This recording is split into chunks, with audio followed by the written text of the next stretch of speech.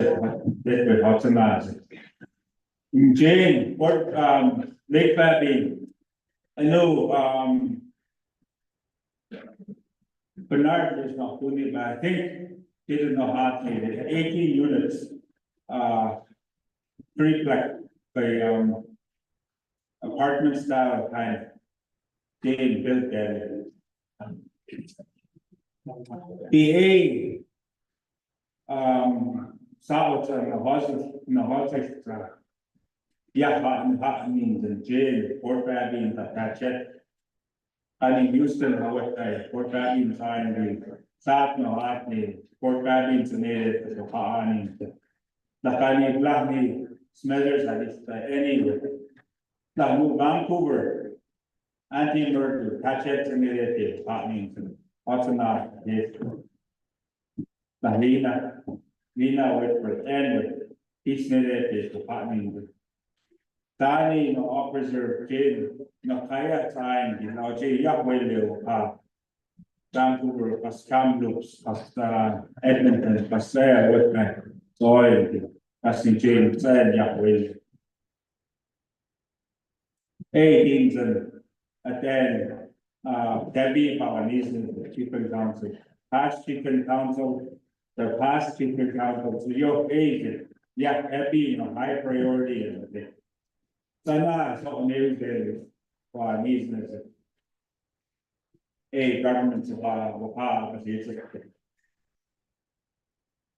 the housing, happy, child, no, nation, and homeless people have a any with single housing, funny, black me, artists ends, single housing units, no, the causeway of peace that were not like any areas,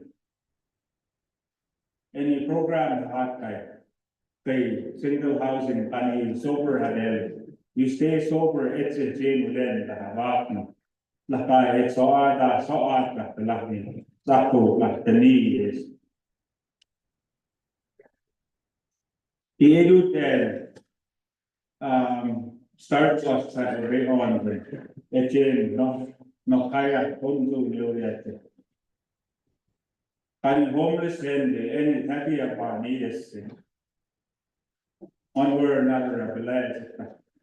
I think in your PC housing of the days of some motor in Holland, it shelter units, they said, Bokazins and Bunny, Artifice has any right away invite about it. So can how PC housing have a coordinator. Not how many units for Cotton 8 so emergency shelter units are best, yeah, something. And it's up me 10 units maybe. I mean like one night or 2 nights homeless and we pass through anyway, so yeah, they did it for 2 nights, 3 nights, and they're gonna make their way down south. By emergency shelter units for housing and that motor in out is 10 units away. Also not it's just been the need. But that it but me know about me so it did also not 1,000 and easy housing of a Jesus 50. I knew it starts at that. No need, no government policy, they hop back lots of us. Jane, Royal Bank has a big one of next nothing. So any of it ones do our job in it. It did no hosting, no need, moving set to that. And I've had no hosting. So it's 9 on the destiny. Yeah, corners is state. It's a gift. No, but not yet. I would say no, the destiny. Thank you very much.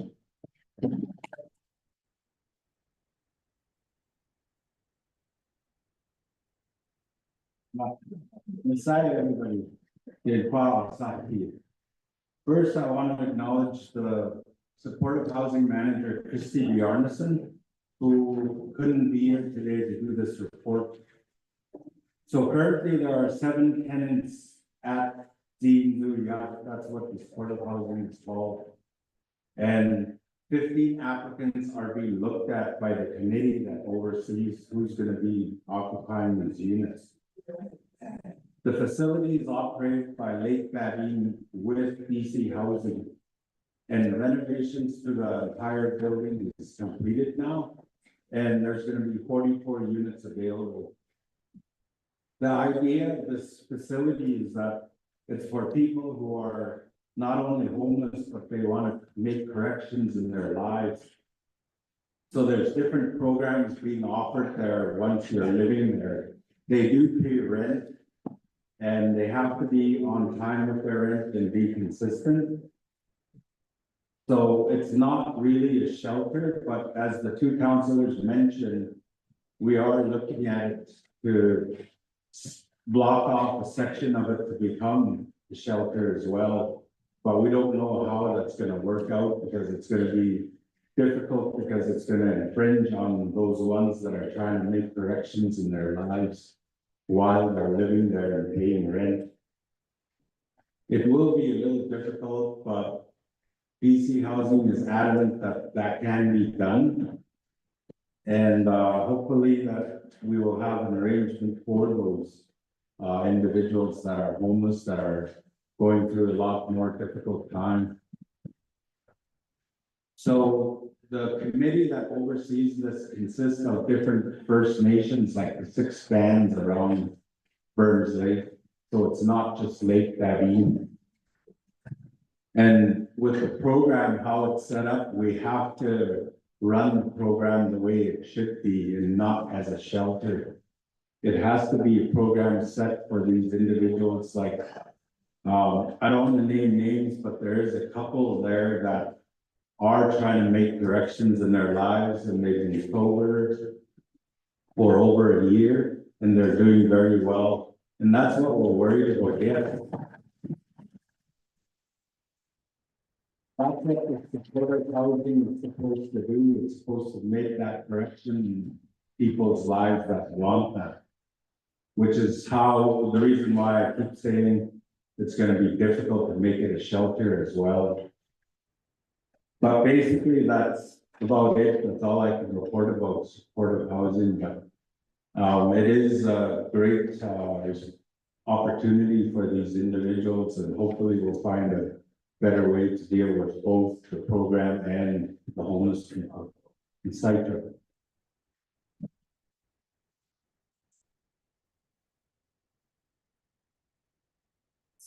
Bernard, Mel, and Fabian, do we have any questions for, or you have something going? Yeah. No, I've got a presentation. Oh, he's next. Sorry.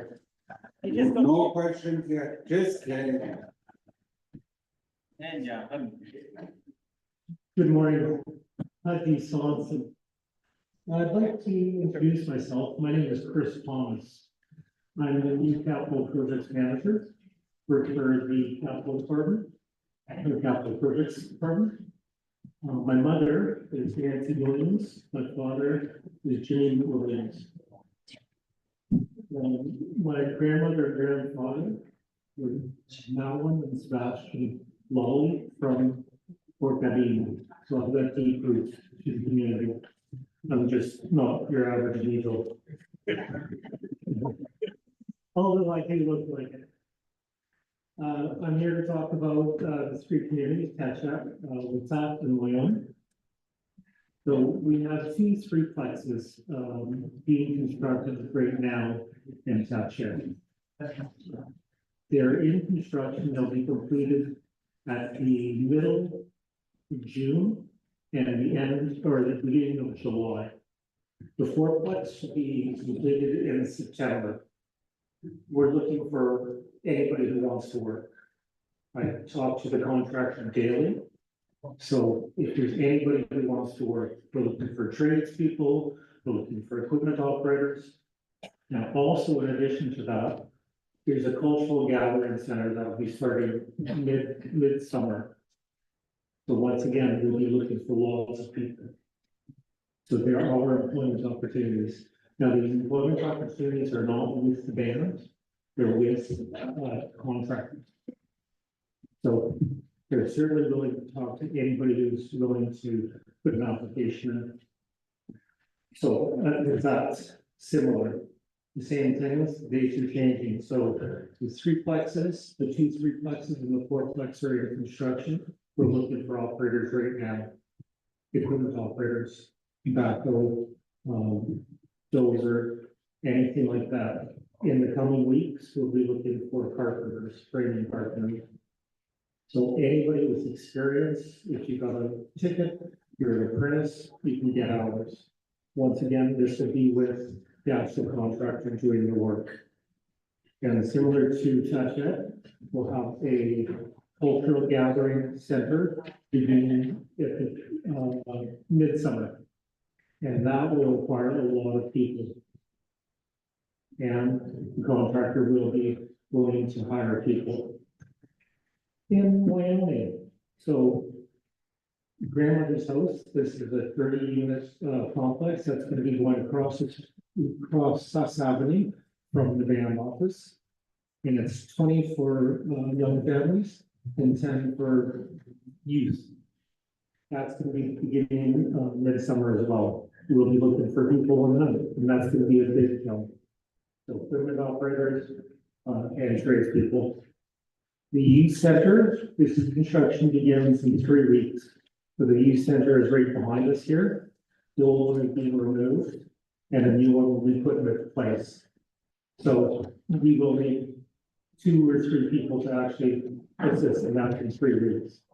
So if you're interested, certainly get a hold of me. I'll tell you how to get my contact information in a minute. We also have the Suss sidewalk continuance, so along Suss Avenue, from where we stopped last year on the sidewalk, we'll be carried on with that. So we'll be looking for, once again, people to work on that. In addition to that, not for this construction year, but for next construction year, we're going to be putting in 18 townhouses along Suss Avenue and Central Street. Once again, we'll be looking for people to do that. These are great employment opportunities. I understand that there's a lot of fourth-year carpenter apprentices who are looking to get hours. This is an ideal ideal set of projects to be able to get your hours. So this is what we'll be looking for. Once again, this is not with LBN, this is with contractors. So we'll be looking for security people and they have to be certified. First aid, once again, certified. Trades, certification or no certification. So anybody, experienced, non-experienced, carpenters, plumbers, electricians, painters, throttle welders, anything to do with building a house. And equipment operators. So, and once again, certified or not certified, experienced or not experienced. So I can be contacted at the band office, 250-692-4700, or you can reach me at chris.thomas@lakedean.com. Or come on down, see me at the band office. That's not a problem. Finally, any questions about capital projects that we're running? Yes, sir.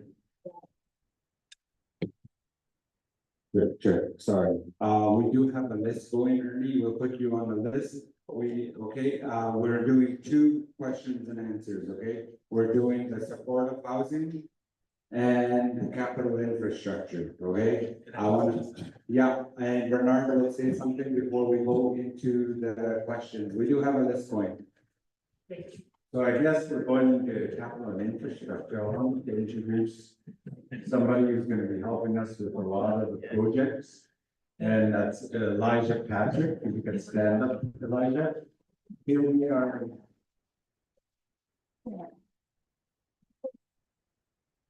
He's our new capital coordinator. He is well.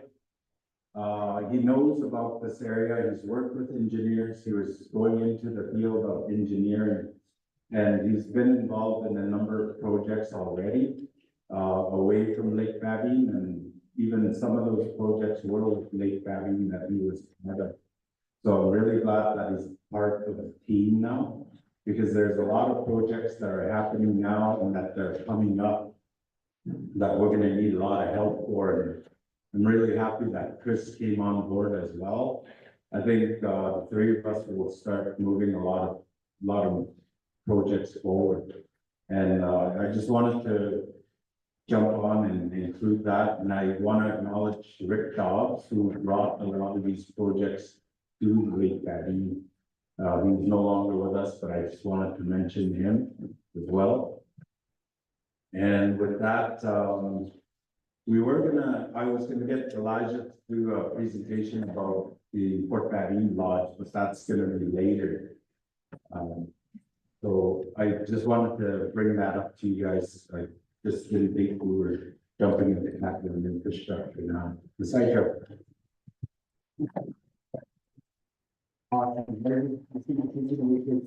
Yeah, Mel. Claire will be first. Claire, I'm gonna put your hand up. Okay, go ahead, Mel. Just wait, Claire. Yeah, just before this, just another thing for supportive housing. You see the one that's going on in Prince George, it's not in the Nyson. So we're trying to ask the government to see if they can do the same thing in Smithers as well. That's one of the things I forgot to mention, that we did talk about Smithers for with the BC Housing CEO. Thank you. Thank you, Councilor. Just a reminder, we're gonna try not for our members to swear. Yesterday there was some swearing. We will cut you off and security to come to you if there's any swearing. Please tell us what your question is about. Is it for supportive housing or capital? Okay, so Clara, you go first. Hey, this is for the housing.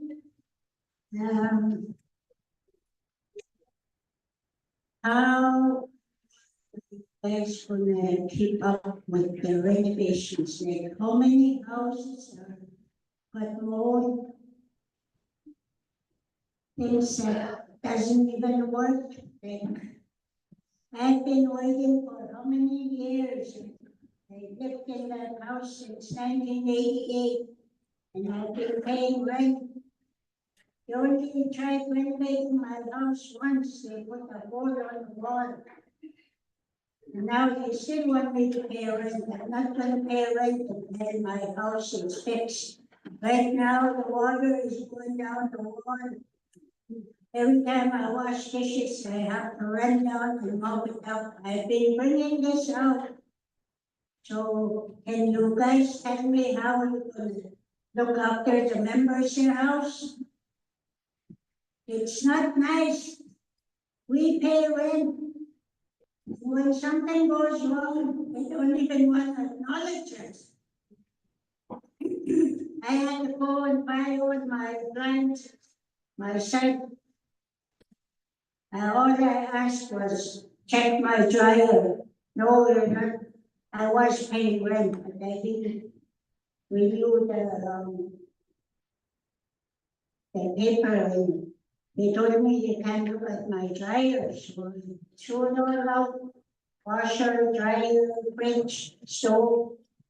I went into town and I luckily I had good credit and bought all the new ones myself.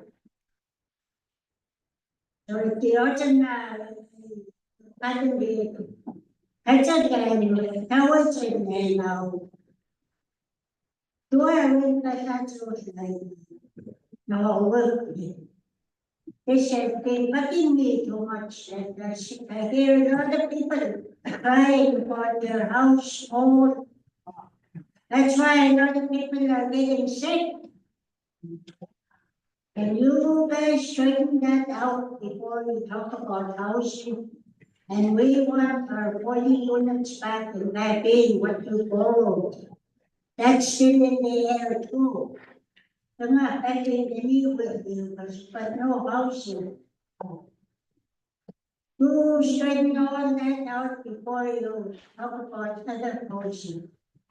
Do all the renovations and clean up the works. That's all I got to say.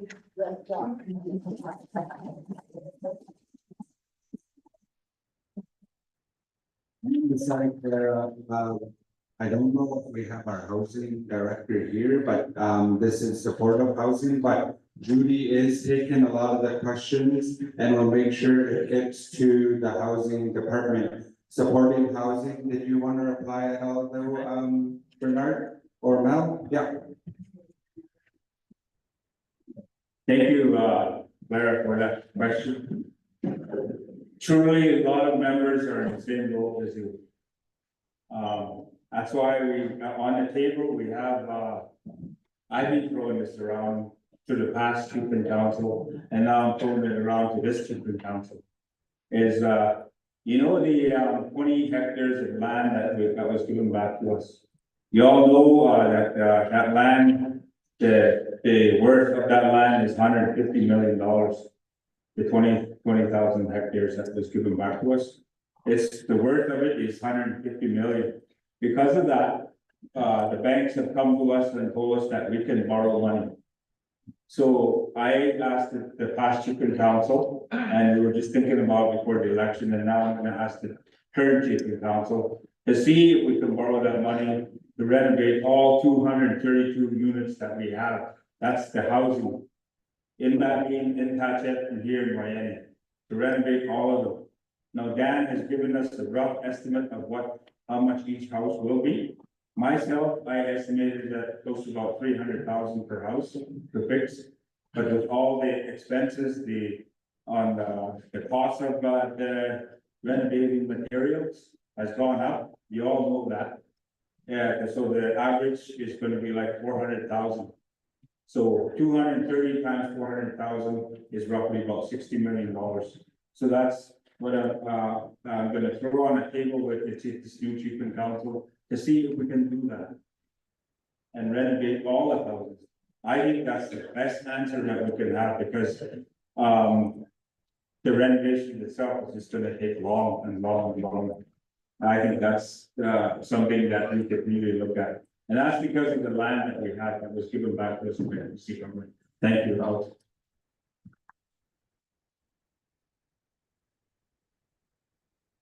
Besides, we'll go to Fred next. Fred?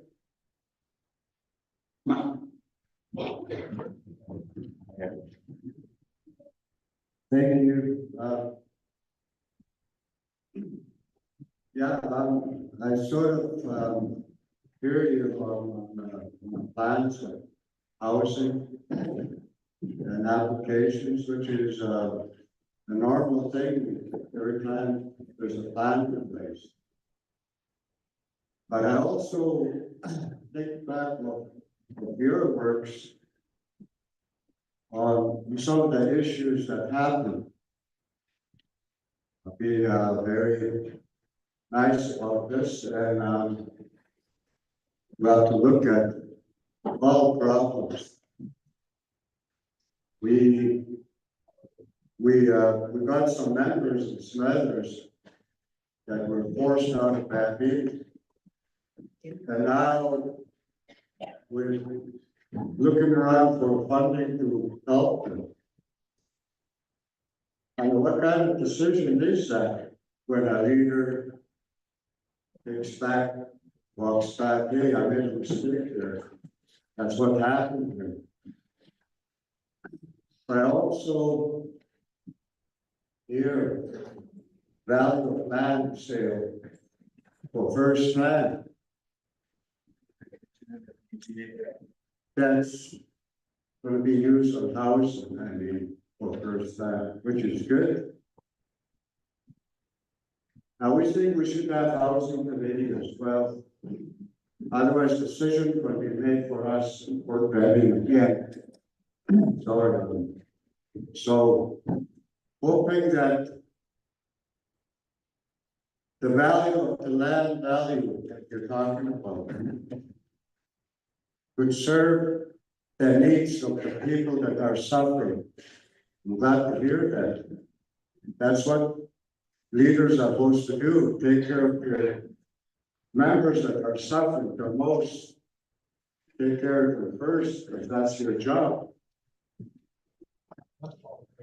So if we can figure out all the people that are suffering, Meadows area is the worst of it. Because I just send some money to my boys, that I'm hungry, it's cold. I hear that in January, February, that I'm hungry, it's cold. They're outside in a tent, 40 below. I cried sometimes, nothing awful. I was in a hospital all summer trying to help them. But this is kind of talks that gets into action. When people talk solutions, is what I like.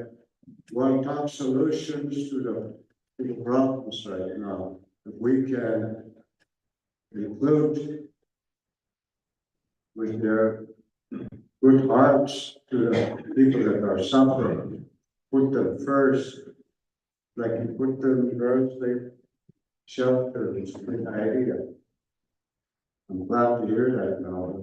I really support you guys. Trying to help people that are suffering, that are hungry, that are forced out of their homes. It shouldn't be like that. We're supposed to be leaders of our community. Shouldn't be like that. We have to be smart, but be more smarter than that. Thank you.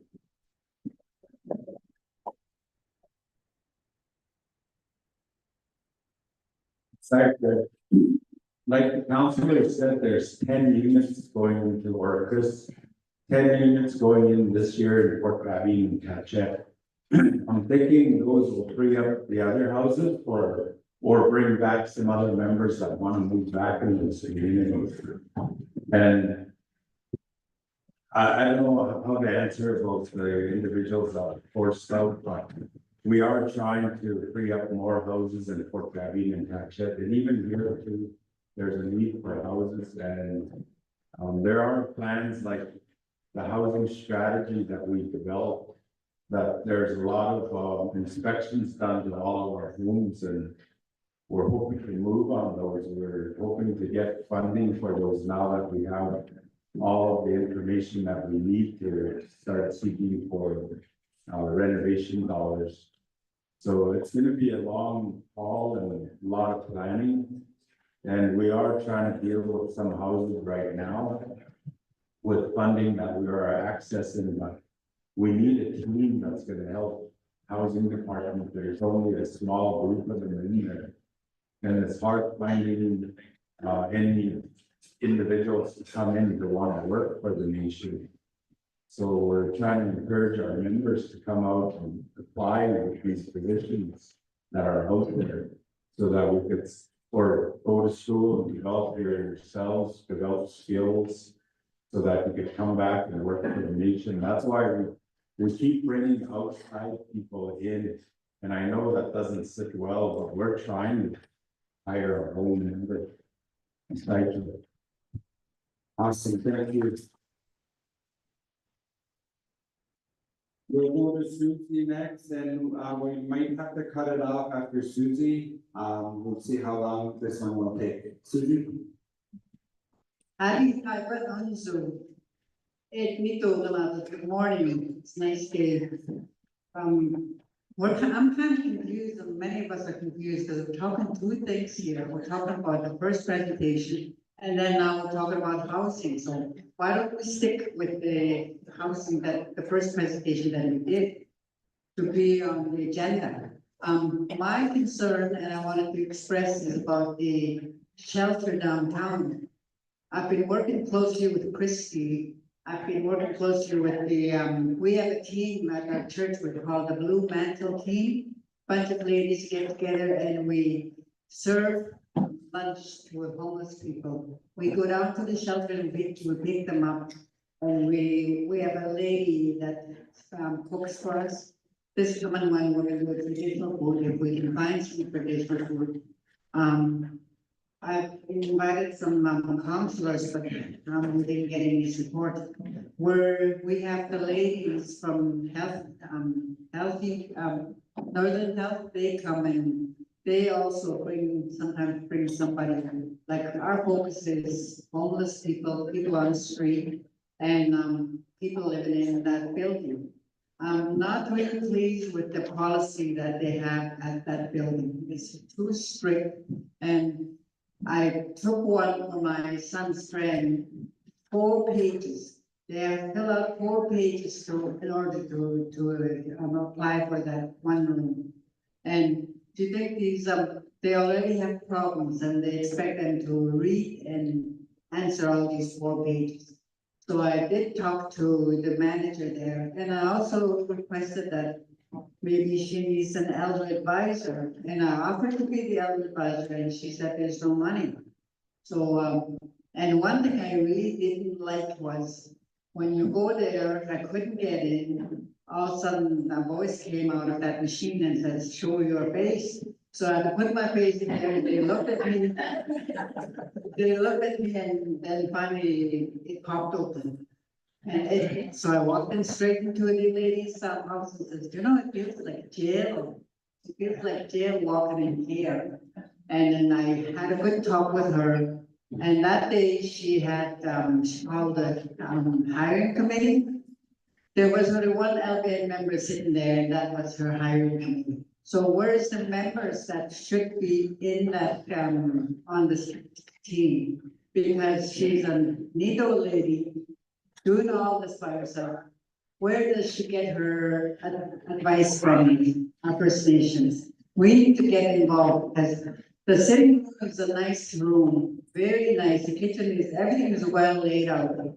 But the only thing is that these homeless people, they get in there, they get to eat, and then they get kicked out. They're out for the day, and then they close everything down. So, something that we need to think about, something that the chief and council get involved and see why this is happening. It's a big unit and it's nice unit. But we need a native voice in there, not only because she goes by the policy of the government, whoever is providing the money, and that's not good enough, because look back how many homeless people have already passed away in that area. So let's really consider this, and I really don't like this 4-page policy. And the policy is so strict that it's unbelievable. What got me is that by saying that I had to put my face in this machine, and then they looked at me and they looked like I looked like I was safe, so they let me in. Think about these things, and if all the units are open, the policy needs for them to be their home, not you sleep here, you go eat, and out the door, and you stay outside for the rest of the day. So, but our team, new management team, is a bunch of Catholic ladies who come together and we cook for them, serve them meal once a lunch once a month, and they all come. We come and put on and pick them up. And then we also invite people that are homeless here. I make my rounds and I talk to them, give the papers, and it's working really well. And the Northern Health people are with us, so we're kind of growing. But that place down there, you guys need to get involved and look at the policy. It's to me, it's not right. Like it's a First Nations homeless shelter. Why is it so strict? It's like,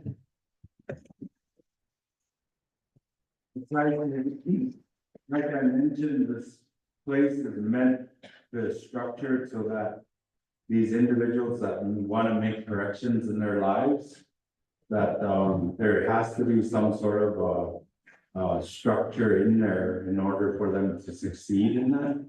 And I know that there's a lot of rules, and it's the one thing that BC, and that's BC housing's process really. And the selection committee is made up of the 6 First Nations, and there's supposed to be a member from each of those 6 nations in there, but it's up to them. I know I tried working with the other 5 nations, it's like herding cats. Like there's no communication, and they always end up putting in somebody who's non-First Nation in those committees, like the powers that be there, or do that.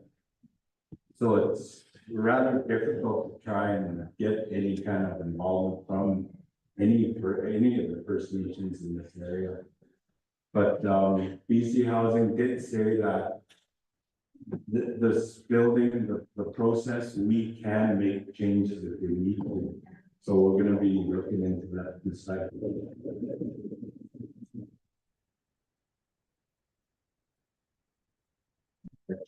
Check. That wasn't me, I hope. Thank you to, thank you, Suzanne. Thank you for clarifying, supportive housing. What Mel and Fabian were talking about are helping our homeless. We have a lot of homeless members living all over. And that's why Mel brought up the one in Prince George and the one we're building here. And they're hoping to build something in Smithers. And that is for, it's supportive housing. It's housing, I know it's confusing. Housing, we all have houses and they all need updates and a lot of all of those things. That update happened at the first part of our AGA. Dan was here, and we're down at the Brzeg Band, and he gave an update on housing. Supportive housing is different, I know, and maybe we should start calling it a bit different so it's not so confusing. And capital projects, some amazing stuff are happening, it sounds like, from Chris, and now we have Elijah, part of the team. That's amazing, all of these things are gonna start going up. We're gonna have a new youth center, we're gonna have so many nice things here in Wyoming and in the other communities, so I really appreciate. I'm sure, Chris, are you gonna be here pretty much most of the day? And he left his contact still up there. If you need to contact Chris or Elijah around any of the capital projects, Mel is gonna be available all day in the corner. Bernard will be in and out today, but he's available, and Fabian's gonna be here all day today. So if you have any questions regarding supportive housing or capital projects, so please see them. They are here to help you and answer any of the questions. So thank you. You guys, and yes, we'll ask Tallow Fisheries to come up now. And we'll continue with our presentations. Brittany is coming up, and is Kyle here today or no? No Kyle? Okay, so it's just Brittany, and you're all by yourself. Beverly is gonna come join you. And I think it was Jason. Jason will come in, Jason, Councilor Jason will introduce the fisheries team.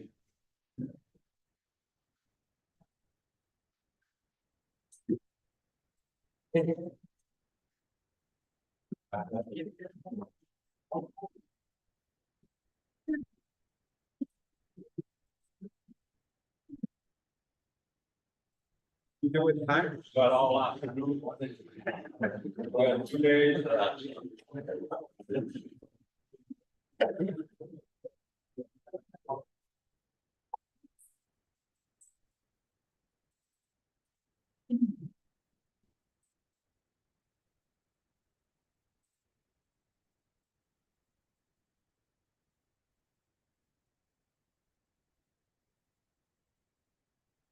Okay, thank you, everybody. My name is Councilor Jason Charlie, representing Wyoming. I've been asked to come up here to introduce Brittany Matthews there for the Tallow Fisheries. Brittany will be up here shortly. I just want to remind everybody that this is not Tallow Fisheries is kind of like LBN Forestry, they're arm's length, but all the questions will be directed to Brittany, and Brittany will answer to the best of her ability here as well. And to remind everybody, this is not, it'll be separate from the barricade treaty agreement, that's still in discussion. This one had anything to do with that. So right now, this is strictly just a tallow commercial fisheries, kind of like how LBN forestry is arm's length away. So it has no involvement with the council, they're arm's length away, but they still report to the council. So I just wanted to mention that to everybody and to thank everybody that are listening online. It's Brittany Matthews here to come up with this good presentation.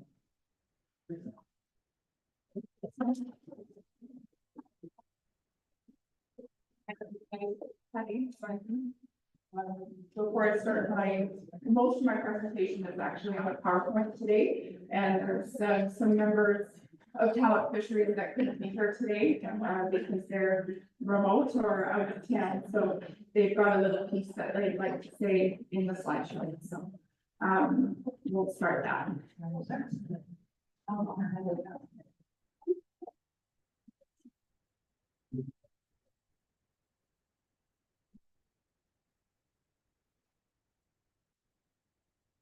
Of the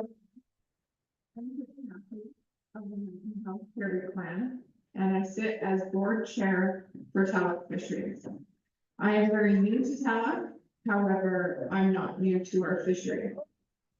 The other members of the board are Beverly Michelle, Charlotte West, Benny George, and Aaron Joseph, who we sadly lost this past year.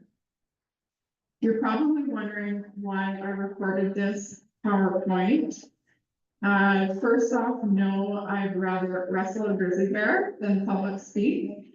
So I figured this form of presentation would be clear for everyone to hear over my shaky voice. The AGA was also canceled a couple times, though I was unsure if I would be able to make the date to present due to other work conflicts. If I'm not here in person, I will be on the live feed to answer your questions today. Hello, everyone. My name is Vivian Polachuk, and I manage the finances for Talent Fisheries. I was part of your first board of directors for Talent Fisheries, and I've seen great changes in the company. The Lake Vivian people have always held a very special place in my heart, and I'm proud to be part of your Talent team. I want to extend my very best wishes for a productive and enlightening AGA. Have a wonderful day. Merci.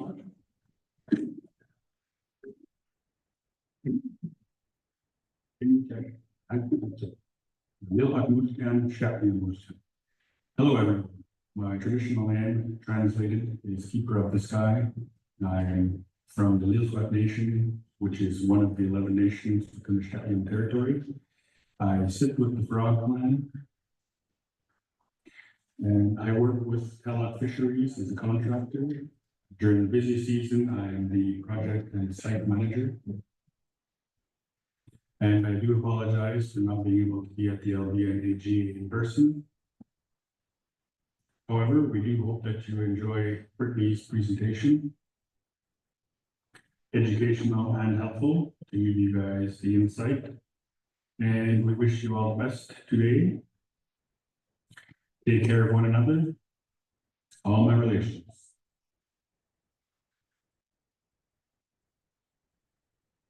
Easy, that was it, Skyzy. Hello, everyone. I am Annalyn Prince, and I am Wachoo. On my mother's side, I am Lake Bedington, and on my father's side, I am Michael Sleep. I currently serve as the operations manager for Talent Fisheries, and I want to apologize for not being able to attend the LBN AGA in person, as I live in Rugby and I work remotely from here. But I want to wish you all the best for the event and hope you all have a wonderful day.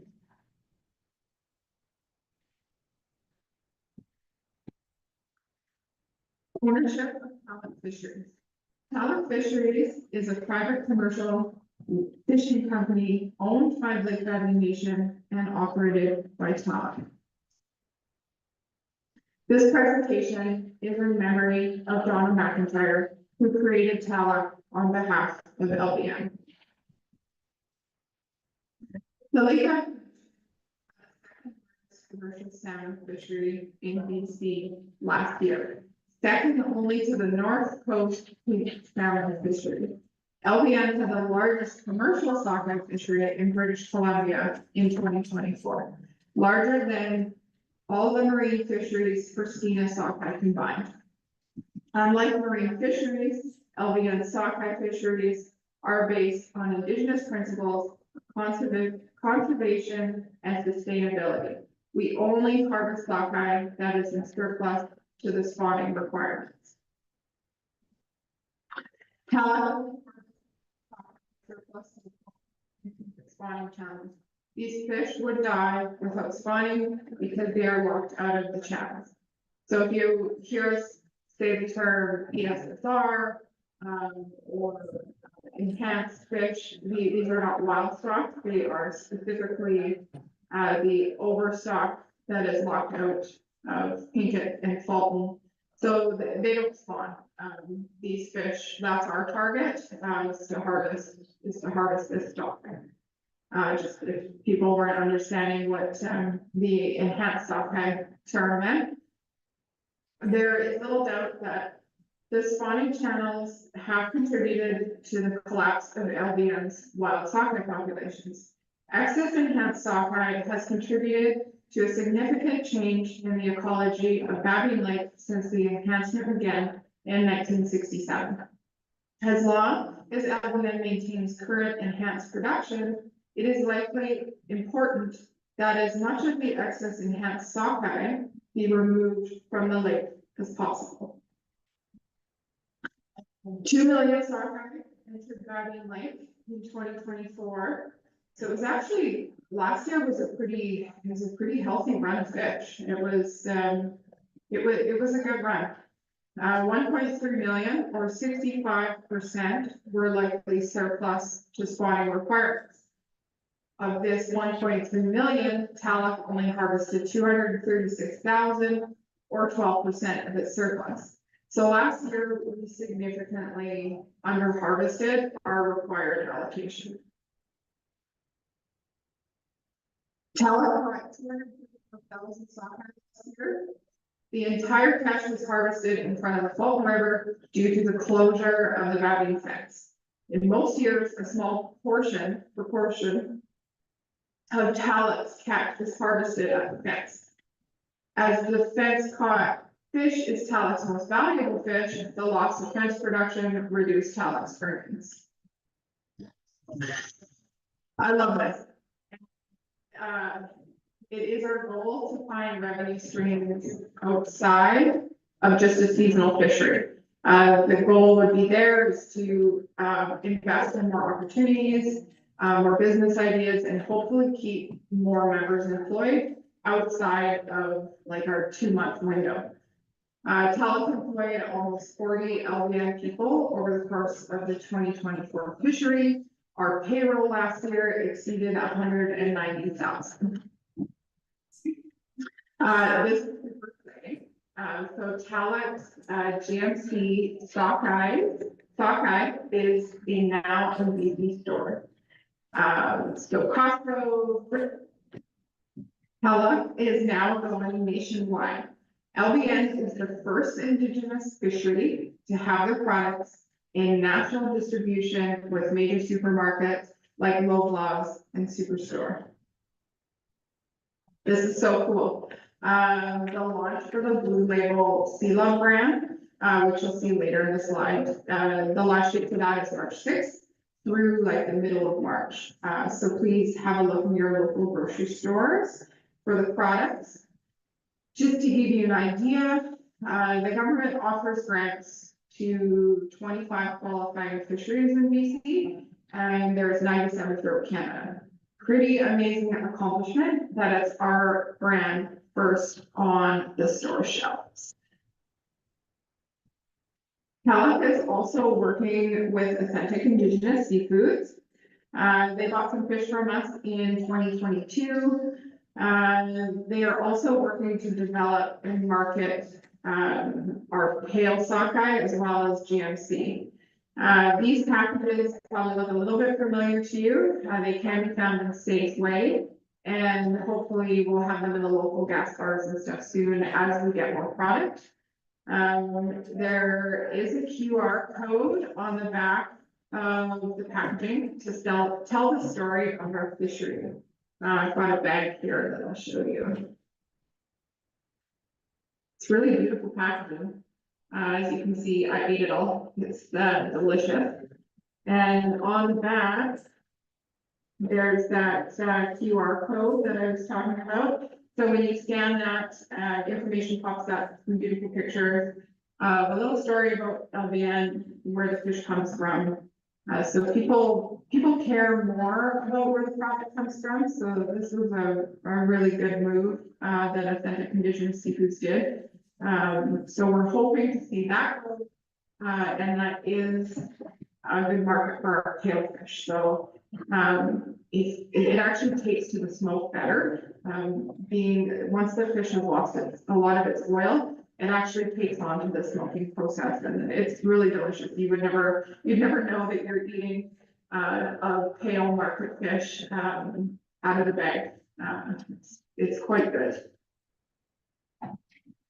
We also had a site visit this year with world-renowned chef Rob Clark. He came out to the Tatchet site when we were running beach crew operations. He grabbed a couple fillets of fish and cut them. He did fat testing and meat quality testing. He was very pleasantly surprised that the quality of the fish was still there after hitting fresh water, traveling up the river and making its way to the lake. So we passed with bland colors there, but we already knew we already know how good it is. Tallow Fisheries mandate. The mandate of Tallow Fisheries is on behalf of the nation to realize the full benefits of Lake Bavine sockeye salmon commercial fishery by negotiating a graceful balance between three fundamental goals: sustainable management, profitable and efficient operations, community, jobs, and benefits. Tallo's biggest challenge is probably finding, aside from people, of course, and staff, is finding a good market for the pale fish. So sockeye caught September 6th, up to September 6th, can be sold in North America for good prices. So if you look at this picture, the photo on the left, that's what we call GMC. So that's our good meat color. That's the gravy. That's how we pay our bills, is that fish right there. Good quality, and there is demand for it. On the right, that is September 6th and past. So this is a pale market fish. It must be sold to Asia for poor prices. Often it is difficult to sell at all. So we need to create market demand there. If we can create the market demand, if we can, spice it, season it, package it, smoke it, do something fantastic with it to create that demand, then we can sell it, and it opens up other markets for us. So we're working on that product development, and it's underway. Just under 40% of Tallo's catch was GMC. Okay, so 60% was that pale fish you saw in the last photo. Bavine Lake is seriously ill, compromising her ability to nurture her young salmon. Bavine Lake and LBN people have lived in harmony since time immemorial. It has, this year, like most years since enhancement began in 1970, millions of pounds of enhanced sockeye were left to rot in the lake.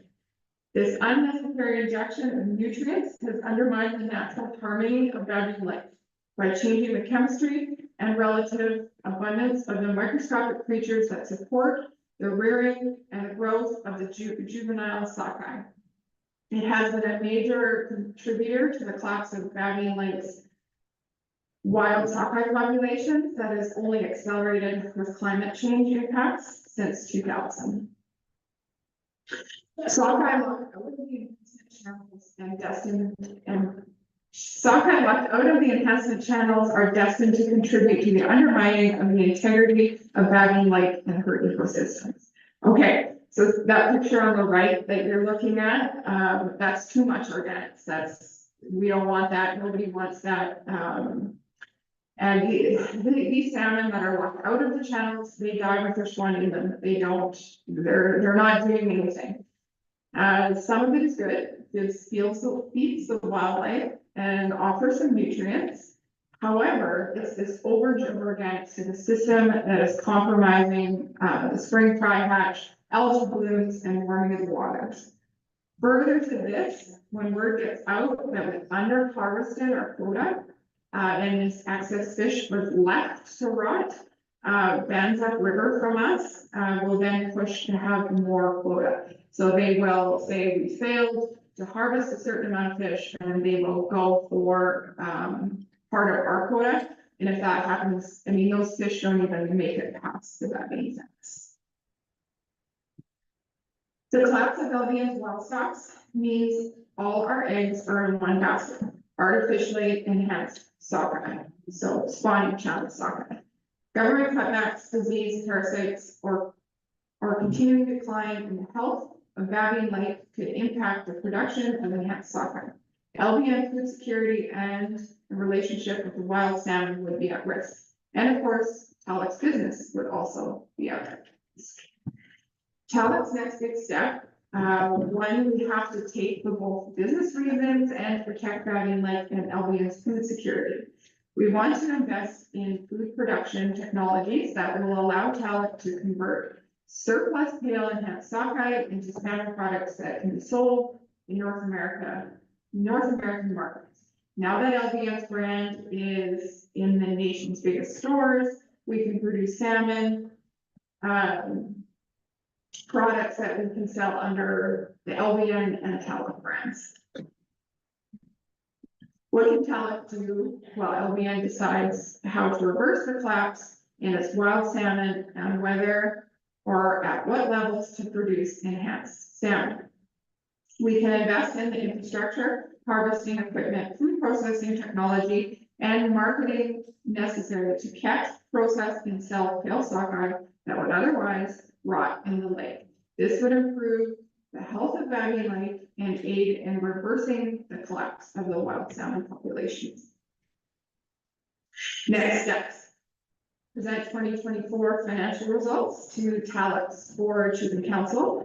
We have submitted all our financials over to LBN, so we're completed there.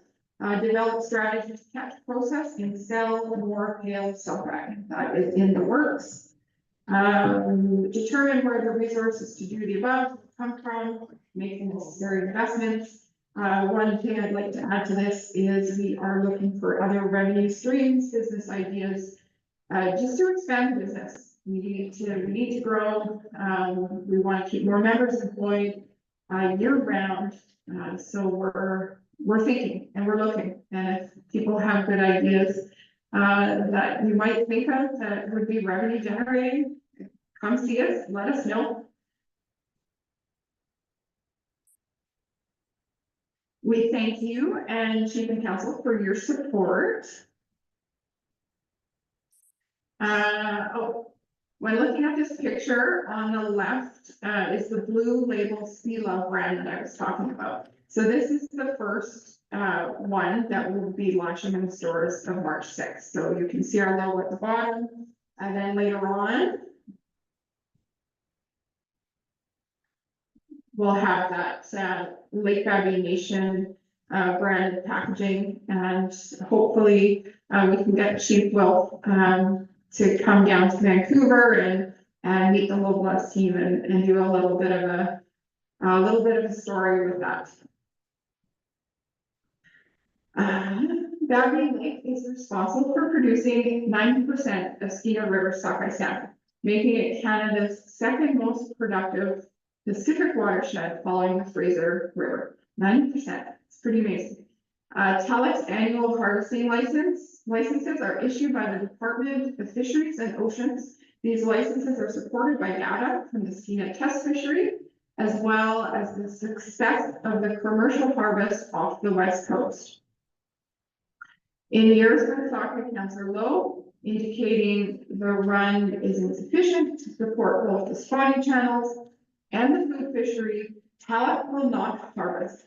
We have faced such seasons before, and we will always prioritize the health of the salmon populations and food fish above all.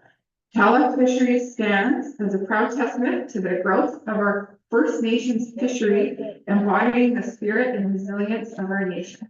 I think I speak for everyone on the Talent team when I say it's truly an honor to be a part of it. Masai, and thank you for your time.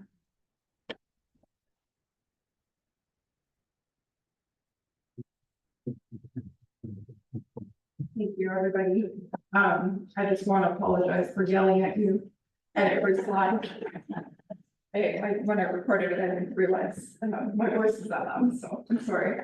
A couple other things I just wanted to add to the roster that's in the works. One is the Donna McIntyre Fund. So we've got a scholarship program that we're working with universities to incorporate at least one, possibly two people per year that are interested in pursuing some field in natural resources. So that's coming. We also have a salmon education seminar that will be taking place here in Gardens Lake mid-April. We will have more talk about what's happening there, but Talent basically just wants to get everybody together. We want to talk about our fishery. We want to be proud of our fishery and look at employment opportunities for the community, exciting things like that. And I will finish with letting you know what this year's salmon prediction is. It looks like it's going to be a really good run. So last year, the prediction was 1.5 million. We actually landed on 2.8 million. This year's prediction is 2.7 million. So we're likely going to see a little bit higher than that, if it all go well.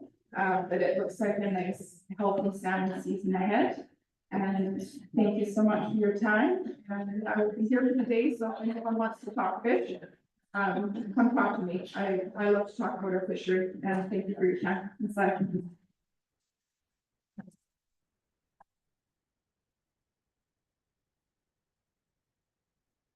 Okay, thank you, Brittany. Then Brittany, Dan, Matthew, Sydney, and Bachayu, and Brittany, and Ayusni. Just to let everybody know, Brittany is the grandchild to Dan Matthew. We just wanted to let you know that. Yeah. We can entertain a couple of questions. We do have snack out. What a wonderful presentation. I was asked by Victor Tom about what GMC stood for, and it said it on there. It didn't mean that those funny looking trucks you buy.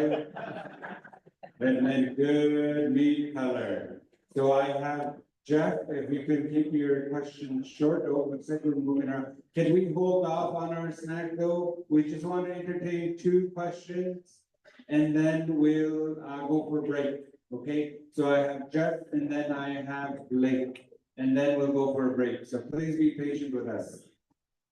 Jeff, can you put your hand up? Right there, Stevie, sir. It's a little flat hands one, so I don't know which one was.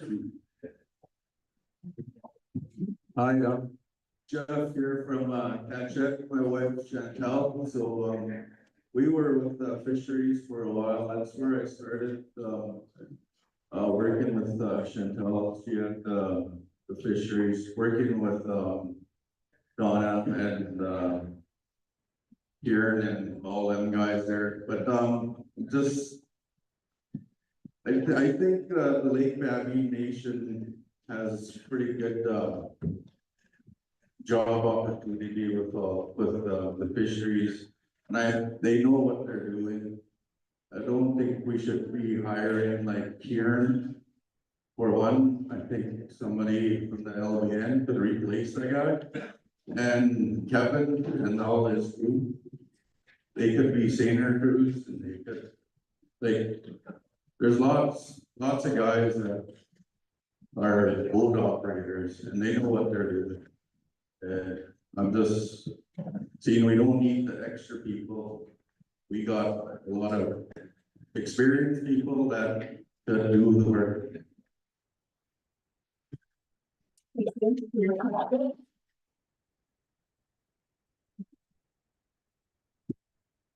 The finding of staff is to operate our fishery is probably one of the most difficult things I've discovered just in the last year.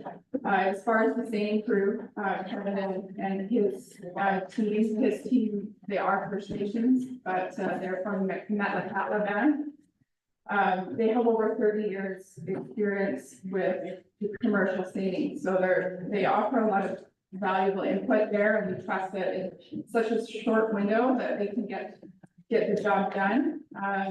We have reached out to see if there's any interest in anybody moving to the boat, to look at learning the commercial seining process. So far, I haven't had anyone come forward yet, but if someone is very much interested in learning that, we would love to teach them. Obviously, employing our members is the #1 goal. Thank you. Awesome, thank you, Jack, and thank you, Whitney. We'll take one last question and then we'll go for a break. Blake? Hi, my name is Blake Julian, I'm from Oakford. I was just wondering if you guys have a sustainability plan, because those red fish that do come upstream, they have a job too, right? You can't just take all of that, because obviously that's the reproductive way of doing things. And my other question was, are you guys gonna be revenue sharing with the community of Touchette and helping them out with different things? Because you guys having a company and having different people there is putting that community at risk for different things happening to their members and their community, I would say.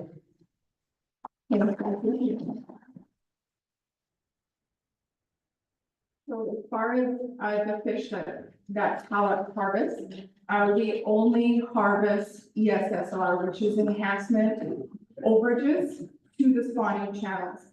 So last year, we only harvested 12% of our allocation.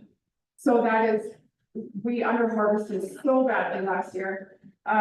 We don't harvest wild stocks, so the wild stock went through the beginning of August, and through the fence and all of that, all the way to the ocean. It's actually a general rule for all the commercial fisheries and CFDs to keep their nets up, let the wilds go through. From there, Skin Test Fishery gives us counts on how we're doing on enhanced stock.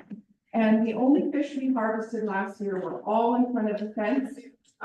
Those fish, they're not spawning. They die with the spawn in them, and they actually contribute to negative organics to the water.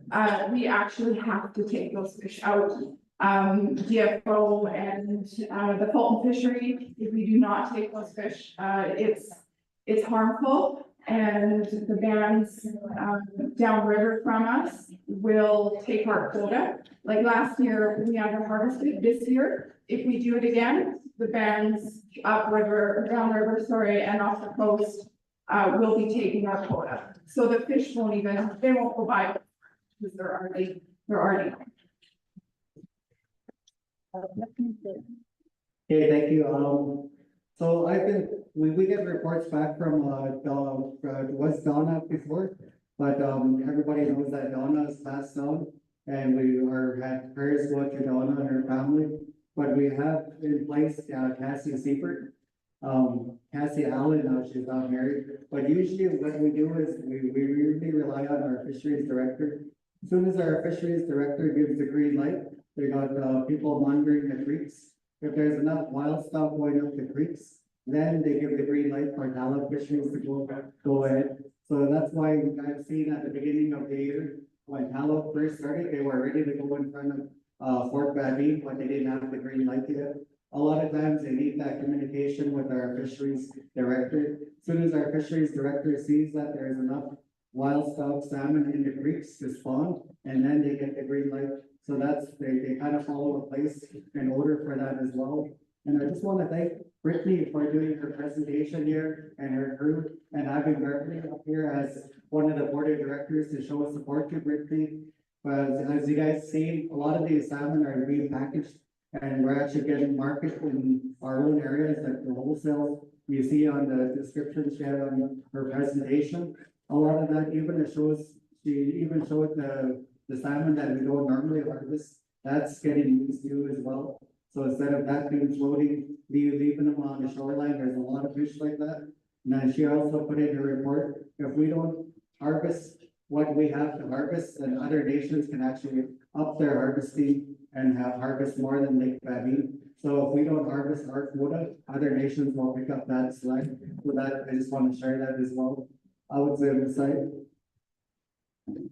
Awesome. Thank you, Brittany, thank you, Councilor Jason and Fabian, and thank you, Elder and Hereditary Chief Beverly Michelle for coming up. We will take our break now. We'll ask BLNC for executive development to be on deck. We'll be on right after snack. It's 10:35 now.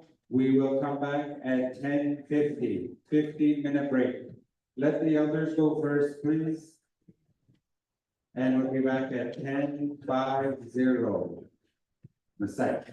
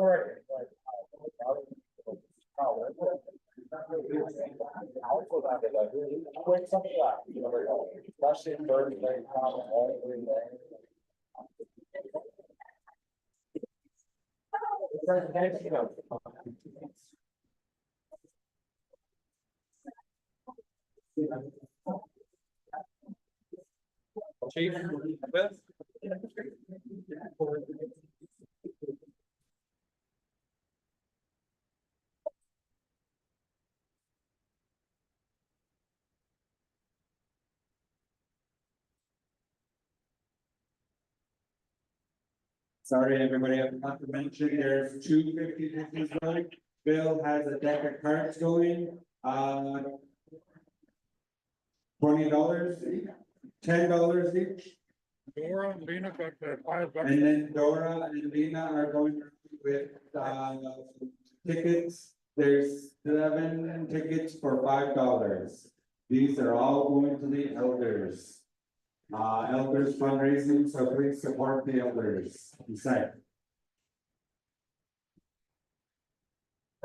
And now is your chance to go sign in with Annette with CSFS and their door prizes.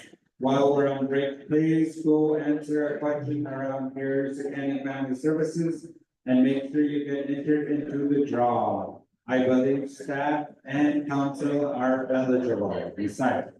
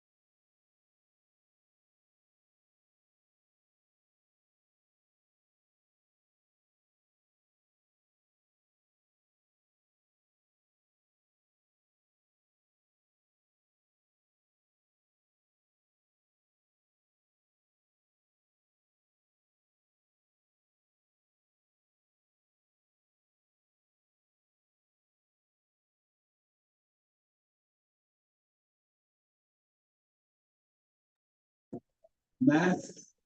If anyone is feeling ill or is sick, we ask you to wear a mask. We have a lot of elders here today.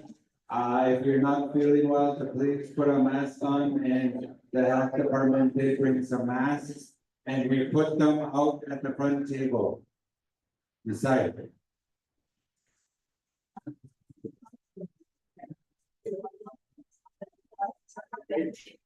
And can I ask Chantel, from Birds Lake Native Development to come up and be ready? Right after Burns Lake Native Development, we will go into the Fort Fabi Lodge update, and that's with Emmanuel and Bernard, so be ready for that.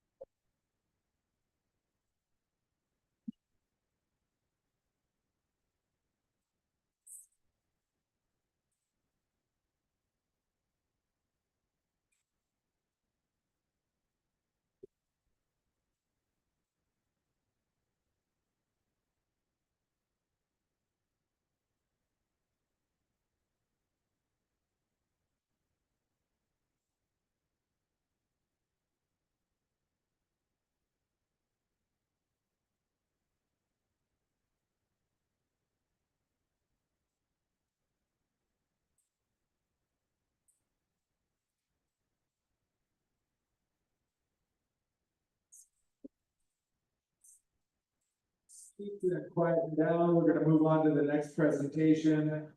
We've got an update from the Burns Lake Native Development Corps, NDC. So I'm gonna turn it over to Councillor Fabian Michelle and the General Manager of NDC, Chantel Tong.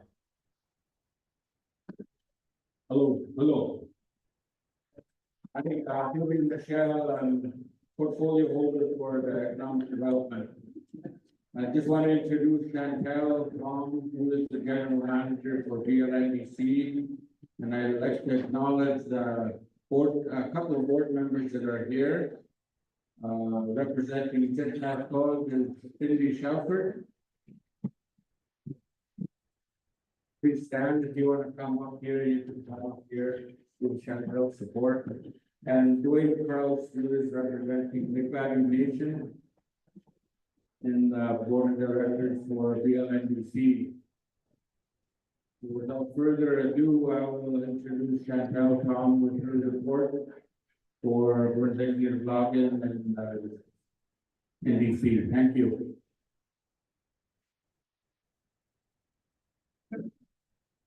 Thank you, Fabian.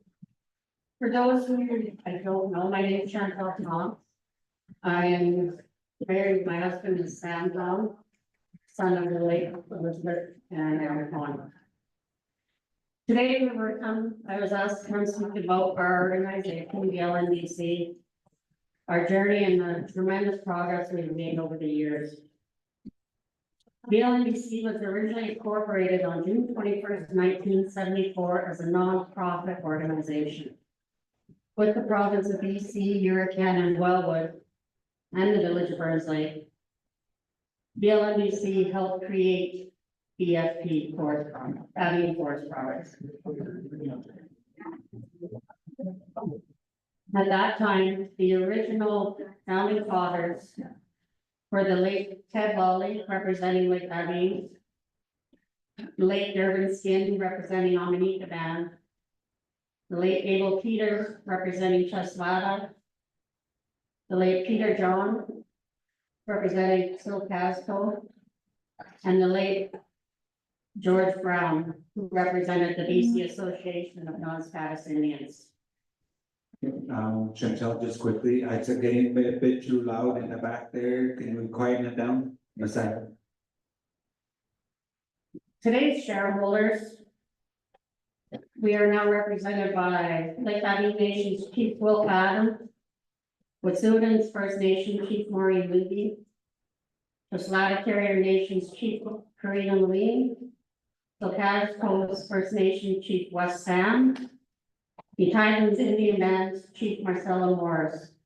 At this time, there is no representation from Skinty First Nation as they're dealing with some internal issues and currently awaiting a by-election. Our current board of directors, we have Lake Avenue Nation's Dwayne Kraus, Wet'suwet'en First Nation's Heather Newski, who also serves as our president. Coast Carrier Nation is Janet Whitford. Silcasco First Nation, Cindy Shelford. The Titan Indian Man, Mark Moore, who is also our secretary treasurer. And the off reserve member is Jade Irwin, who is also our vice president. I stepped into the role as an acting general manager in April of 2016 when Rick Morrison was let go. At this time, things were really uncertain on the direction that the LNAC was going, as funds were totally dwindling. All the investments were being used to keep the building open. When I first arrived, there was 2 employees for BLNDC that worked in the office, paying bills, and a part-time general manager. There was no finance person in place, in which, when I did get there, discovered there were about 5 years behind the finances. When Rick Morrison was let go in 2016, our main priority was to get the books up to date. And that we have been doing for the first, during 2016, 17, 18, 19, we were doing 2 years worth of financials. And happy to say we have done the last 3 years full audited financial statements, and we are up to date. This allows our board to make proper decisions with confidence, knowing that we have the budget and financials in place. One of the more significant milestones we did was renegotiating the shareholder agreement between BFP and the LNDC. Hampton took over from West Fraser in 2006, and the shareholder agreement at that time was never renewed to be changed from West Fraser to Hampton. In 2017, we renegotiated that contract with the shareholder agreement, which allowed us to see our first dividend in 2018. It's those dividends, along with the grant funding that we go after, that fund the different employment training and small business loans. According to our shareholder agreement, which was again updated in 2024, any dividends that we receive from BFP to the LNDC is strictly for operating employment training and different initiatives for our communities. It's strictly prohibited as a not-for-profit that we pay dividends directly to the nations. So how we serve the nations is by providing different services and opportunities. As many know, we do have a new maintenance shop, and that maintenance shop was funded through a government grant. It is also classified as a training center. A training center was a $780,000 grant, and we actually operated our very first heavy-duty mechanics foundations, the first of its kind outside of the Prince George and Paris or the larger cities. We've actually been approached by ITA to do year 2, which we're currently working on. The infrastructure improvements that you see happening now with our building now downtown next to NEC or next to Subway.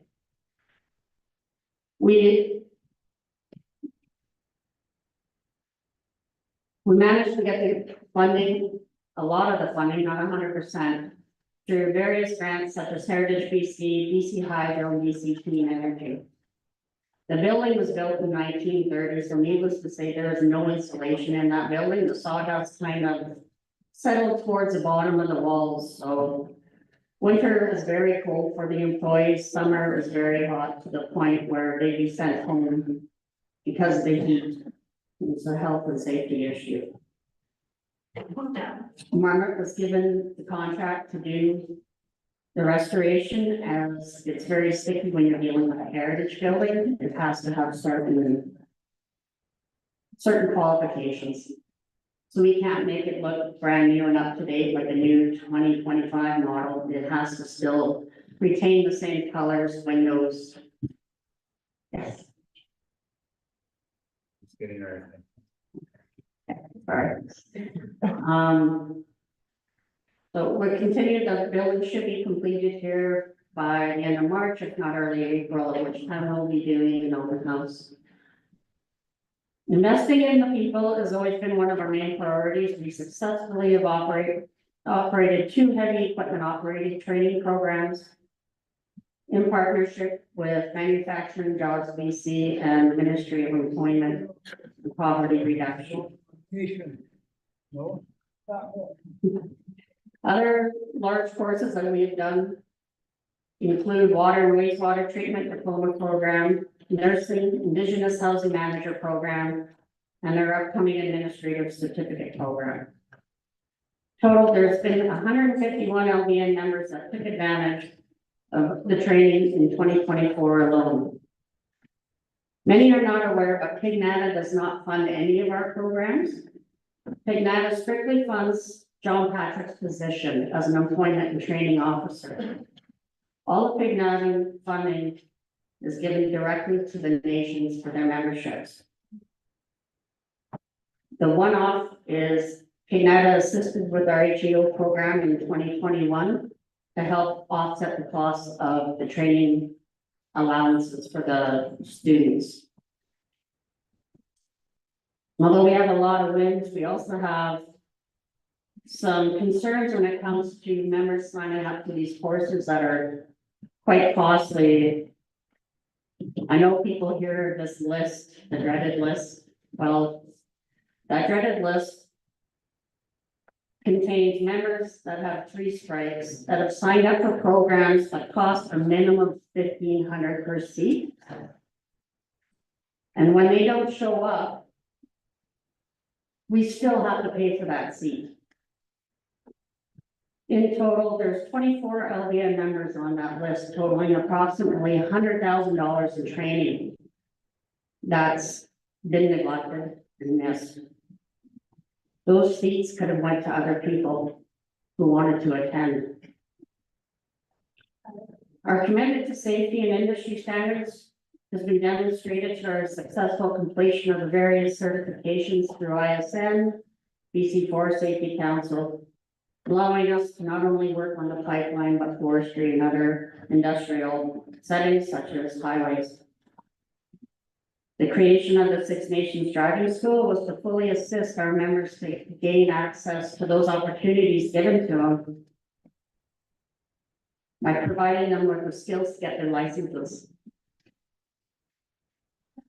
Our driving school offers currently classes 5 through 7. It is our hopes to eventually be able to offer class 1 up to class 7, including air brakes. Right now, the learner's course costs about $250 per participant, and the graduated licensing program costs $1,400 per participant. In 2024, LBN had 31 members utilizing the driving lessons where they each attained an hour-and-a-half driving lesson 12 times in order to help reduce the length of time that they hold their learners. 23 successfully completed the learners and 9 completed the GLP course. Again, we have great successes. And then again, we have the ones who failed to attend. Their list has an approximate loss of $8,000. Recently, we had a weekend course which was quite successful. There was 14 registered. The 3 that did not show, again, were LBN. So that was seats that could have been filled by other LBN members. Despite the challenges posed by the COVID-19 pandemic, we ensured the continuation of services by securing government funding for wage subsidies. Our organization remained resilient, consistently securing contracts for pipeline and local industry, including but not limited to pilot car flagging, security, log harvesting on the right-of-way, camp preparation projects. When I first began working at the LNDC in December of 2015, like I said, there was 2 people in the office. There was 11 people working for native logging. 5 which were of Indigenous, only 2 LBN members and 1 married to an LBN member.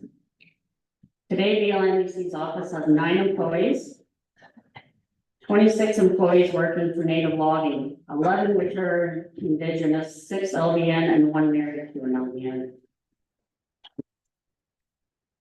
We're pleased to share that an update. I'm sure everybody's heard there's been some changes in our logging operations. And our update regarding the ongoing efforts is to enhance our efficiency and our profitability of our logging operations. We're currently working closely with industry advisors to assess and implement strategies that will improve our operations, ensuring long-term sustainability and success. We would like to turn that profit, but at the same time provide those opportunities to train all our members in operating equipment and other aspects of the logging industry. This includes evaluating new methods, optimizing resource allocations, and identifying opportunities for increased productivity. The goal is to strengthen while maximizing benefits for all our communities and our shareholders. We appreciate the continued support and input from the communities as we strive to build a stronger, more resilient operation. Some other opportunities that NDC is currently exploring is in the housing. We've heard from each nation the housing difficulties that they face. So we are exploring partnerships with the Village of Burns Lake and the regional district for off-reserve housing for members, seniors assisted living, and the possibility of some townhouses. Our journey has been one of perseverance, growth, and community, and I'm incredibly proud of the progress we've made together and remain committed in driving the organization forward to benefit all members, stakeholders, and the future generations. Thank you.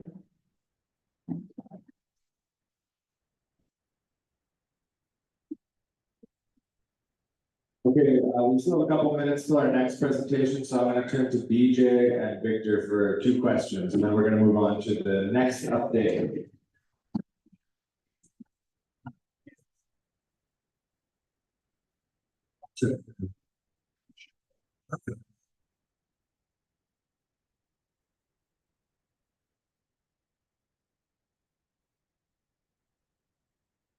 Sorry.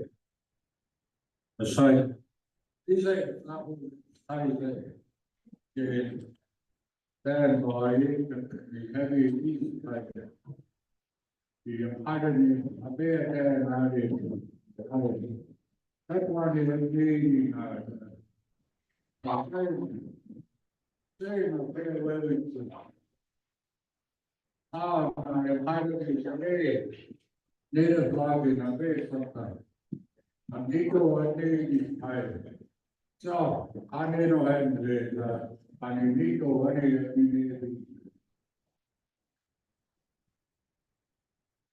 St. Native Logging being born in 1974 for natives employment. Back then I was young. I was 17-year-old. And I remember George Brown, late George Brown, late Petalolli. They were center of all the creation. They created this for us.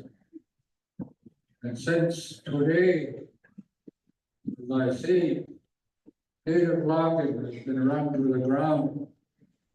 How come? You see all the other non-native contractors in town. They're always accomplishing, profiting. Their workers are happy. Buy a brand new trucks every few years, no problem at all. Native logging sold out all their trucks. They subcontract a lot of work. They put their ego friends in. What a lot of loggers and truckers you see is not what we see, what was mentioned up here. We have people to look after native logging. The top management, the people that run the show, superintendent. But it wasn't like that. You talk to really legal contractors, they laugh at native logging. They don't produce nothing, they're always way behind. When I was hiring for them, they once it went behind, they subcontracted to them, Heinrich or Cross Creek, which took over an extra job for them, while they still held on to their quota. And our quota is about the same as other white contractors, and they couldn't even handle it. We've got to have a better setup than this. And now they said that native logging is going to be taken over by tax. House hates natives. Can we wrap it up, please, Billy? So there's got to be lots of things that got to come out other than what you hear here. So I'd like to really encourage all the young people to speak up, and the elders, the adults, stand up for the people. Seeing is believing. Where is our native logging standing now? This time. Thank you, BJ. Late of logging as of Monday. We terminated the logging operation supervisor.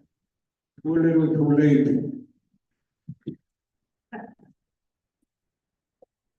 Okay, thanks, BJ. We're gonna go next to Victor. And Victor, I'm just gonna ask you to keep it as brief as possible. We're gonna try to get a couple more in if we can before the next presentation. If you look at the audit statement for Lake Bembe Nation 2024, it shows that Lake Bembe Nation is supposed to be 63% owner of Burns Lake Native Development Corporation. To my knowledge, that has been changed, and LBN actually signed off on the changes that were made. Would you please confirm if they are changed and what the actual ownership for Lake Bembe is? Because if Lake Bembe does not own 63% of Burns Lake Native Development Corporation, that means the auditors are not actually providing the true picture for it. So just to confirm everything, please. To answer your question, thank you, Victor. The shareholder agreement selects how business is done, one nation, one vote between all 6 nations and the Off Reserve. When it first incorporated in 1974, it was based on membership. And as you know, membership back in 74, LBN did have the majority. Almanica Band, which is now consists of 3 different bands. When they split the Almanica Band, Nitaivan was created, shares split again. When Nitaivan split to create Skinkai, shares are split again. Business remained the same. Each nation still had one vote at the table, regardless of size. When we did the restructuring of the shareholder agreement, there was no restructuring, it was tidied up. The last time it was reviewed was in 2004, and the articles were reviewed in 2005. So to reflect how decisions in the business is conducted, it hasn't been finalized yet, but all nations have been provided with a resolution to sell the original shares back to NBC, and they'll be redistributed as a 1 share per nation. Okay, thank you, Chantal and Victor. We're gonna go to Beatrice Michelle next.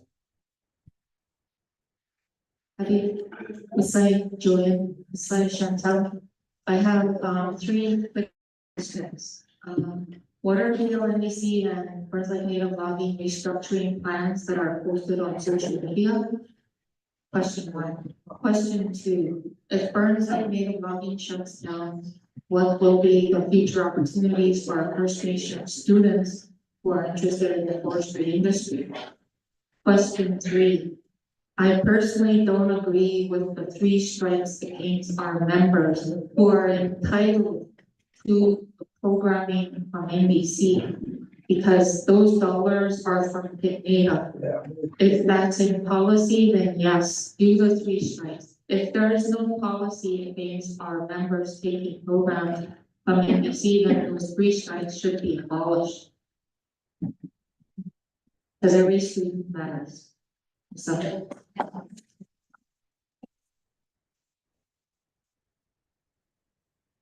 Thank you, Beatrice.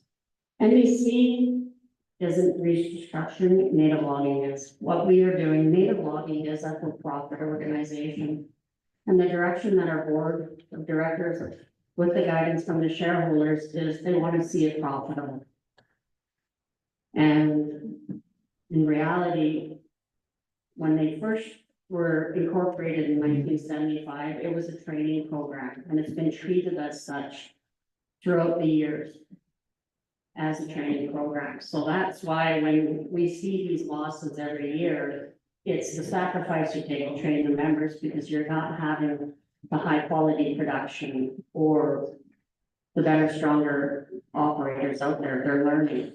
You're gonna lose production. So currently, right now, what we're looking to do is our board of directors is working diligently to find different ways and avenues where we can not only provide a better production or in the logging harvesting, but also have a side where we can train these younger generations.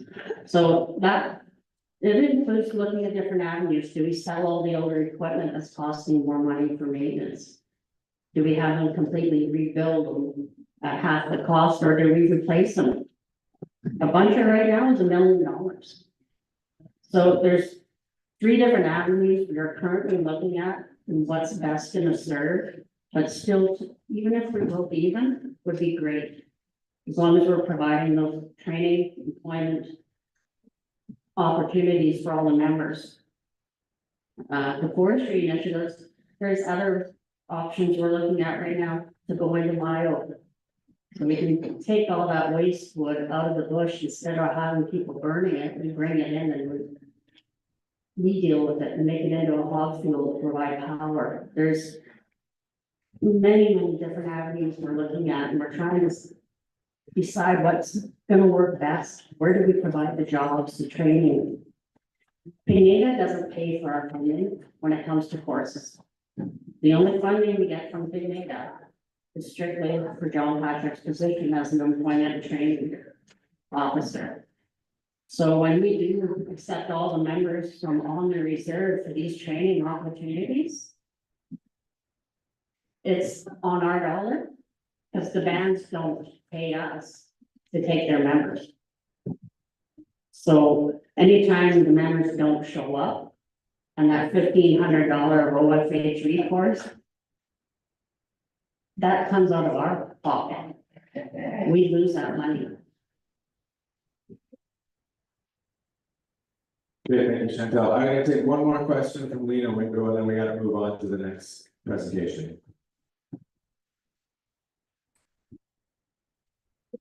I do. I have a question. I see you guys, do, trainings and that for, the members. My nephew, he's,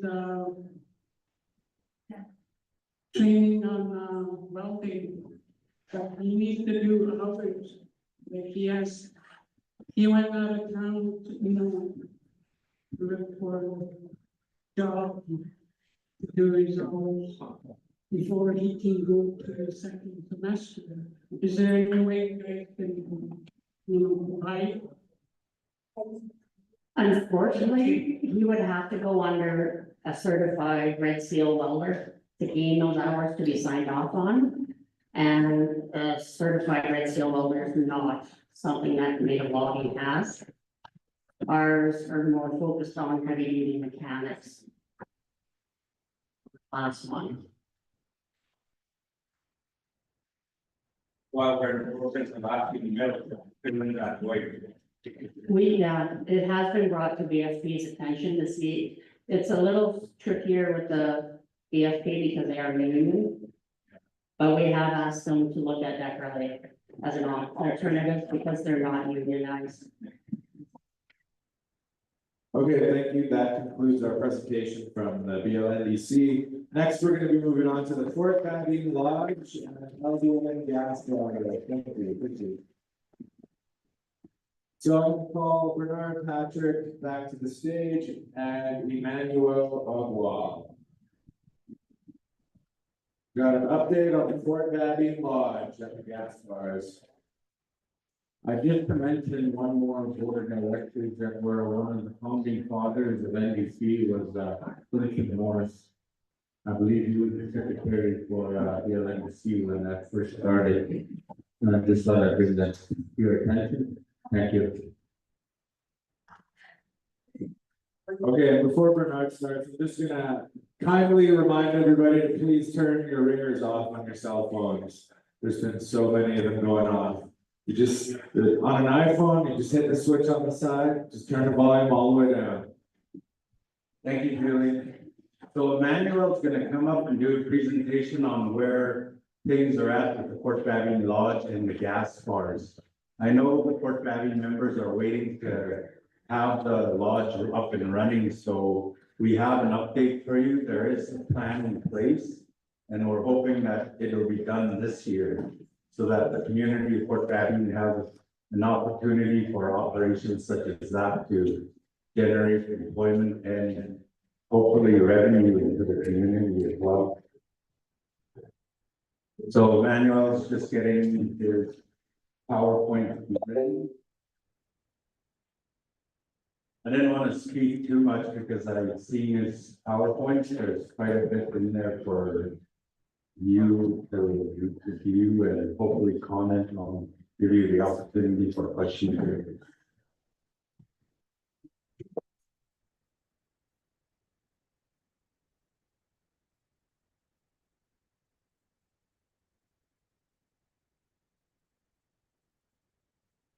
So this is Emmanuel Oswald, our executive director of the site.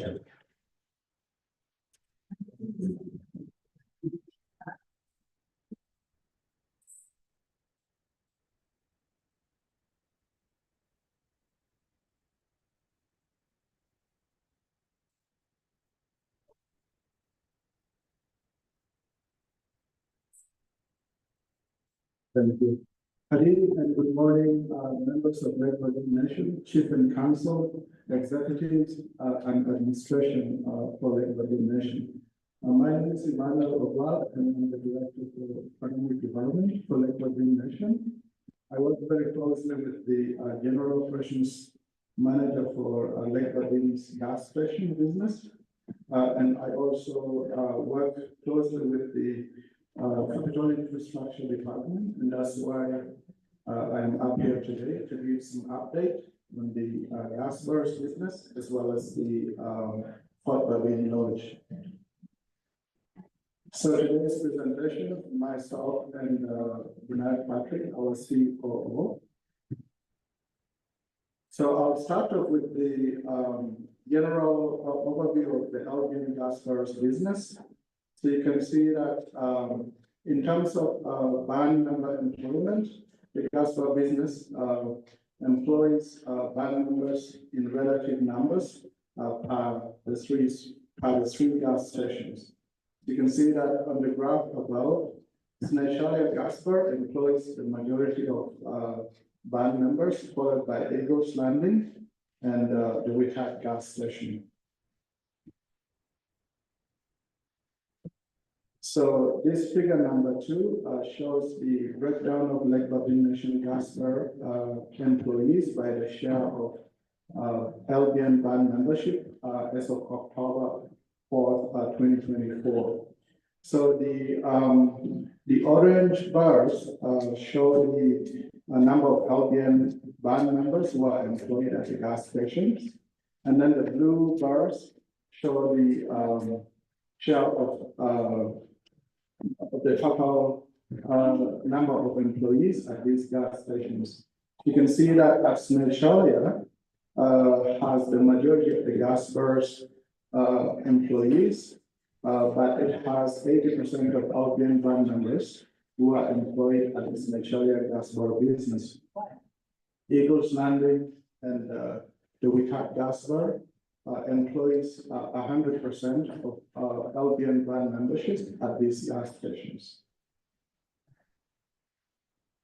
So the two pie charts that you're seeing on the screen, the one on the left shows the share of Lake Babin band membership as well as non-members who are employed at the Gasper business. You can see that overall there's more than 3/4 of the staffs at the Gasper business are all LBN band members.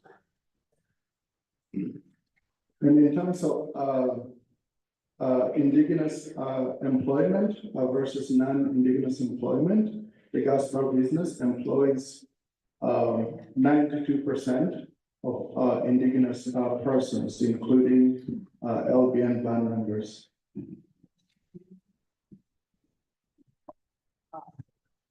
So on the left, I want to talk quickly about the duties of the management of the Gasper business staffs. So the general operations manager oversees the overall day-to-day operations of the 3 gas station business. And then the individual Gasper managers oversees the operational house of each of the 3 gas stations.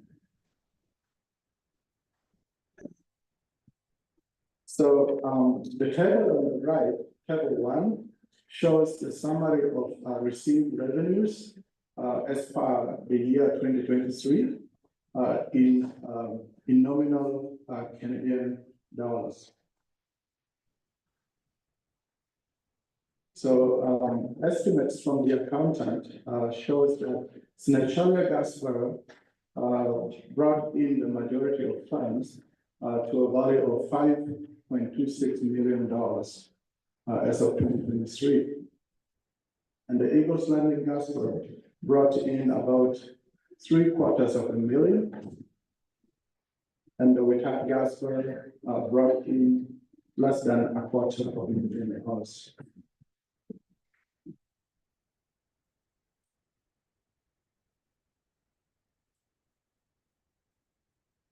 So this figure number 5 shows the projected estimates of the share of revenues earned by the gas station business against the expenses, projected expenses estimated as of the year 2023. You can see that the orange bar on the right are the expenses and the green one are the revenues. I'd like to just do a quick explanation on this bar graph. The scale at which this graph was made, I did it in a way that it would start at a value of $6 million. That's why you're seeing as if the orange bar is shorter than the green bar. So you can see that the total revenues was about 6.1 million versus the total expense of about $6.09 million. So this next illustration shows the comparisons between revenues and projected expenses, and then the net earnings or the profits or losses associated with the gas well business. You can see that the revenues of 6.1 million, the expenses were about 6.09 million, and then the total profits as of 2023 was $21,860. So I'd like to stress the point that the Snowsonia gas well business is the one that uplifts or shoulders the rest of the gas treatment businesses. So Snowsonia is like the backbone of the operation of the LBN gas well business. You can see that in this figure 7, you can see that in terms of profitability, Snowsonia gas well made a profit of about $250,000 in 2023. And the Eagles Landing gas well made a loss of about $131,000. Similarly, we had gas well made a loss of $92,000 as far as 2023 estimates. So the second table here shows the percentage share of write-offs at the 3 gas station. You can see that even though Snowsonia looks like it's got the higher Eagles Landing looks like it's got a higher relative dollar share of the product write-offs. We had gas well still helps the percentage share of product write-offs at these 3 gas stations. Most of the times, this could be attributed to the low demand at the Wichat gas station, as well as at the Eagles Landing gas station, respectively. So there are some developments that are coming up to the gas station business as of this year. One of them is that we are looking to install the LBN gas bars punch-in and punch-out time monitoring systems to ensure gas bar employee punctuality compliance. And we're also looking to update the existing employee handbook, as well as the human resource and financial policy handbook for the LBN gas bar business. The gas bar business restructuring is ongoing, and as of today, there's been a motion to partially and gradually close operations at the Wichat gas station and eventually at the Eagles Landing gas station as well. I'll explain about that one in the next slide. And then in the third bulletin, Lake Babin mentioned gas bar business inventory increase. A couple of times from the fall of last year to date, the nation has always subsidized the operation of the gas bar business, and therefore it has temporarily increased the amount of inventory volume at these gas stations. We are also looking into reviewing all affiliated vendor contracts for the LBN gas bar business. We are also looking to review all of the gas bar affiliated vendor contracts and part ways with the vendors that are no longer mutually conducting business in the best interest of the nation.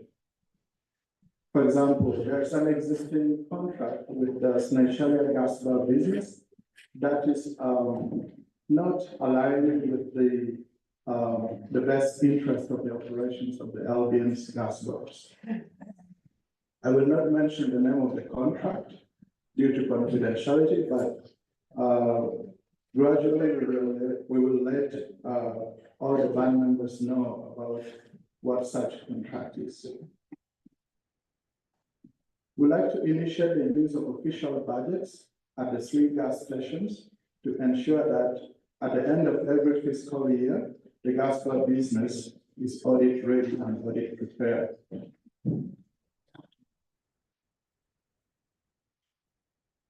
So this is something that we've been discussing more recently about the Vicat gas station and Eagles Landing gas stations, partial operations and all closures. So due to the extremely low year-round demands for fuels, products and services at the Vicat gas bar, the business is proposed to gradually close its in-person operations and to transition to a fully self-serve kind of gas station service system effective as of this winter, 2025. Similarly, a similar operation will also be done at the Eagles Landing gas bar, so that we could better reduce the operational cost and improve operational efficiency associated with this gas bars business.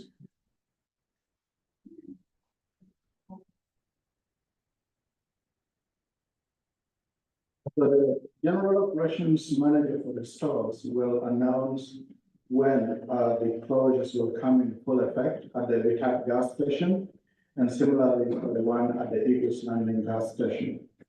The key rationale to why these stores will gradually move away from in-person based service system to catalog system is that we like to minimize operational deficits that has been the case since the beginning of last year, and we'd like to enhance efficiency as well as increase and improve LBN band members' confidence in the LBN gas burn business going forward. So how can the gas burn business optimize its operations? So the case of the Vicat gas burn, when we look at the Vicat gas burn, it's in a very remote location along the highway and for a service road.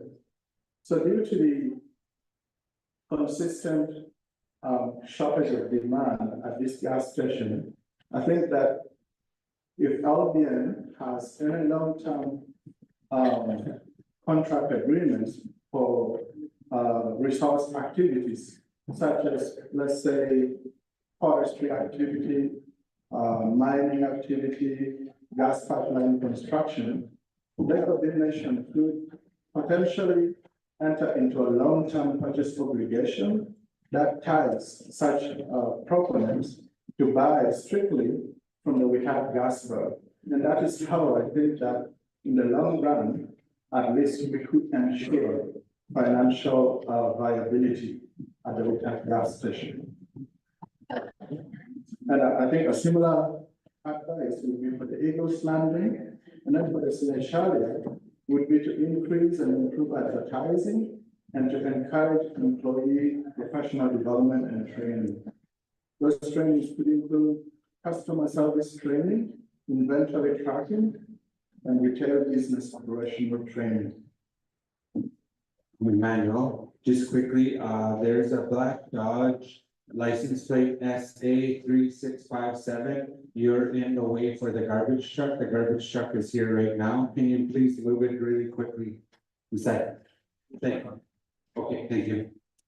Thank you, Isaac. So right now, we are going to go to the Fort Babin Lodge.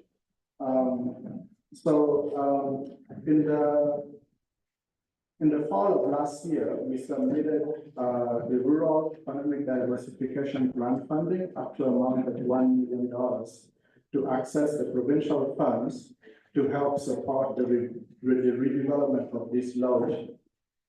Because Fort Babin Lodge is one of the substantial capital project and capital property for Lake Babin Nation.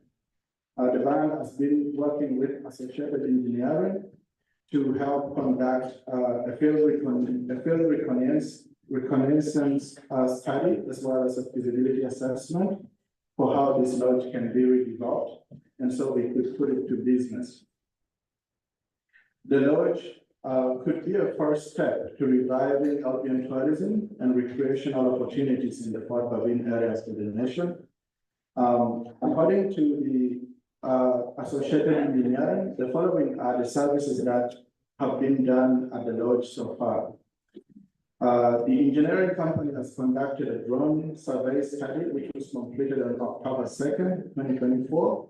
And a company called HBH Land Surveying has completed a topographic study as of October 18th, 2024. And a construction company called Bright Construction is preparing cost estimates associated with the redevelopment of the lodge. And final estimates of these costs and concept designs will be presented by the Associated Engineering before LBN Chiefing Council in the coming days. The nation has subcontracted Chris Thomas, who is under the Indigenous Service Canada LESP $50,000 grant fund to provide technical advice and direction on the redevelopment of the Fort Lauderdale Lodge, a part that pertains to the 5-year strategic tourism plan for LBN. And there are other services and amenities that could influence and benefit the redevelopment of the Fort Lauderdale Lodge. So when you look at the lodge, I'm going to quickly skip to the photo of the lodge in the next presentation slide here, so that we can. I don't know if you're able to see. So in this aerial photography of the Fort Lauderdale Lodge, you can see that the lodge has a section on the left-hand side that can be used to install a campground or an RV park site. I'm going to scroll to the next photo so that you can see more. Really, so these are the cabins that the lodge has, and the main lodge is on the other side of the road there. And then there's the Babin Lake, or Lake Babin on the right hand side there. So this view shows the where there could be potential use for RV parks or campground that could be an extension for this Fort Babin Lodge to provide more amenities that could benefit the lodge moving forward. So going back to the presentation slide.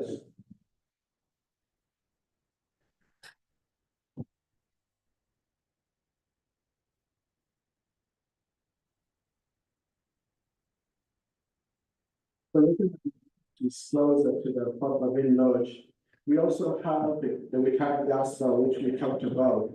So when we met with the tourism consultant, we proposed that if the van could expand the compound of the Witag Gasper so that they could allow parking for larger semi-trucks, larger logging trucks that can access gas from this Gasper. It could help maximize both the fuel purchase and then the utilization of this lodge once it's redeveloped. There was also a proposal to extend the current road that goes to the Witag Gasper and then connect it to the main Forest Service Road so that an access can be allowed to foresters and people who utilize that highway more often. Then we already talked about the typical Forest Service Road. And then previously, the nation was in negotiation with the Hoopers brothers on the Hoopers Guide outfitting business, which we were thinking that this could also be a business that could enhance presence at the Fort Babin Lodge once the lodge is redeveloped, because there are people who currently utilize the services from the Hoopers Guide outfitting business who can extend their consumption to the Fort Babin Lodge services once it's redeveloped. So where can Lake Babin Nation obtain funds for developing the Fort Babin Lodge? So one key thing that I've noticed is that right now there's about 3 major projects that could take place within the Fort Babin area.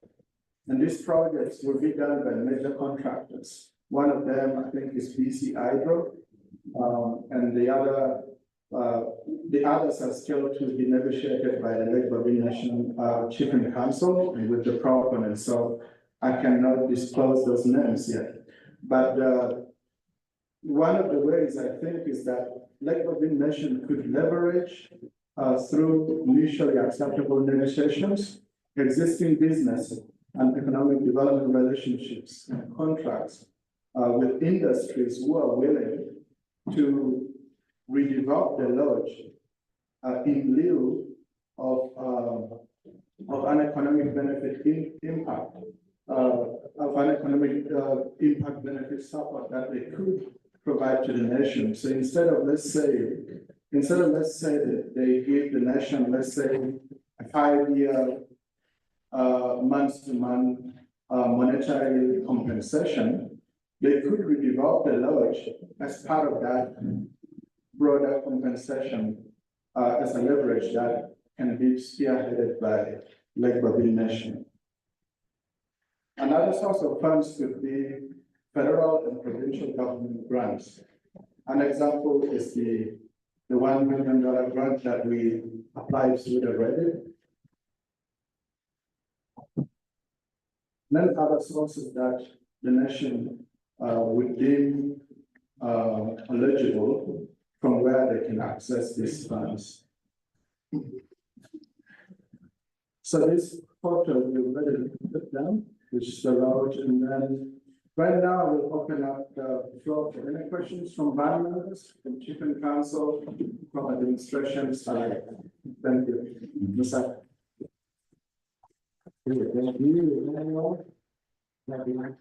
I just wanted to quickly add in there that we're recruiting new board of directors for the gas bars and because they're the ones who oversee the operations right now. The two that were appointed by Chief Council resigned from those positions. So we have 3 individuals in mind. And I think we were looking at having representation from Port Barin and Tatchet on the board of directors as well. So that's going to be in place as well. Because they have to be arm's length from us. They can't, we're not, Lake Barin is not operating this. Right now, Emmanuel is helping with that, but it has to be the board of directors that oversee the operations. Thank you, Bernard. Okay, so I've seen a couple hands go up. I'm sorry, I don't know your name. Lee? Okay, we'll start with Lee, and we'll go to Gail, and I've got Garnet, Leroy. We got a list for him here, so I see Garnet, Leroy, we got Victor, and Ernie, and Fred, I see. And anybody else? Colin? Jay, okay, I'm gonna stop there for now because this list is already pretty huge and we're getting close to lunchtime, but I've got all these names here, so Lee, you've got the floor. Eagle Valley, you cannot use the status cards. The Eagles Valley gas farm, it has a card lock, but you cannot use your status number with it to get the status discount with it. You have to pay the detail price for it. And I was just wondering if you would be able to get that fixed, well, the Eagles Valley is closed.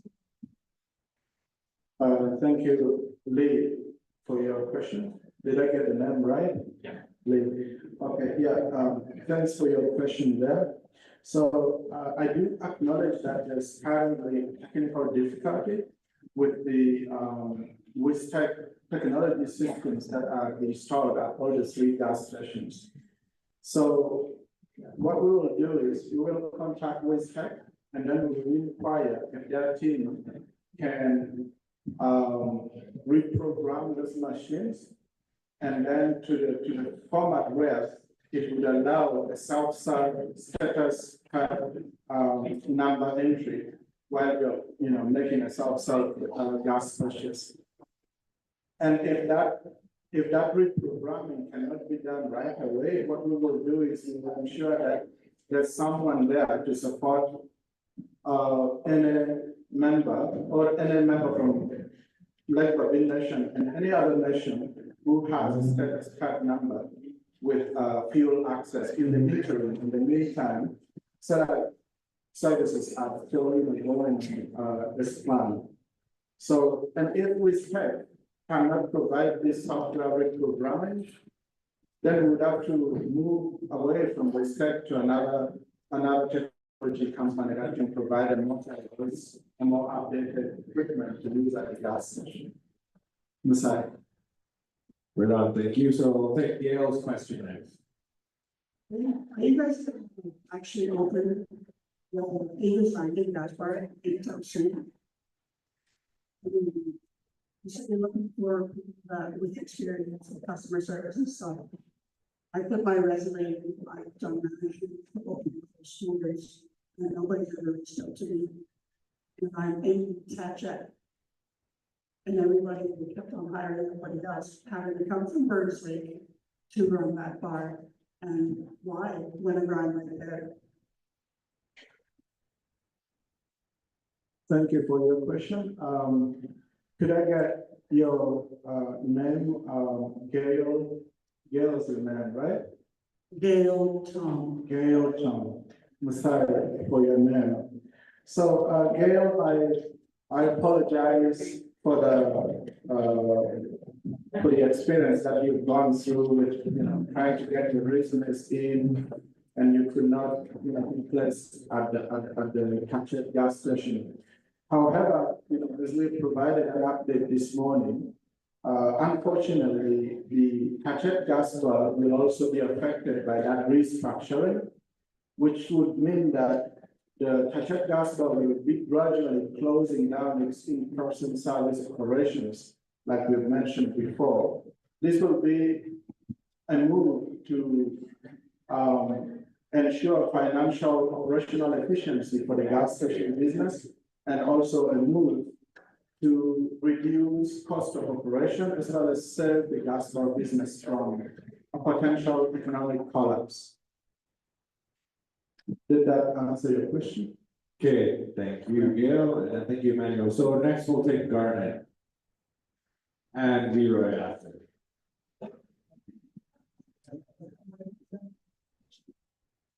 Ready?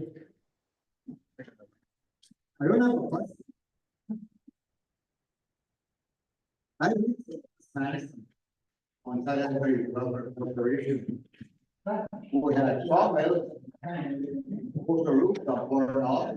And I lost been sitting there. Yeah, it's since 2014. There's no board of directors. They're all chosen for appointment.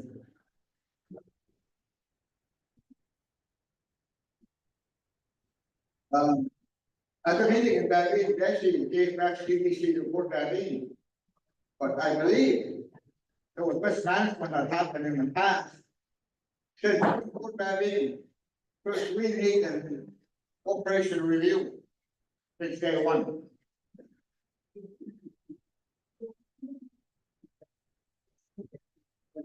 Since 2014, we must improve our services to members.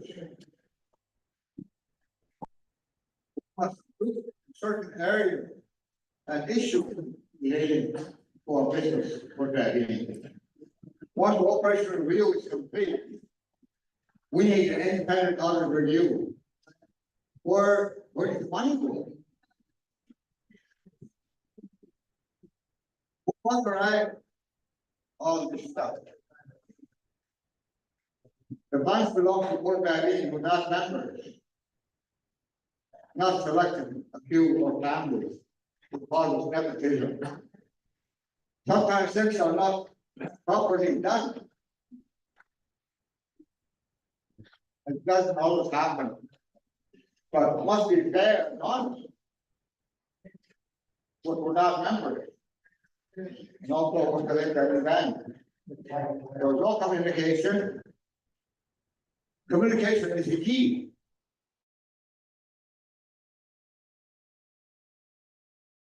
Proper information sent out to all members. Once operation review is complete, recommendations will be made. TDC is a business operation that belongs to Port Valley, not. Must be fair in hiring and paying all employees, not selection. For position. We have to make sure all without members are given chance offered by GDC. Right now, we have legal running our schools. But no proper procedure. We have to stay away from that procedure. This practice divides the community. It's happening right now. We are a small community. It's going to take the whole community to make TDC is run fairly and honestly. But we have to clear mind we have to do this. And we need all of it to make this thing work. It's not only put that in. Yeah. How was that? Thank you, John. Okay, next Dr. Leroy.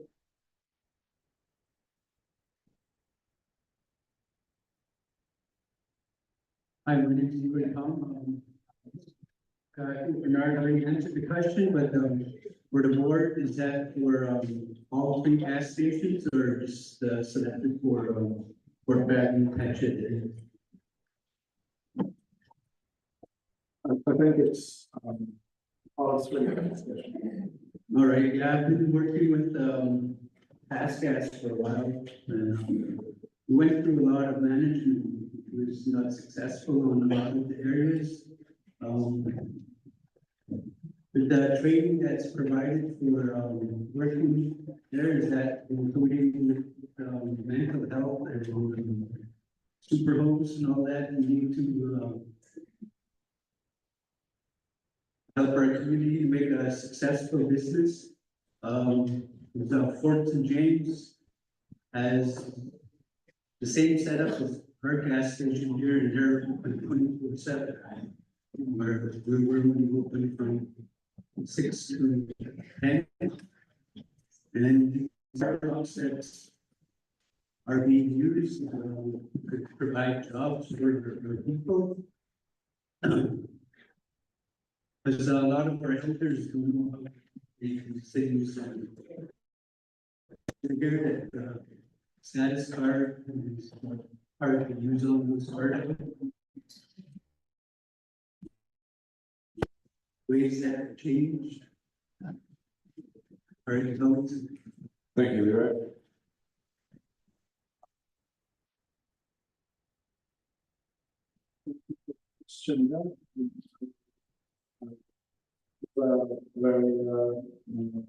There's a good question.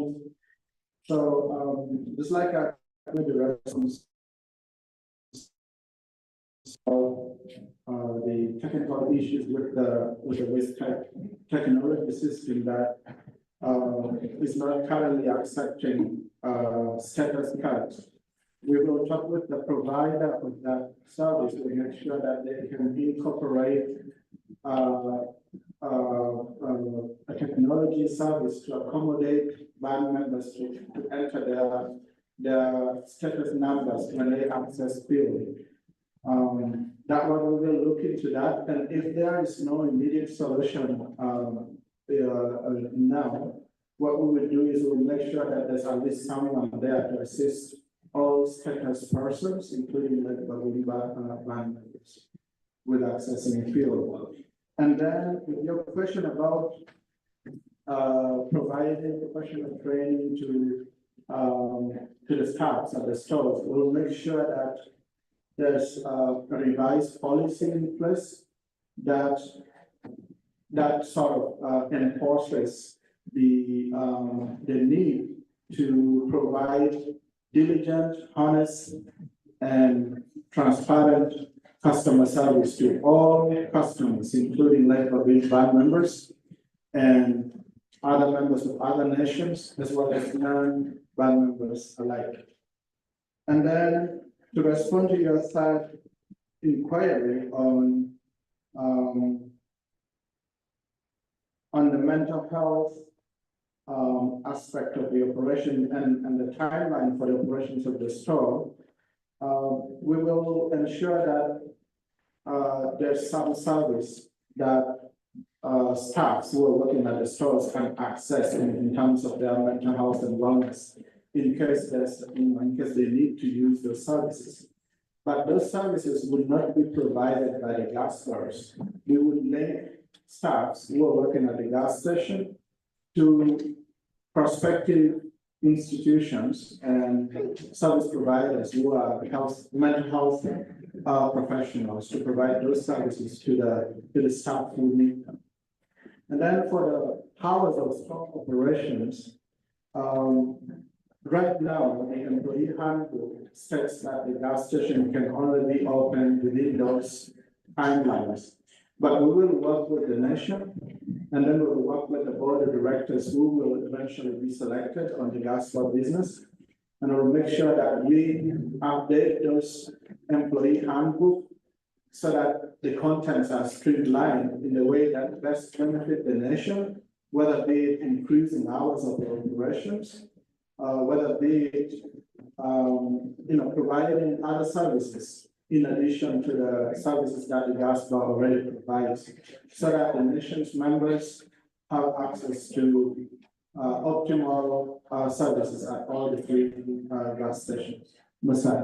Thank you. All right, next up, we'll have Colin and then Dave. Yeah, my name's Colin. I was curious about without gas bar, you guys have the bar strategically located where it's making sense. It's not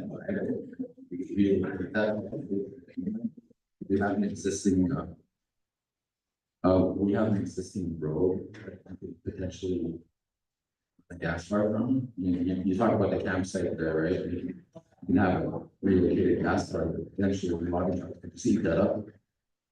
It's just a thought. I was also about the opioids, but that's, guys, I think it's covered, but that'll be another day. Thank you, Mr. Joy. Thank you, Masai, for your question there. I think that's a very important point. So regarding the current location of the retired gas bar, I do agree that it is located in a location that is not the most optimal for a retail business operation. So what we are doing right now is, I had a number of meetings with the contracted consultant, the tourism consultant. He has over 20 years experience in running retail business operation in the fuel industry. For example, we helped set up the Osoyo's Indian Van gas station. So he also saw the point that you just raised is now about the location of the retired gas store. So what we're going to do is we're going to evaluate whether or not moving the store closer to the new Forest Service road or expanding the compound near the retired gas store and extending the road back to the main road.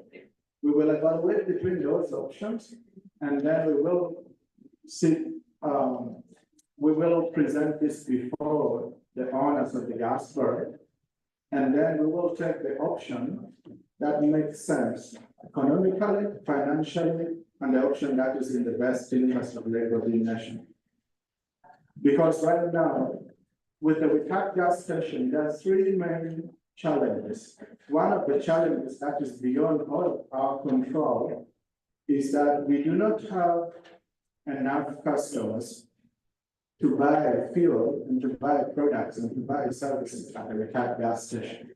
That one is primarily beyond our control, and there's not much we can do about that for now. But that does not mean things will not improve later on. We will ensure that there are ways that the rehab gas store can maximize its own revenue. We could do that, for example, we have the BC Hydro project, it's happening in the Fort Bavine area. We could work with those contractors and ensure that they have a purchase obligation to buy only from WITAC for the duration of their project. That at least can guarantee a stable revenue to the business. And you were bringing the other issue of opioids, and I think that one, we will talk with, we will work together as a nation. We will ensure that the traffic, the inflow and outflow of such substances are reduced or are completely abolished from, from the community, because it's not good for Fort Bavine and it's not good for the people in the community. Masai. Thank you. Okay, we're gonna go to James, then I'm gonna give Victor the final question. I know that people are getting a little anxious. Food is almost here. The lunch is almost ready. Just hang tough for a little bit longer. That's why we're going into lunch, is because the kitchen is just a little bit behind, so bear with us. My name is James, I was the manager of Nichols, I did really well. From what Lee said about the card lock, the card lock just needs a new screen. You can find that, like all this tech, I know what the problem was, because there was no status being used at that card lock. It's because there is no cabinet. Screen works, that needs to be replaced, so they hold.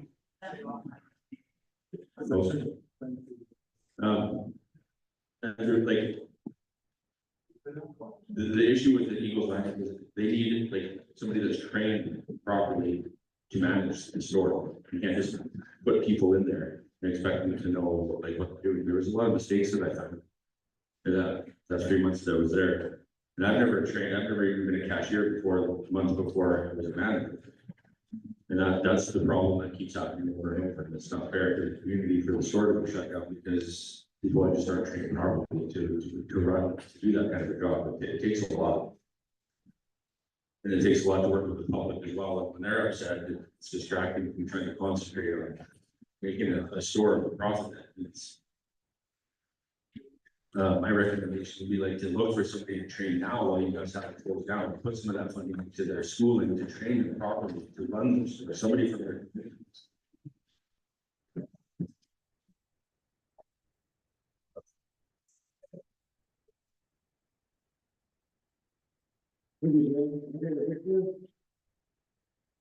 Thank you, James, for your insightful comments and for your observations.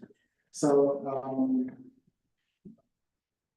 you did speak to some things that are very crucial to the operations of the gas station business. We acknowledge that the gas station business needs a more efficient operation.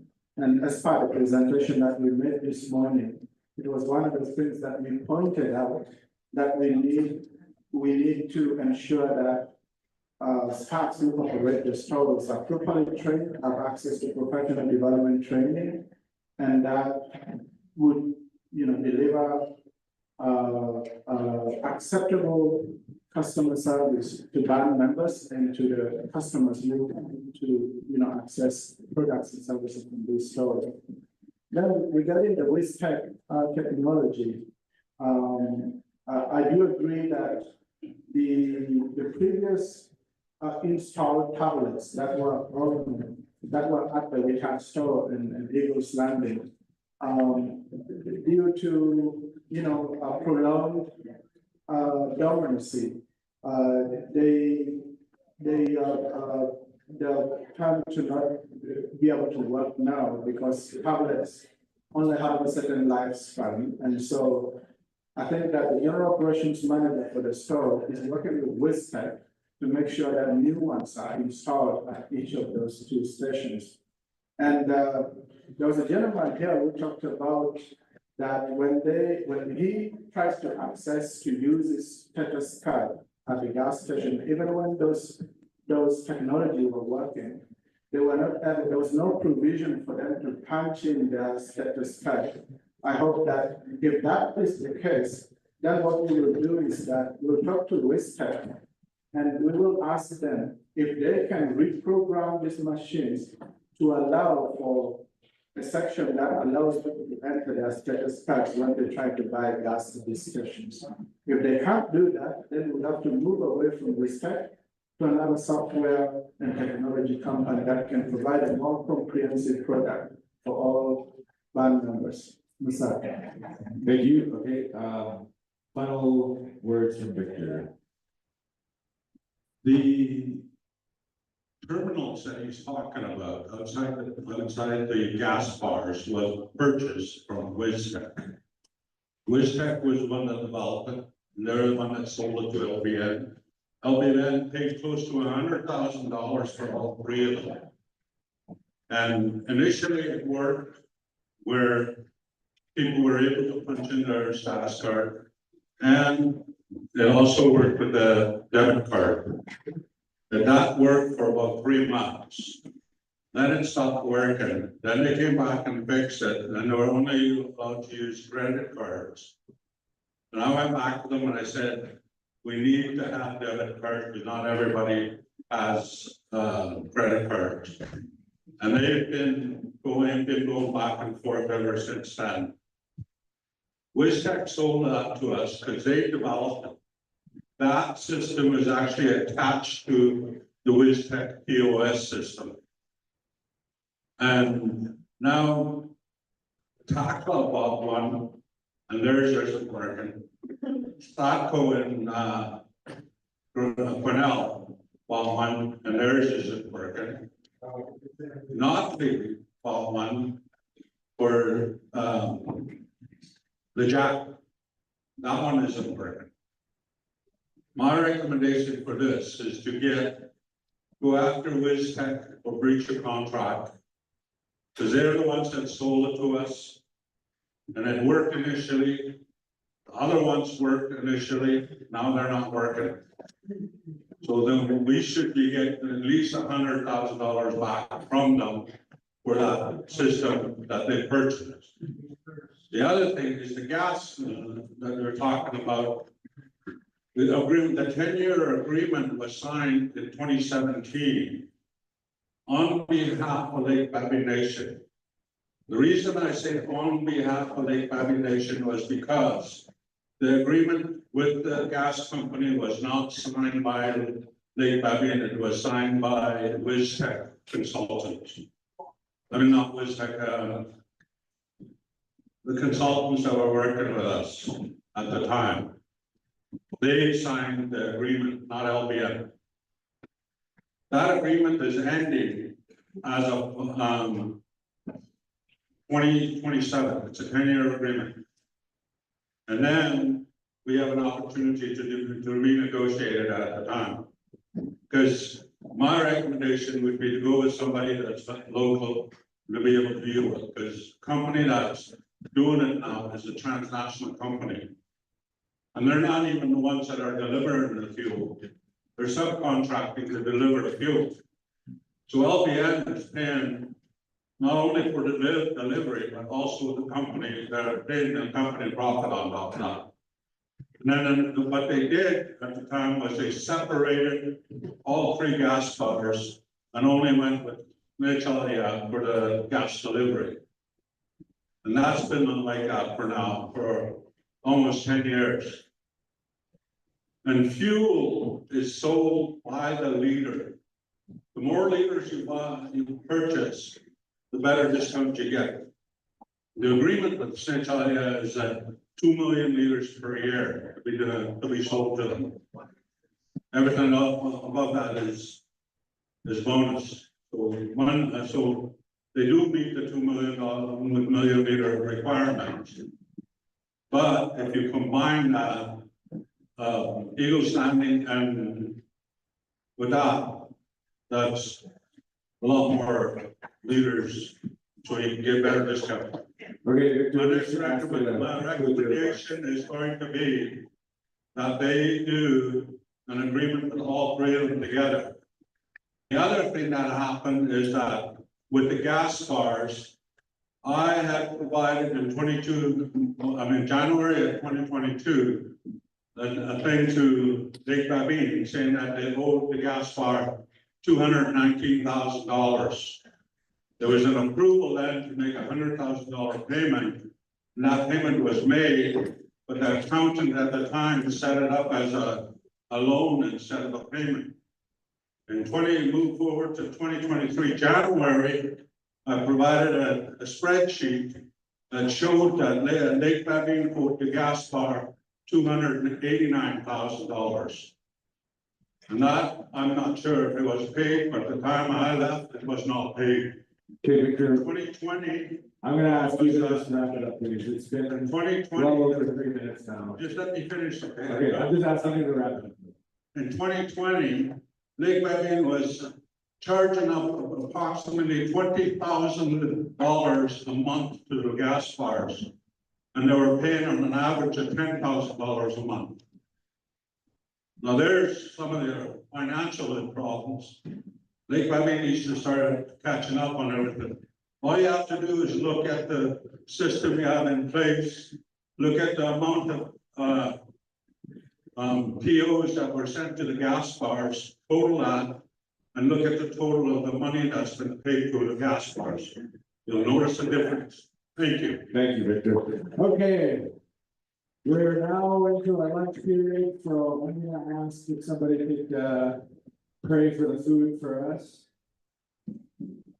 There's just a young class right now who's grabbing some food, and then we're gonna get the elders to line up next. Susie, would you like to bless the food?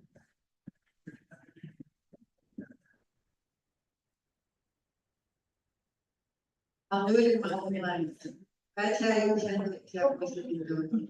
Next, I'm now on the chairs. I'm last me. Last way, besides the planning of planning. The last period that I learned. No, fair in the site when you something is the last 10,000. Doing bad charity and doing. So I've also been informed that it's Misty's birthday. And the elders are getting served. Can we get the class to go first? Can we get that class to go? We invited the class to go first, please. Decide. And while we're waiting for the class to serve, we'll sing happy birthday to Misty. Can you stand up? Misty just turned 30 years old today. Ready? Happy birthday.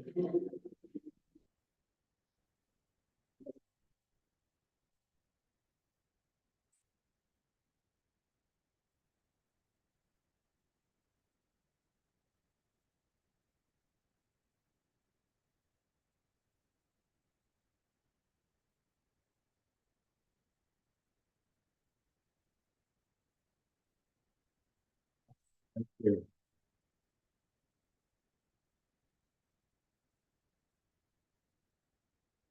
Okay, and also we're gonna draw for the elders 50-50. We got a basket full of tickets here. So it's the white and red tickets. $300. $320. Darcy didn't buy any, so he's gonna pay.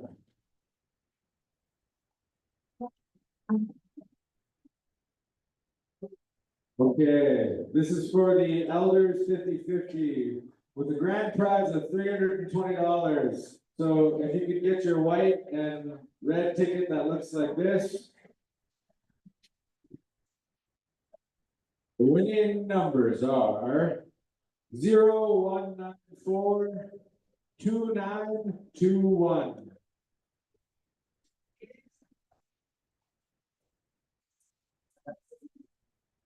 Two 921, last 4 digits.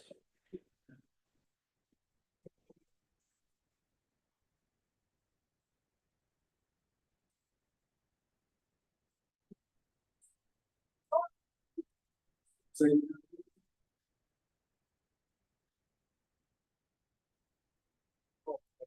Clara.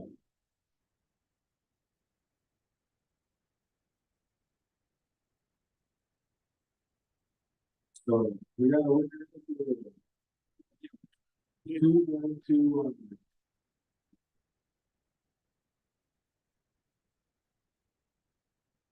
We're gonna do another one after lunch. I got 19 left, And Billy's got 19 more cards for sale. $10. $10 a card.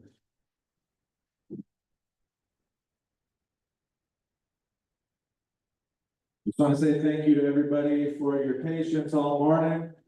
I know it gets to be a little restless sitting there through all these presentations, so just give yourselves a pat on the back. Sorry for everybody, we couldn't get you for comments. Sure. If you see an elder behind you, please let them go ahead of you. If you see an elder behind you, let them budge.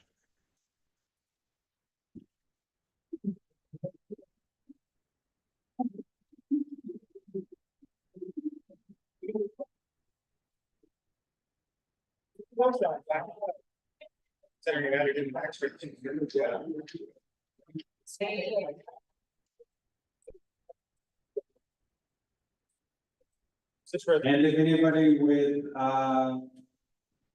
medical conditions like diabetes, if you kind of know them, let them to go ahead of you too. Please. Decide.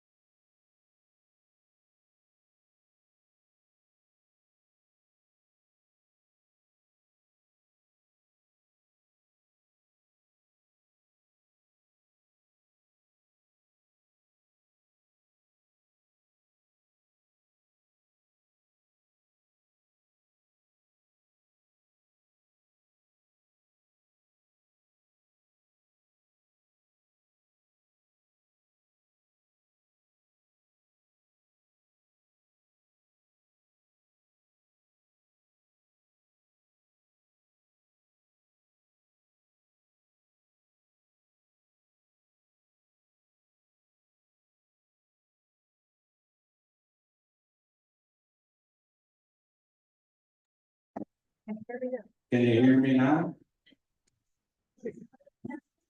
Fisheries, Tallock Fisheries donated, okay, we'll do two from Tallock Fisheries, a nice hat, and a $5 gift card. From Tallock Fisheries, thank you. Can you hear me now?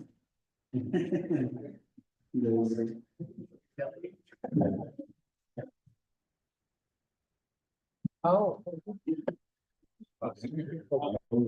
Yeah, I just unmuted. Oh, I muted for lunchtime. You ready, Darcy? Yeah, we're ready for you. We'll do one drum. Come on. I got three. 3, 2, 2. Okay, Which one you wanna do? The 2 gift cards or the big one? the big one, because I Oh. don't want to carry it back. Okay, we'll do 2, 4. So this nice kitchen set, it has a whole pile of cool kitchen gadgets. Wow. Lots. We'll draw that one first. And the winner is, oops, there's 2 winners. This one, the first one. Valerie Tom. Valerie.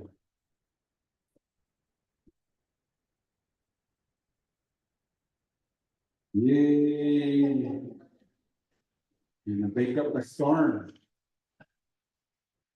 And the next one, $100 Home Depot card maybe, Mary Lou Abraham. Mary Lou Abraham. Thank you, Annette. She'll do one more draw at the end of the day. Okay, are we ready?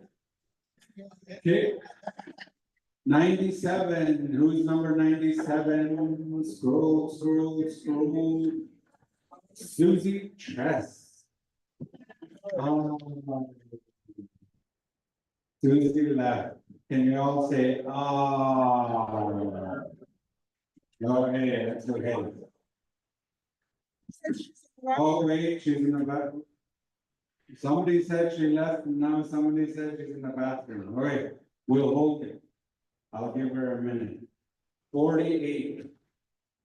48 scroll. Alicia Tom. Alicia left you. Alicia, better get her out here. Going once. Going twice. I know, that's why I'm counting down. Oh my gosh. Yay, Alicia.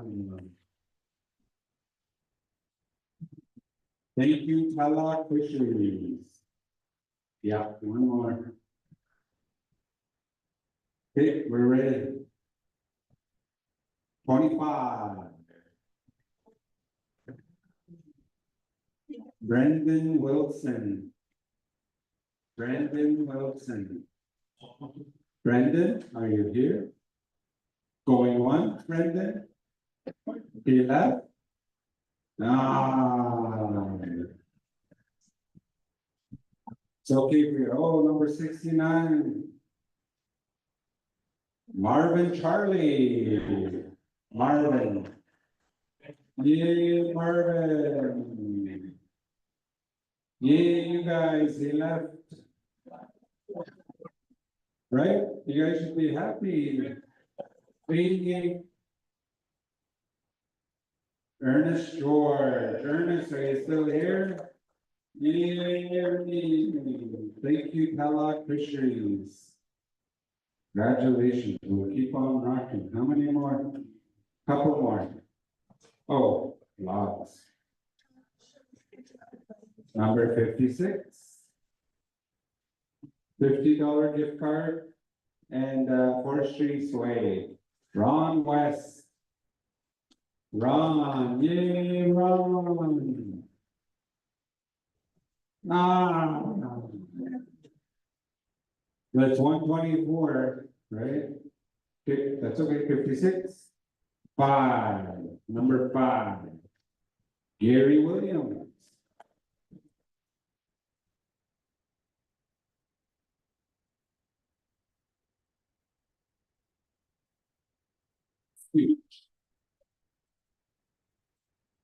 Like to thank the random organizer.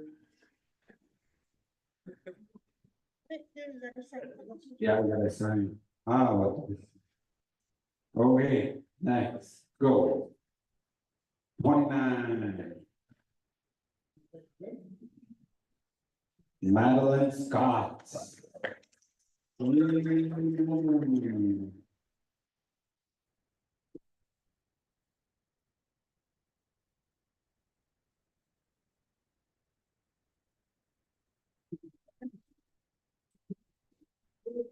Here, that, like,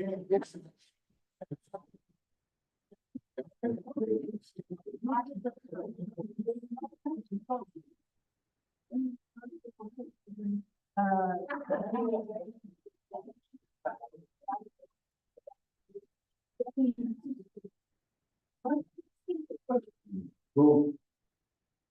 52.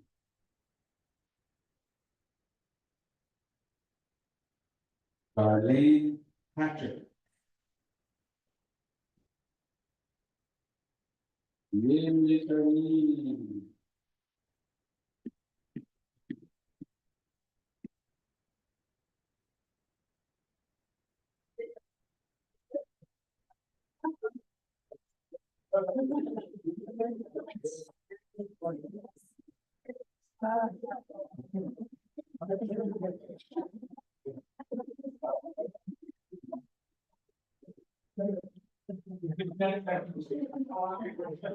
Water.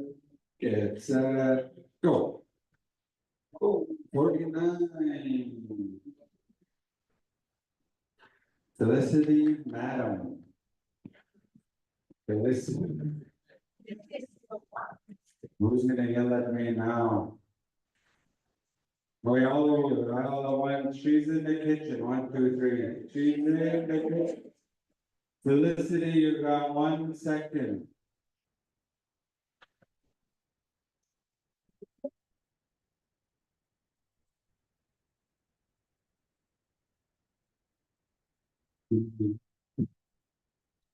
One.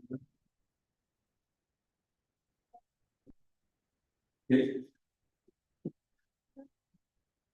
Sign up. Ma. 16. Mike Patrick.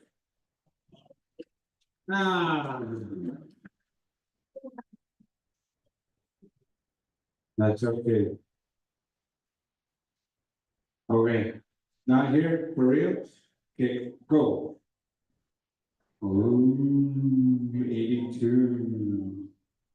Willie Lolly. Willie, are you still here? Yeah, I didn't see. Yeah, Rosa will come to you. You just won $100. No, Willie, they'll come to you. Awesome.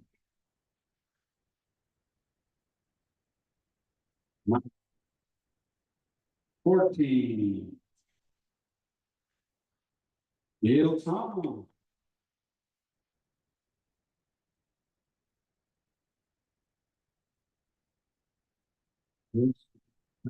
See no over there. You said it wrong. No, I think you get the glove. These ones are main prizes. Right? Oh, she picks, oh, she can pick one. You get to pick a beautiful hat. Ooh.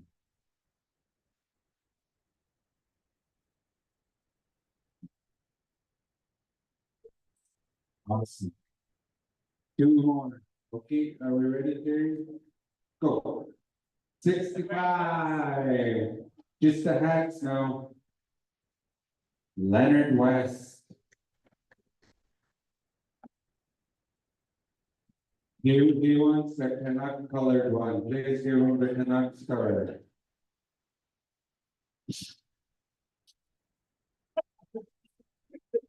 Yeah, I picked the Canucks color. You want a speech now?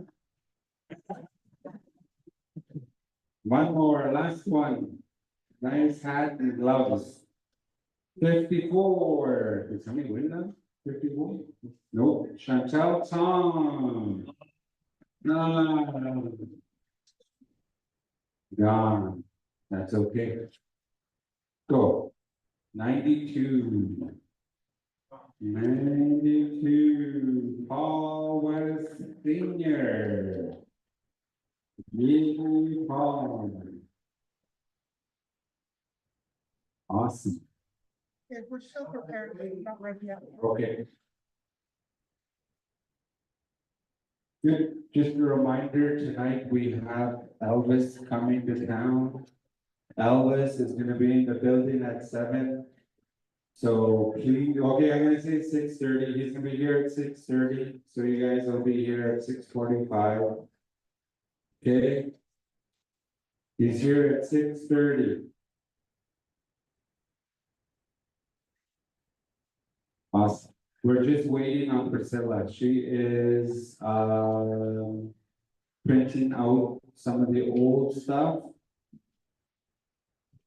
So maybe we could mingle. Darn, if we ran out of door prize, we could have did a dance off on the twist, eh? Darn. Holding the first aid, first kid right here, maybe we can dance off on the first aid kit, eh?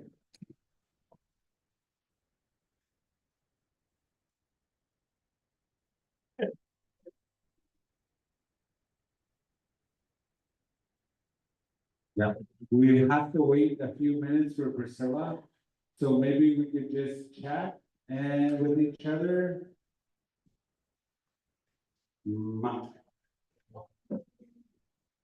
Maybe while we're waiting, when we were in Victoria, one of the,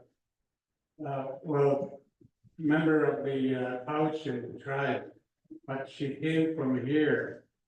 And she did a demonstration of fluent speakers. Can we get 2 fluent speakers?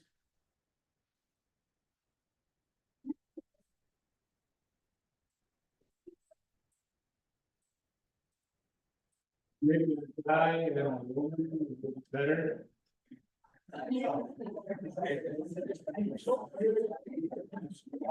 What we're gonna do is have these 2 face each other.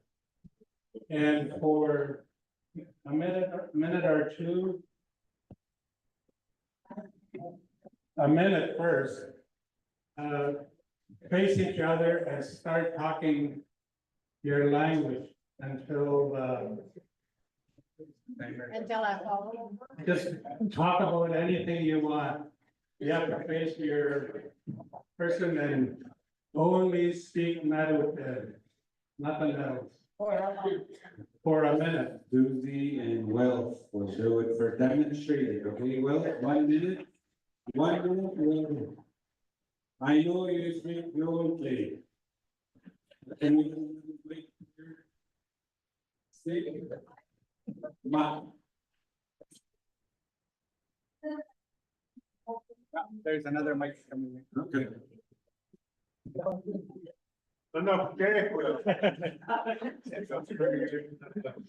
Okay, the object is Susie and I will speak our language, just our language, nothing more. If she speaks or if I speak English or anything else, I lose or she loses. Talk about anything you want in carrier. Should we like converse with each other? Yep, anything you want to say. Whenever you're ready. Okay, ready to go. Hadi Susie Science and see do each other. Masas and Zino, we did a sastage, you know, as it's like. But do este que salga luz y sai. Quando tu hai plaza dentro, as hai plani, out of. Oh, la mandate do we not. When they went to, yeah, now it is a change, it's actually the,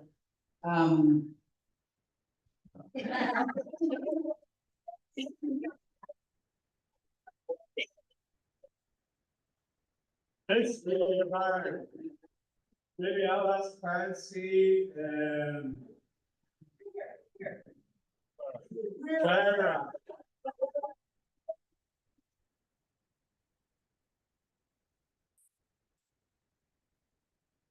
I was waiting, but I forgot the word bacon and jelly.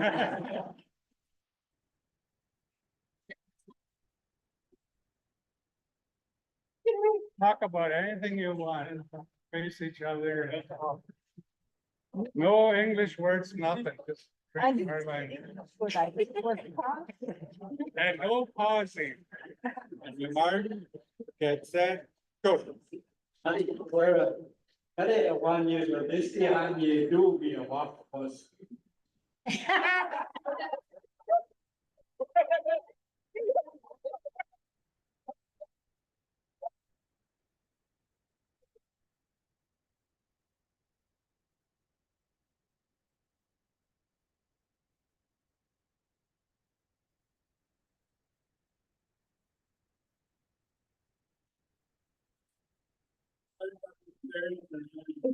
Anyone here, Gary?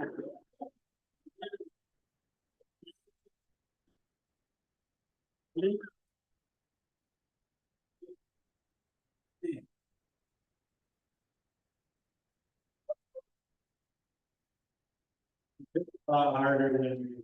It is. Oh my God. Wait, I'll count this down. Right. Just our language only. 1, 2, 3, go. What are you doing, Jackie? You know, not sure to speak.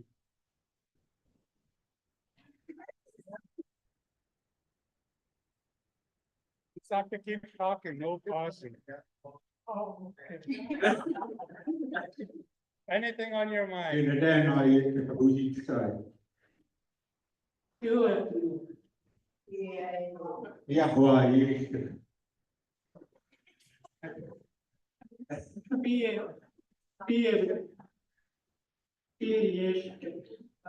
Kelly.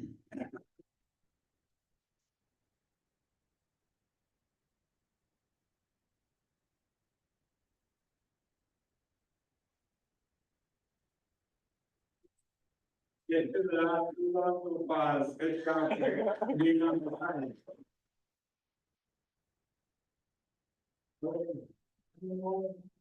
The record right now is Will and Susie, they did it for 31 seconds. 31 seconds. Dolores? Dolores? BJ? And Victor.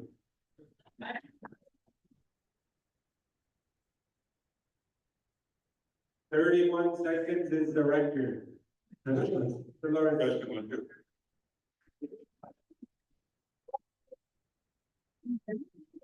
1 minute, 31 seconds. Okay, set, go. I think Dolores can fuck I have 10 minutes, but you get such time, then. No, it's singing these.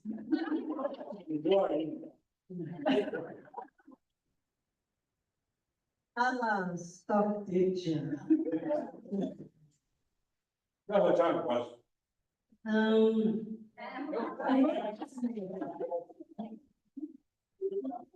You don't have any question. Car, please. Oh, you said car. Car. Oh, yeah, it was a mechanic question. About 80 miles an hour. Sorry.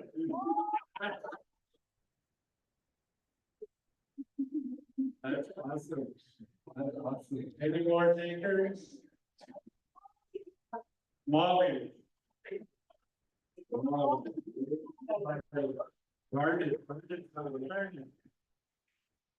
Alles, dann ist es auch Selbstpreise. Selbst gar nicht das Wort. Wait. 1, 2, 3, go. Okay.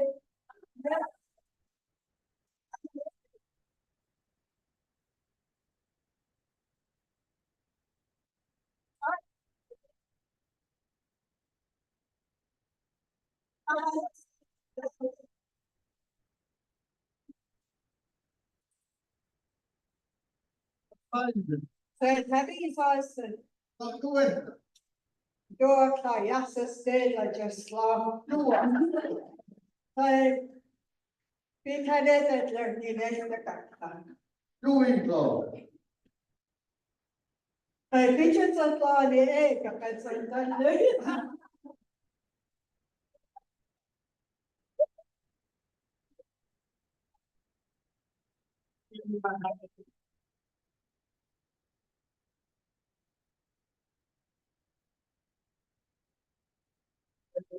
Further visitors?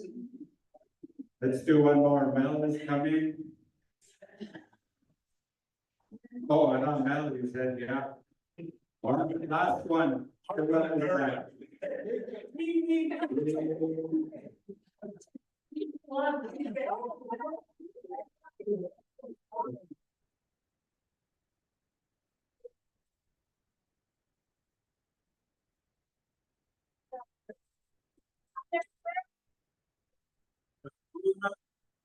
Anybody? How about our language speakers, like, teachers, Beatrice? And I think Dr. Louise is here. Dr. Louise and Beatrice? Can you come up?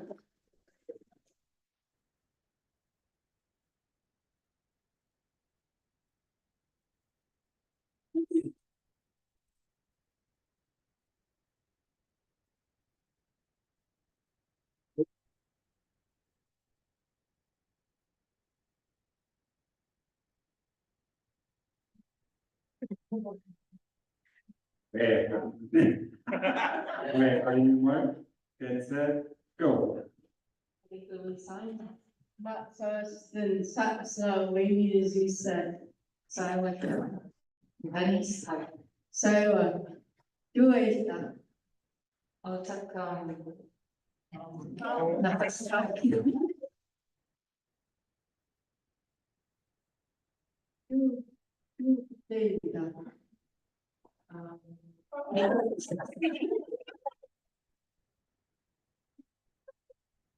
I need to check.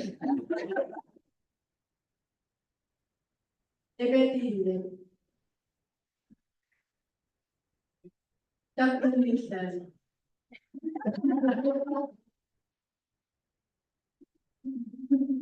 Yun mo, maybe based on meeting.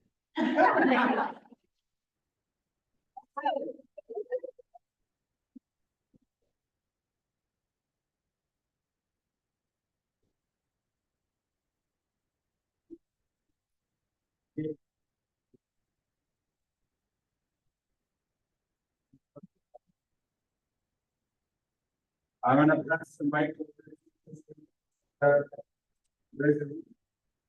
Oh, we're gonna read this out? Oh, okay, we good?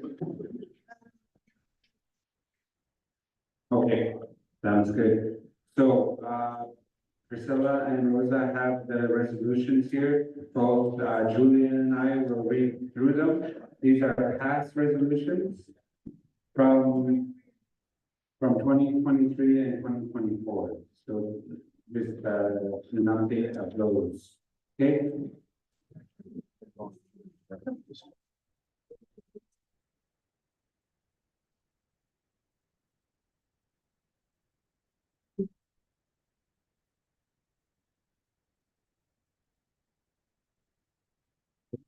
Start at the beginning. This is resolution number 2025/03/06.001. Resolution titled Infrastructure for Community Buildings, Sunnyside to Smithers Landing. Whereas there is a need for more infrastructure from Smithers Landing to Sunnyside, there is a need for additional supports from Lake Babian Nation. There are families that are displaced from communities that would like to return to their homelands. The members need access and use for cultural practices. Therefore, it be further resolved that the communities from Smithers Landing to Sunnyside be developed, providing access to the landing, specifically a road around the bridge. Lake Babian makes plans to provide smokehouses in the communities. Our mover was Charlotte West, and our seconder was Vicky Madden. They have to be present.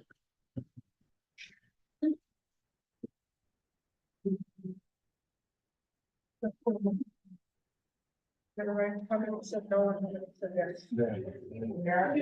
I don't think they're- Are they present?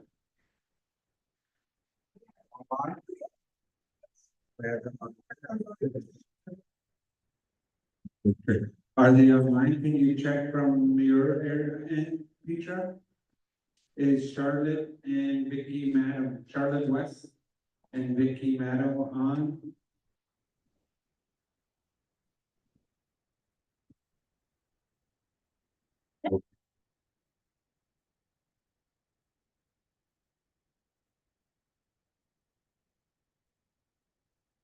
Maybe we can, we'll find our mover and our seconder, and we'll come back to this one. Is Irene Alec here still? Is Jennifer Abraham here? Jennifer Abraham?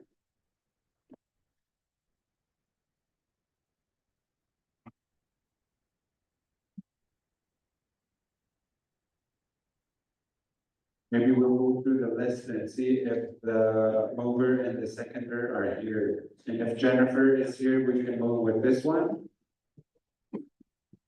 We'll find her and we'll put this one aside. Who's next? Okay, next up, Madeline Gray and Irene Alec.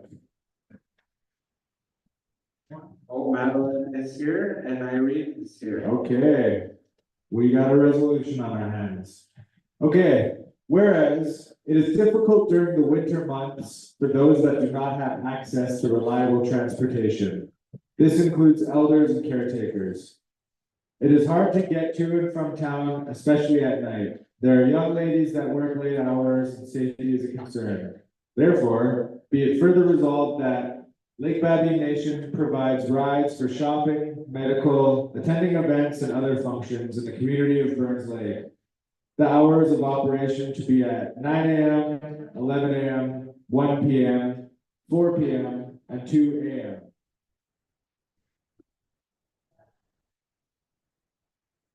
Okay, this was dated on October 4th, 2023. Resolution committee was Priscilla and Rosa. They were received by Priscilla. So our next step is we're gonna open this up for any discussions on the resolution. Are there any additions or deletions to the resolution?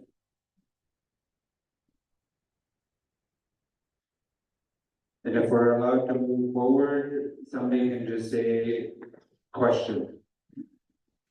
And then we'll go straight to a vote. It's been a while since we've done this.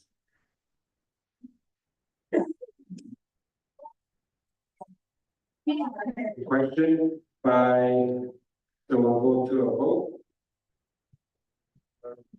The resolution will be presented in final form for a vote by both Julian and I.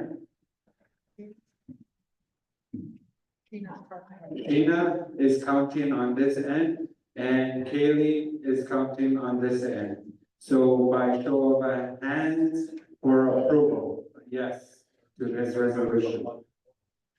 All right. Our chief and counsel allowed to vote. Yours. Yours and Madeline. This is for approval of this resolution. Put your hands up so our counters could see you.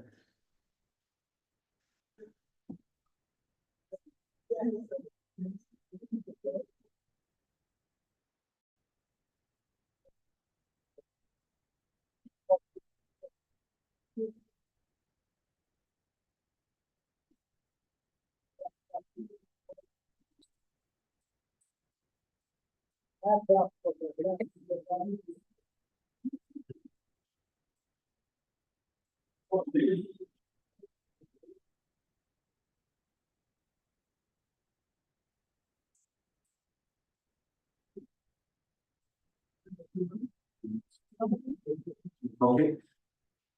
Really, I mean.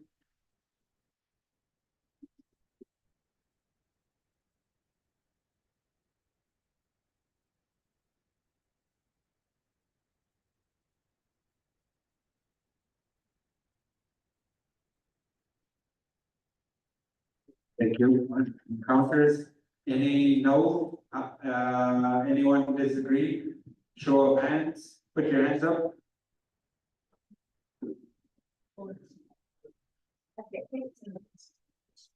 Any abstentions? Anybody abstained? No, okay, this resolution has been passed. Thank you, Irene, and thank you, Madam.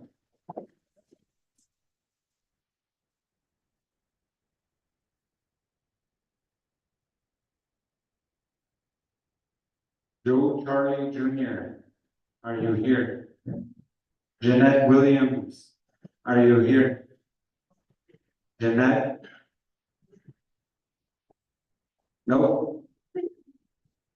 Maybe you could text her and ask her we could get this one done when she's here. Okay? Okay, let's go to the next one.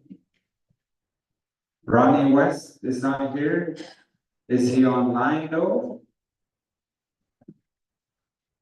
Petra, you know Ronnie is online? Ronnie West?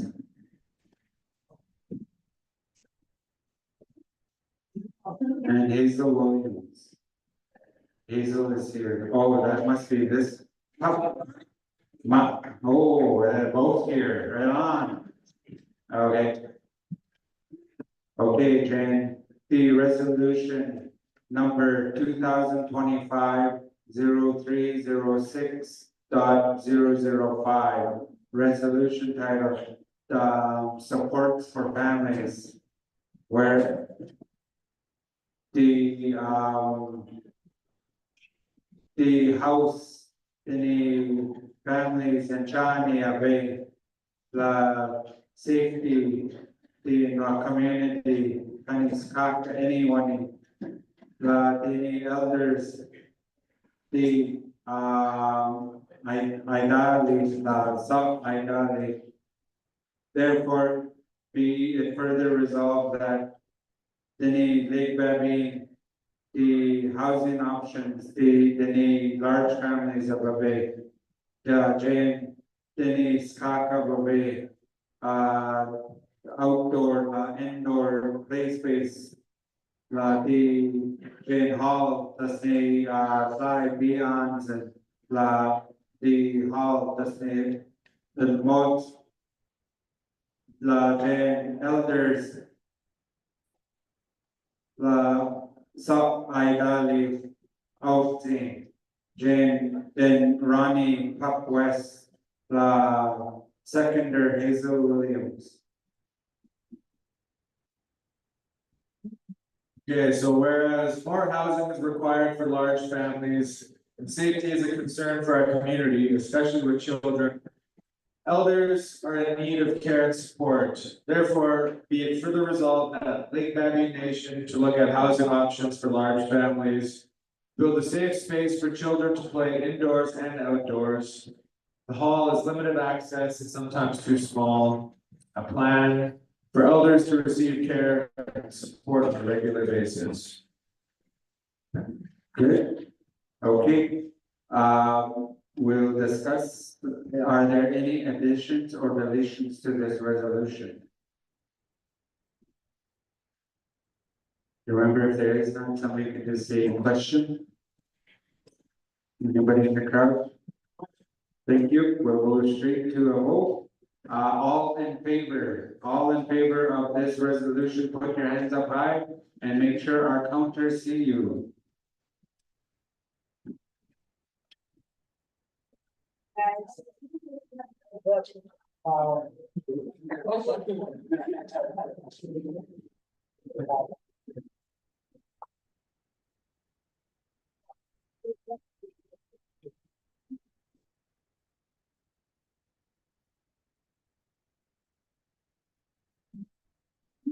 Put one hand up, there's a lot of hands and I want our counters to see one hand.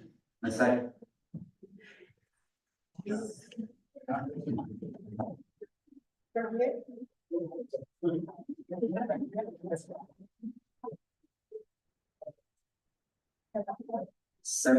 yeses, any no's?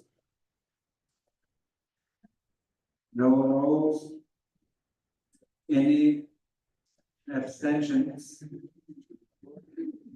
Nope.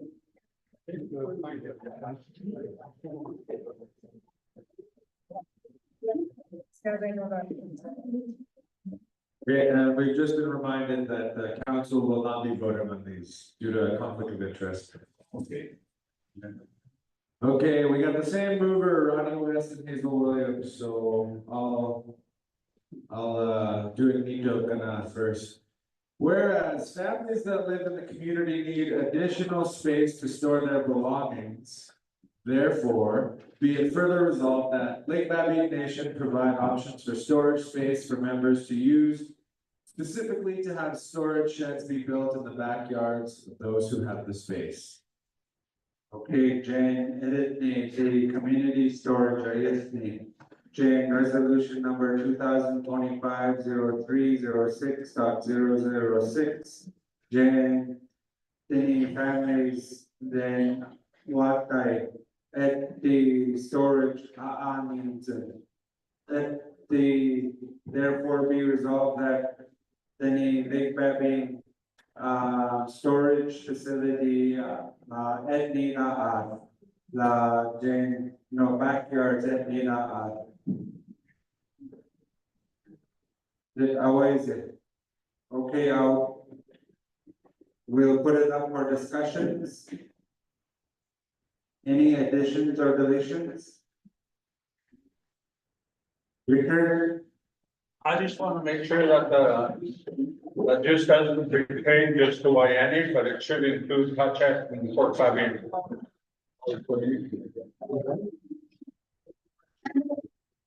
Mover, Ronnie and Hazel, are you okay if we say all communities? Okay. Both of you said yes, okay, Ronnie, so we'll amend this, thank you. BJ has a question? There are the storage tank. Make it reasonable size, not like Bring in the mic. Nothing good.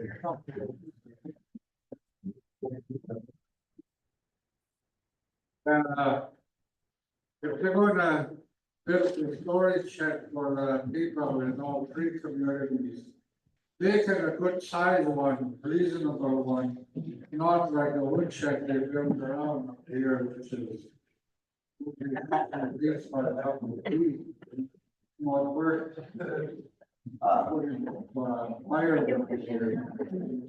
Firewood column. Storage shed. So our mover and seconder, did you hear that? They want to add a reasonable size to it and not made for woodsheds. Okay, thank you. Any other additions or deletions? Any other discussions?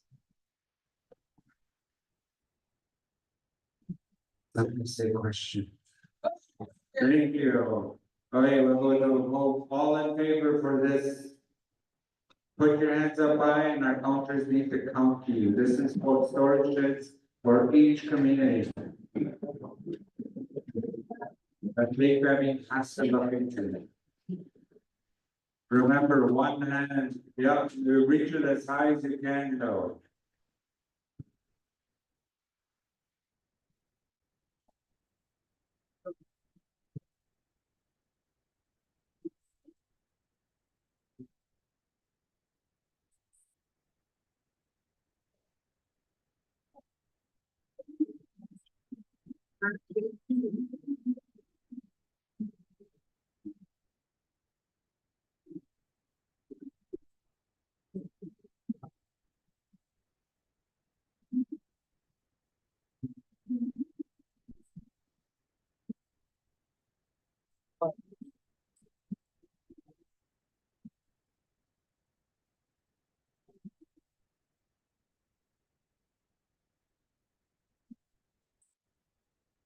$71 yeses, any no's?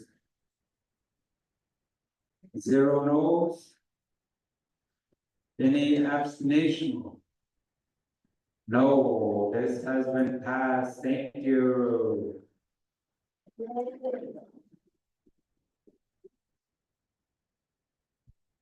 Okay, do we have Jennifer Abraham and Janaea Abraham?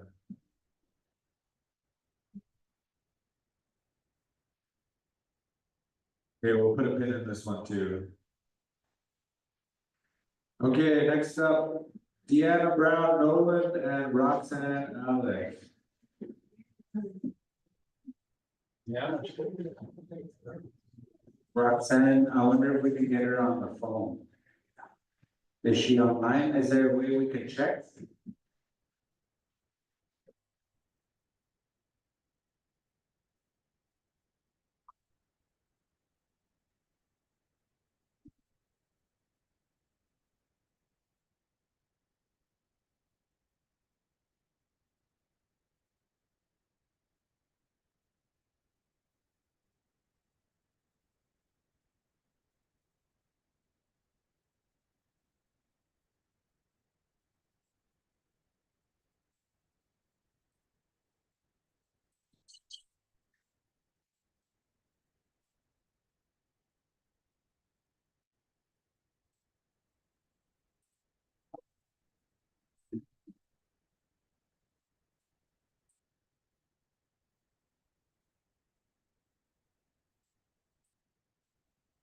So, are you able to come up here for a second? No?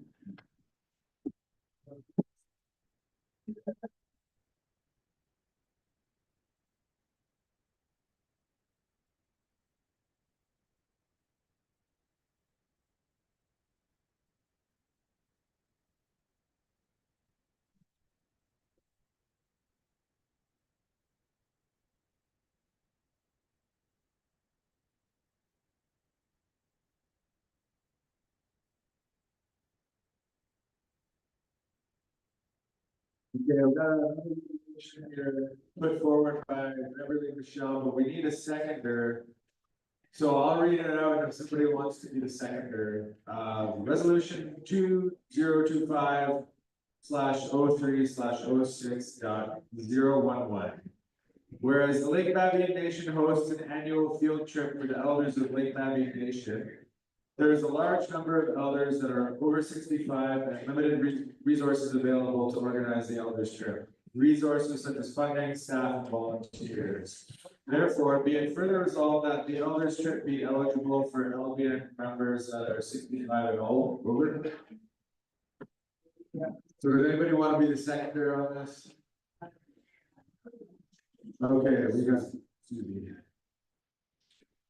We'll need to get your phone number and stuff, if you're gonna second. Are you able to come up and share with Rosa? And Beverly, my number. Beverly, the number. Yeah, we need your phone number. 777.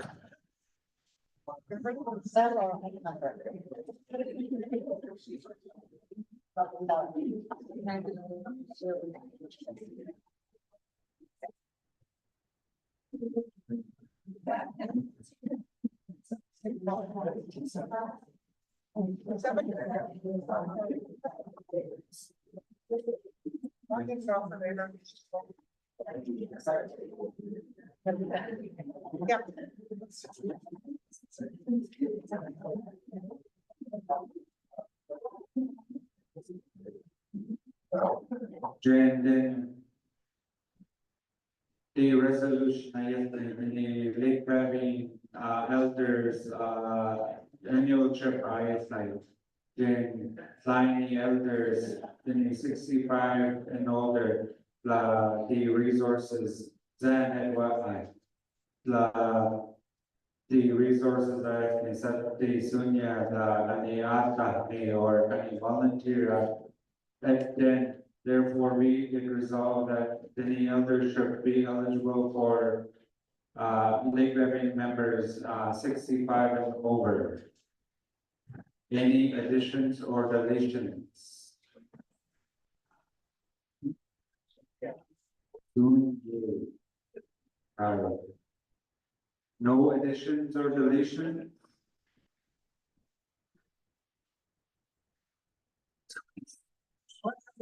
Thank you.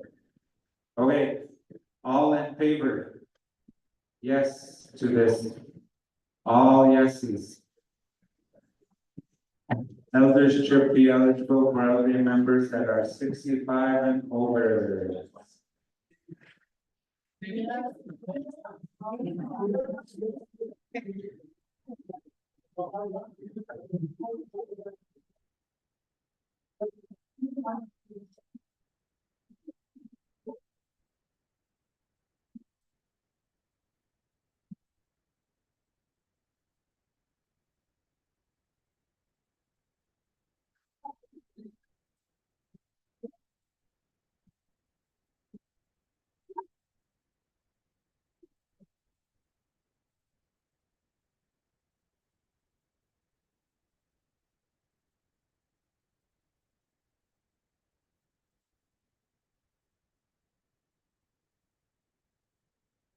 Fifty-four yeses. Yeah, anybody decline? No. No. No, no. One, okay, they're counting the no's.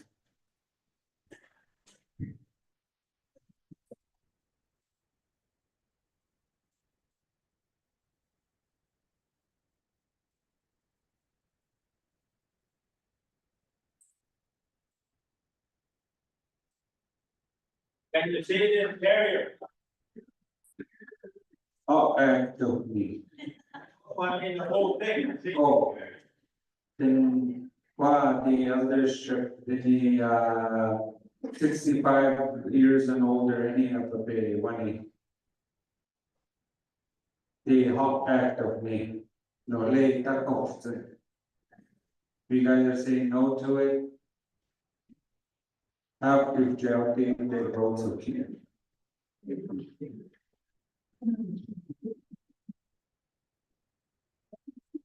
other words, you want elders to be at 65 before they go, or 60, leave it where it is.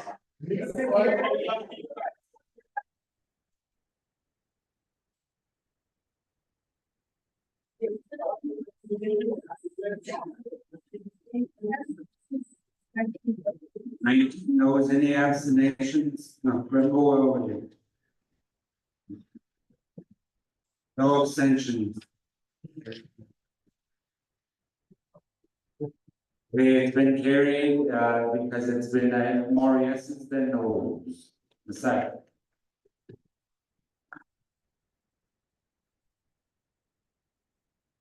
Okay, Garnet Williams and Fred Williams. See Garnet. Fred, okay. We got a resolution. Resolution number 2025/03/06.014. Resolution title, Tribal Council Concept.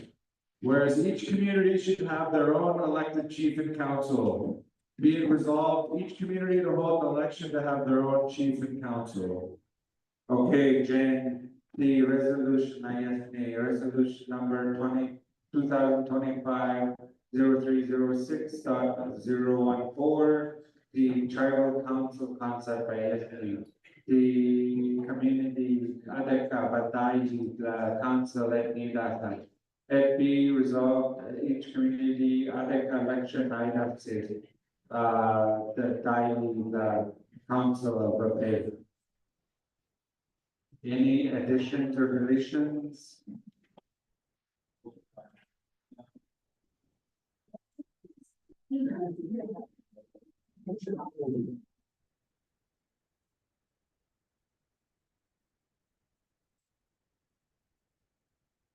Okay.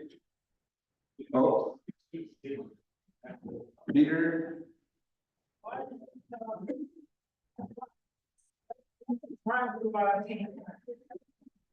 Break up the LBN member. 50 on one. It is now. Break it up. Not going to be the same anymore.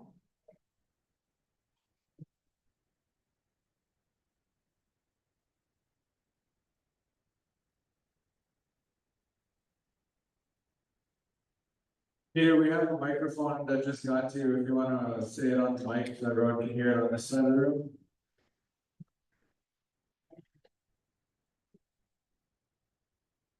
I would say like. LBN is the largest, third largest, member, like, LBN is the third largest bank. And you break up the band like what you're talking about, nothing being said. I don't know why you guys want your own secret council in each community. It should be like the way it is now. I'm against that. I would like to say other things, but I'm not going to, but that's all I have to say.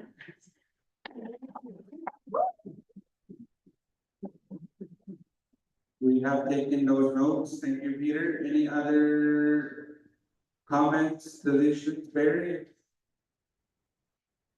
Messiah, the dice yung sa kose the resolution niya is the each chief and council in each of your community in Fort Papi, Old Fort, have checked and done standing in Wyoming.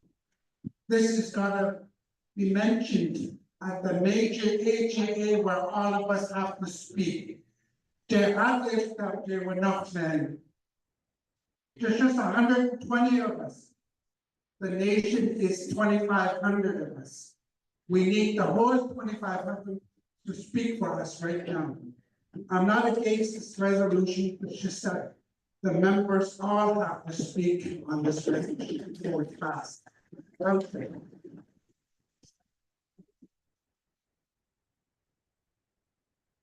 Okay, we're gonna have a comment from Fred, and it looks like Paul West Jr. also wants to make a comment. Just at the back over there, Steve, you just, oh, there it is. You're sitting up here.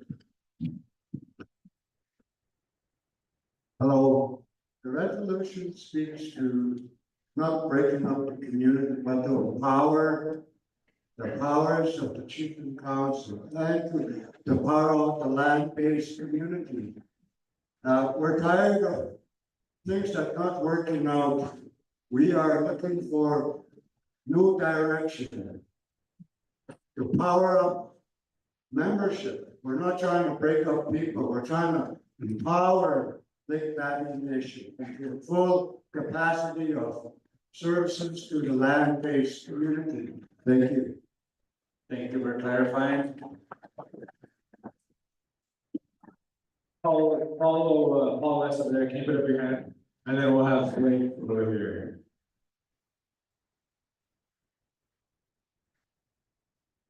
And Marie also wants to speak.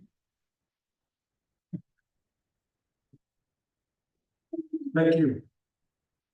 Denise, Sapose, Skyze. Sa Fort Valley, they were trying to separate J meeting and Smithers was there for car accident last week.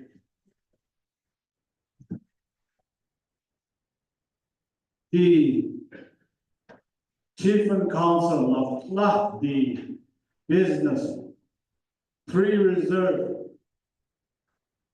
All for so be with the councilors of the guy Padam, so council trying it will fishing ground only today. And that being Ahos, it will fishing ground when but they have village. Back in the 50s, that means they had Donald's, Fort now we're just fighting, lifting up hands. Nobody will put their hands up. The government, they're just making us fight. Let's put our foot down and go ahead with our 3 nations. Tachet, Wyoming, especially Fort Valley. All these years, how successful. I grew up with that. Also, still the same. How many chiefs went through? How many councillors went through? When they got to Oyster, worked in Fort Valley. There was sawmill there. She is Keith. He ran that mill for them. Knows how to stuff. Keith can work. That bridge they were building back in Forest and Decker Lake used to buy that. Anyway, sawmill, I eat all the time. Now Badin's got nothing. I was running for councillor, I was gonna rebuild that Ketco Lake smoke houses. I was gonna fill up that lake with smoke again. If they mill, I eat all. Thank you. Sorry. Go ahead. Well, why don't we do Maria next since she's right there, and then we'll go to the lake.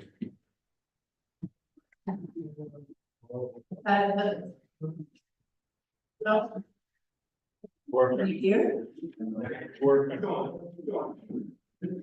Yes, Paul,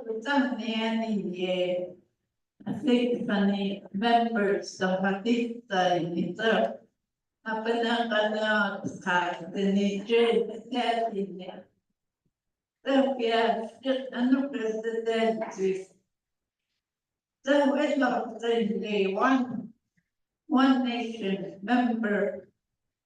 Yeah, Apeleo, the honest or the Niati in yeah, it's like and the code I think then where will we? Yeah, so anyway, please don't take this up anymore. I withdraw this resolution that to put down. Thank you.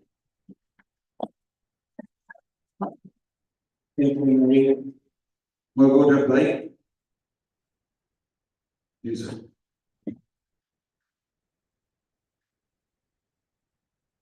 Blake, yeah, there. Yeah.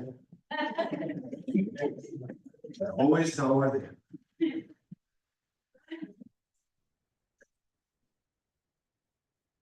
Hi, my name is Julian from Old Fort. I think that would be an amazing idea to have. If we can't do a separation, at least let us have a chief of council for each community. So everything doesn't just come to Wyoming and stay here.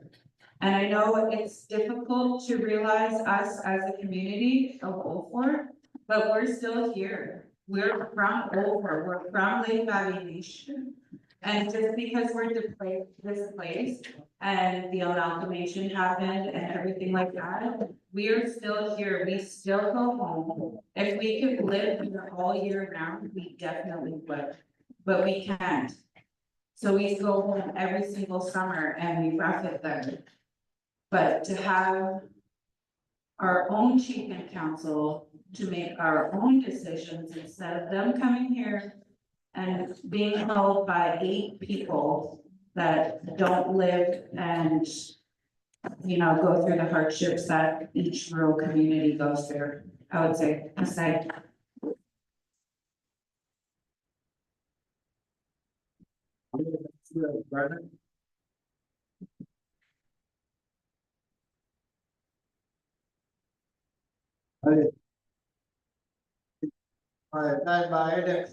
Separation issue with it's about getting our sovereignty back.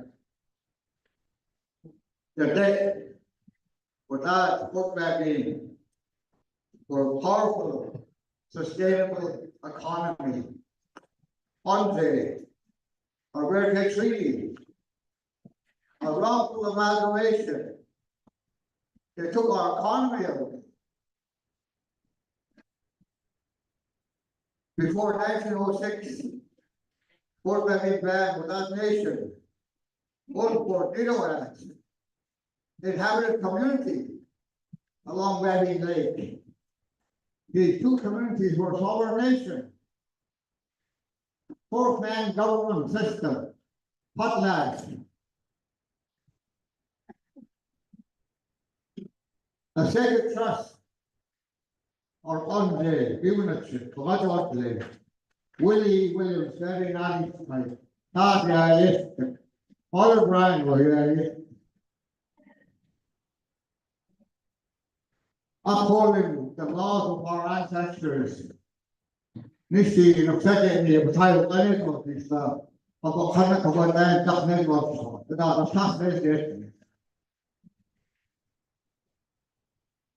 well, that law was outlawed. 1885, potlatch were outlawed by LBN Act. This was British North American Act. There's no confrontation or conflict from the communities. It was a four-clan hereditary system.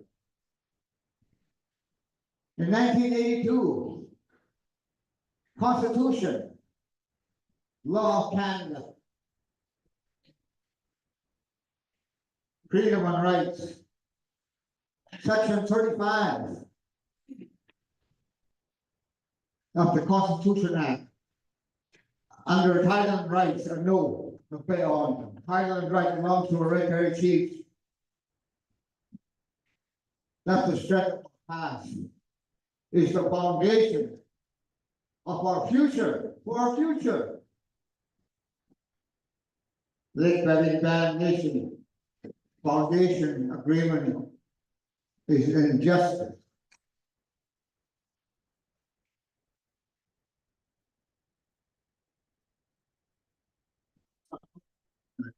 Section 35, Section 1, inhabited communities. Our lawyer, told me to put the chief and council on notice. You are violating our treaty rights from 1906, 1955. Chief and council came to existence.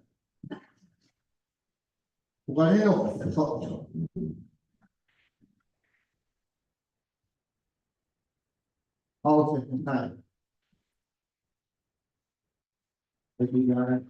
Okay, I have Melvin, Ernie, and Victor that still want to speak to this resolution. So let's go to Ernie, and he's right up here, so. I'm here to speak. When I speak, you listen. So you know, there is no separation. We're still back on the untold territory, Big George and Big Queen as their son. You know, there is no separation. There is none. But there's no resolution coming into that. Because Big George and Queen are Leon George's parents. And Leon George's name is Leon Joe. So we need to keep this resolution right in there, to put it in there. Because before that in Christians, it's Big George and Queen. And that's Leon George's parents. And there was no consultation done through this resolution. And I'm the last one of Leon George's son. And I have every right to speak up on my rights in title provincial. And I've been left out long enough. Now I'm bringing it in to you to put that in resolution. Because Leon Joe, that's his real name. And Big George and Queen, that's his son. Fourth in French. There's no resolution done to her. And I'm the last one of Leon George's son. And I have every right to take over that territory. And this is one of the resolutions you put in. Because the fourth in Christian, all our members should get revenue and the fish. All revenue like the nation, we should get that.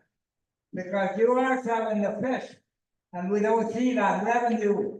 So we need you guys to put that resolution back in there and pay all our like the nation members, the fishery, follow, full year. Hey, you're on the town with the arms and out there, Messiah.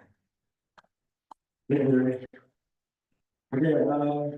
while we're here, let's get Nancy and Victor, and then we'll finish off with Melvin.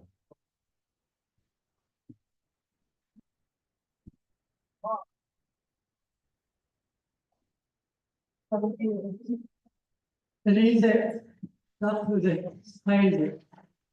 Die business jen so bit Wales. Een constitutional right by. Ja, je hebt die. En dat is het. So die beauty voting die any jen at voting dat het gaat change. In our annual general assembly, so constitutional rights, so for the US deputy, for the deputy, so any view to that member Henry, a bad the constitutional right for the deputy, a bad it was a deed then.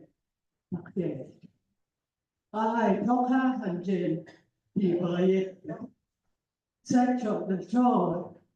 Organize the jobs like the two law or rules and then up to has the it has a constitutional right by it.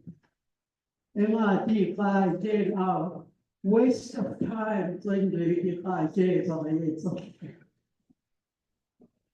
When you talk about constitutional rights, it is one of the biggest laws that we can talk about as a band.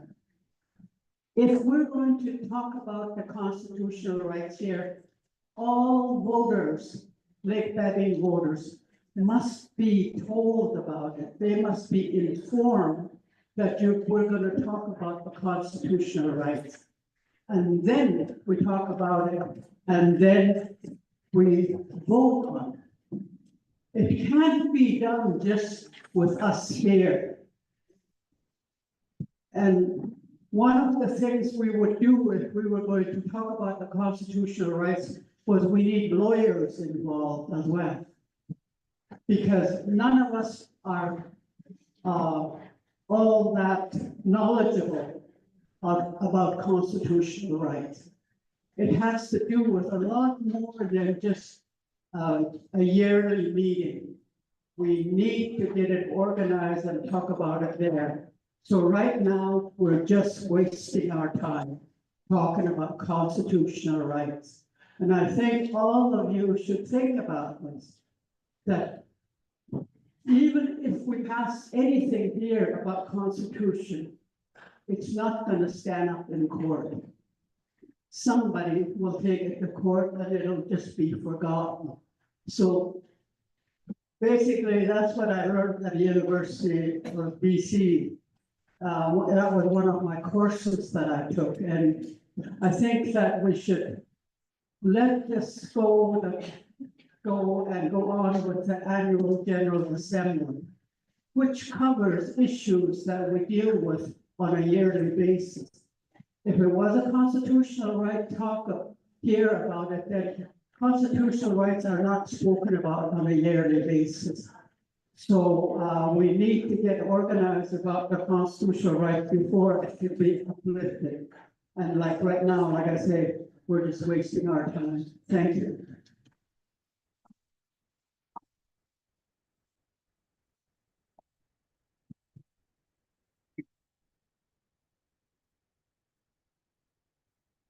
What's that? Nico, what's on the, what's that? Sana tani. Sana only what that because then that sana line so ya kaya needed the CEO kapasiteet.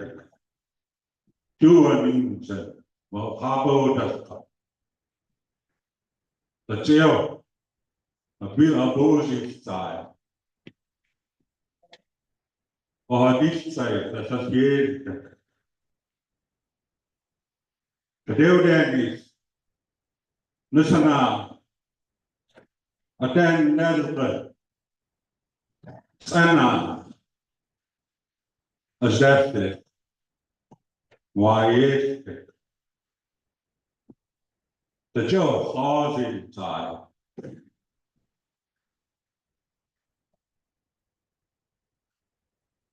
Wanani,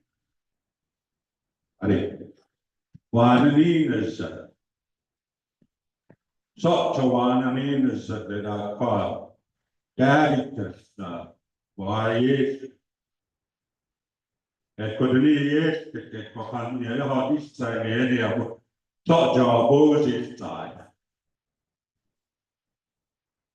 Now, Mr. Hector, Sana can identify. So, you. They saw on the LBN AGA, Nusana, attend meeting paper. When the contents are now fully torn it up, and I oppose this time any directors about me, very so while waiting each other. It's not a and I pass up on there with that. Nico, not harder to accept.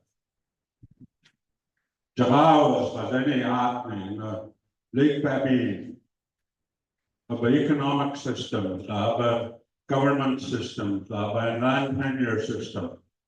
Joe has tossed happening. The joke is, Baby, you got the name. Joe, the lab. The lab, Baby, Yahodin got that name. Helen Bay, Odds, Tabani, and I'm planning hot out that the and you just banning these being joined the Yahweh, Joe Father, Yah. Tapanewing there. The top in the touches 180. Hey, man. Boy, hey, man, one is here, the second one. Jail. What's another? The name is no, it's not. No, it's not. Just what you. No, it's not. Anyway, it's not. Any upon the name is there. Any out of it that's not happening. The Otana, top, but then near. Equinito, a time be any. But Itana, but then left is no happening. Itana, no. Say what else they no will no way near on in there. They would have to that thing. The child young but out of a child so time awaits at the edge. They know on in there. They would have to no happening. The guy chain was in Queen there. Thing. The government, actually, was teaching them, attend that like that name. Then the chief and council, no way will any elected of that, any no attend, no way that like. They just need assimilation, I guess, also now. I The Kadibai, Nito Kana, Nito Atana, and the Patabai, and hey, Acting Chief and Council, hey, government, no way, meaning I know acting, it's not after. Just you know, a new, about it, China, the knee Henry, the China, Paya, how I have a way, just the toss. Heavy as toss. Need to a funny way that are not. No, funeral stuff. About anyway, short me about any. No, no, China, what army. That's the joke about anyway. They are. I've seen Chief and Council because they community of the people of the Mito Canal. But China, no army here, no Chahon bill. China, I the Airway, Asia, Unit Solid, obey on. The Sonito Canal to which was there. Joe, you're finally Joe, no army here, the Joe, no Chahon bill, Joe. Babina and Otana, the sun. Thank you. Okay, we've got a couple more people that wanted to speak to this one. We've got Walter there, Fred there, Melvin, I haven't forgot about you, just for the sake of keeping things going. So let's go to Walter next.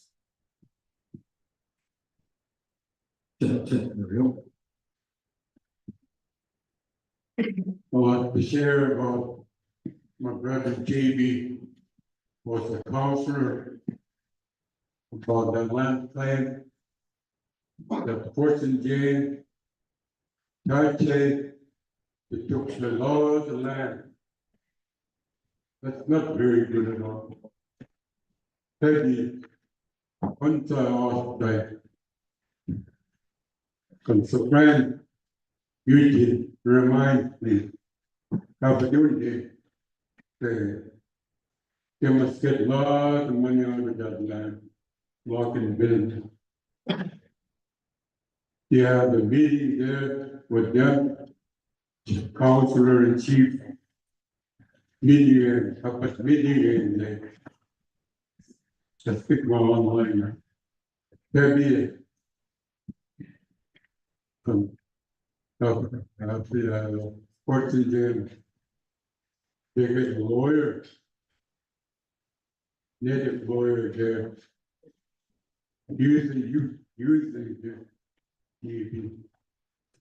That's how they get that land. We need somebody that's a lawyer, back up to the chief and the counselor. Gonna get worse to coming up. I'm getting old. I used to travel with my dad across there, traffic, walking. There's a trail. I don't know, 4 hours walking up to my dad's drop line. Now they're talking about pipeline, they're gonna come up to Fortune Jail. Because top left to my dad's drop line, all the way to Old Fort Badger. They're gonna be a lot of animals gonna go. It's already happened. We need to lawyer talk about keeping the counselor. My brother used to share a lot of times about the land. Another thing I want to share about my grandpa, Chapel Lake. When I was young, there is no route to the Fort Benton. You use a boat to travel. Me and Silver, JB, John Paul, only four of us went with it. My uncle, the chaplain, like traveling, walking. No, lots of people who wants to get money from the gold mine. Anyone of you go traveling and you walk, not talk about it. It's lot to walk. There was no route with the Fort Benton. Not too long ago, the Locker Road there, that's how they get the road. I've been there all the time. We look after my grandpa, my mom and dad to get together, look after my mom, my grandpa.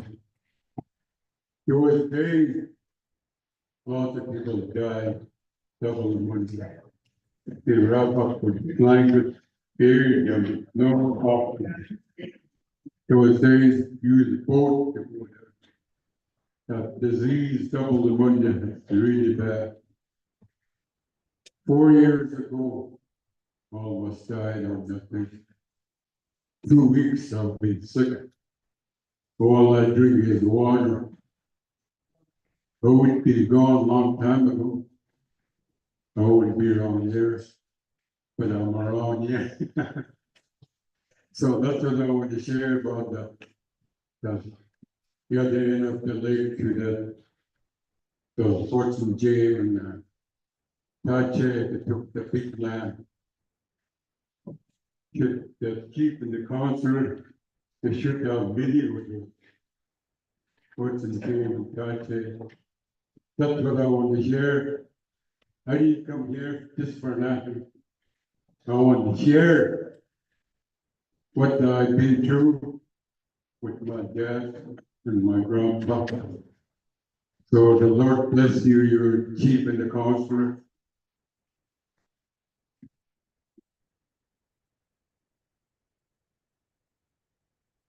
Yeah, I have a friend, I see Chuck at the back. Thank you. I just want to, it's a hard subject. I mean, I don't want to be like a broken record, but this is DIA system that we are on. One size fits all.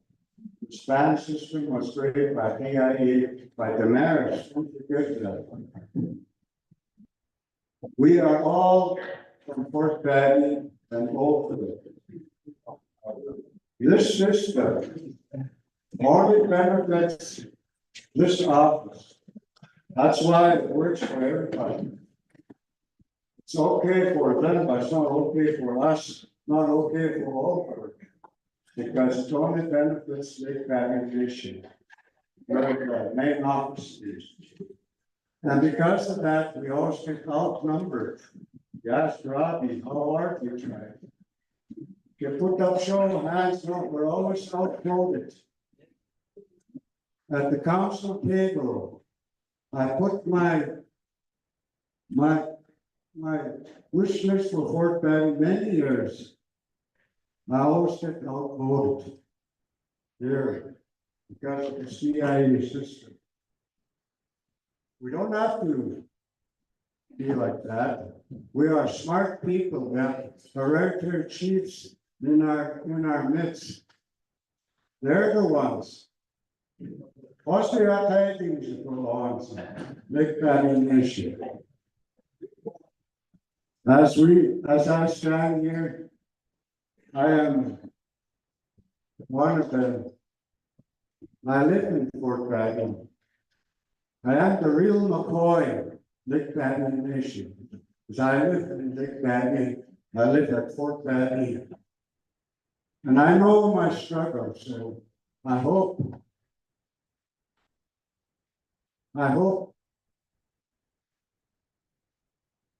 the leaders have some changes of how to take care of all of us across this country, not just in this office. Thank you. Thank you, Brad. Okay, Chuck. And after this, we're gonna take a quick break. There's a snack out. I know that some people need to get some food. Yeah, Mel, we'll over to you too. Thank you very much. I just want to share a little bit for what I have learned from my past. I was, with the gospel band for 18 years and I was their sermon master there all the time where we traveled. And I just want to tell you that it's really good to learn what you can speak here openly. And just to tell you the truth is, my late dad was with the Native Brotherhood. He's the one who learned how to open up the gospel things like that, family laws and all that stuff. They opened up. And it was awesome. And I went with him. And I was a gospel band for 18 years. And I learned how to control. And then learn how to control the instrument and all that stuff. So I just wanted to let you know, everybody here, learn good and speak out loud. Don't, nobody can hear you. Open your voice right now and then be somebody that you're going to be blessed. God bless you all. Give the Lord a hand, everybody. Thank you. Thank you. Chuck, Mel, I need to inform you that this resolution process are for the members. And as a council member, you are in conflict, so we will not be able to give you the mic. As the resolution process is for members. So I just wanted to clarify that with you, Mel. Any other discussions?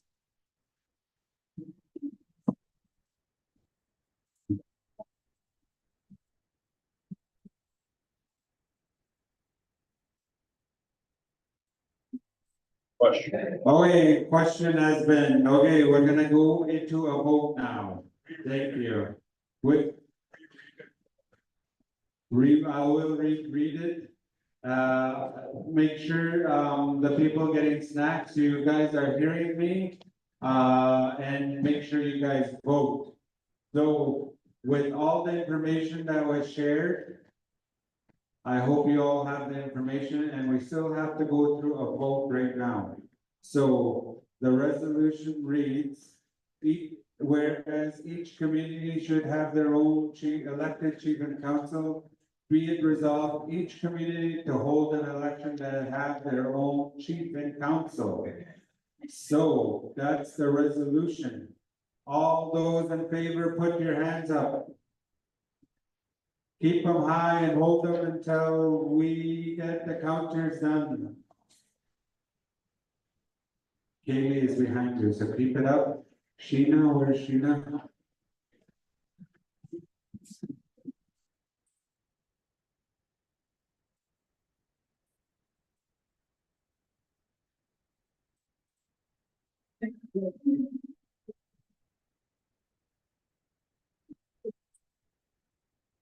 The people at the snack table, you guys heard me? Good. I see like 500 people online holding their hands up. One bad week.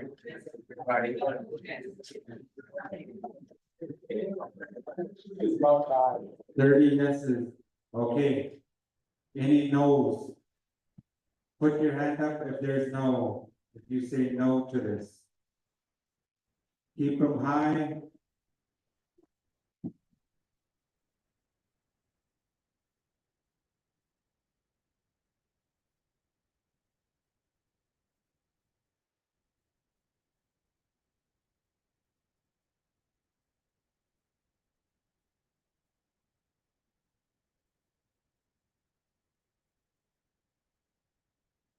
Any abstentions? None? 30 to 11, it's been carried. Thank you, everybody. We will take a 10-minute break and we'll continue with the resolutions. Let's take a 10-minute break. Gotta come to ones online as well. They're present.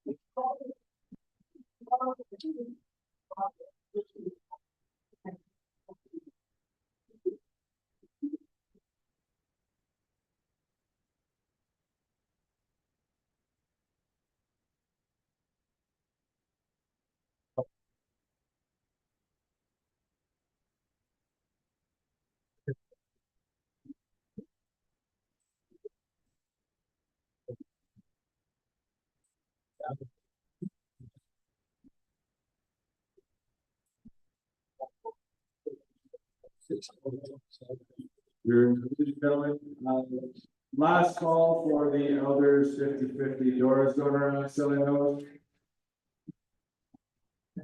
Here, $10 a ticket. $5 a ticket. Last call on elders 50-50.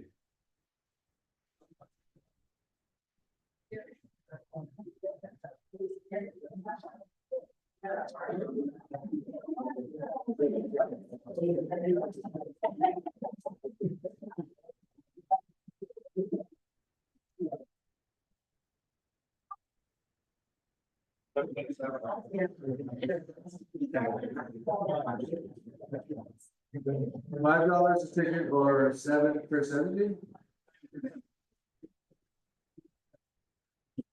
Oh, 7 for $5.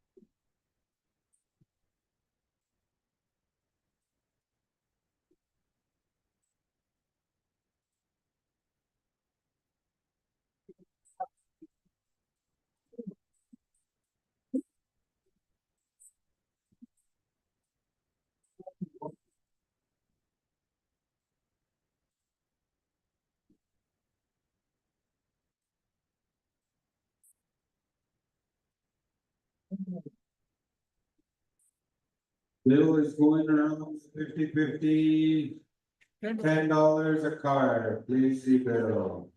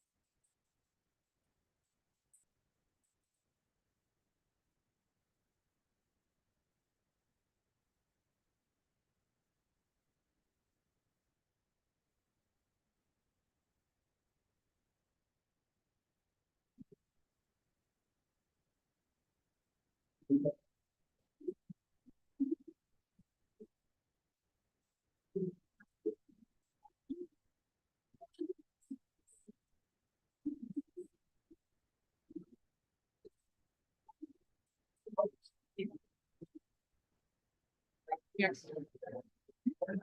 You remember? I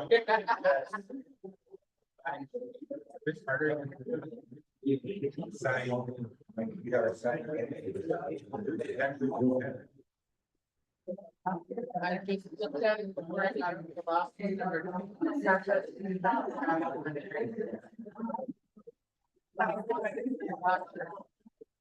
You guys are having your snack right now, and I promise I won't yell at you with my slide up again.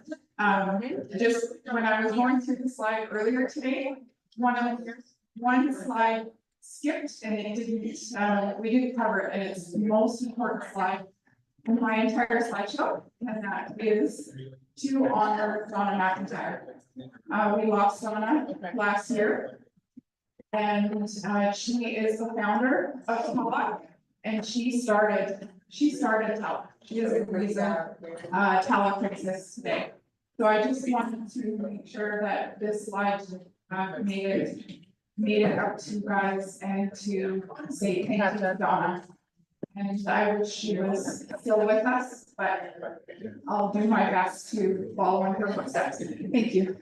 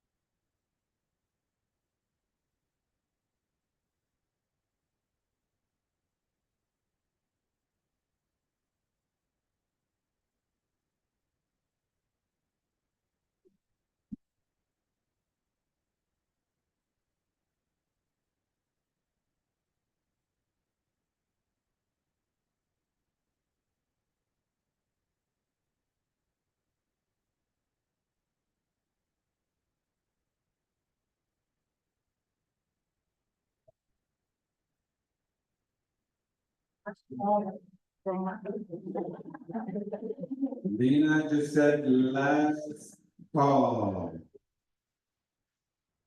7 tickets for $5.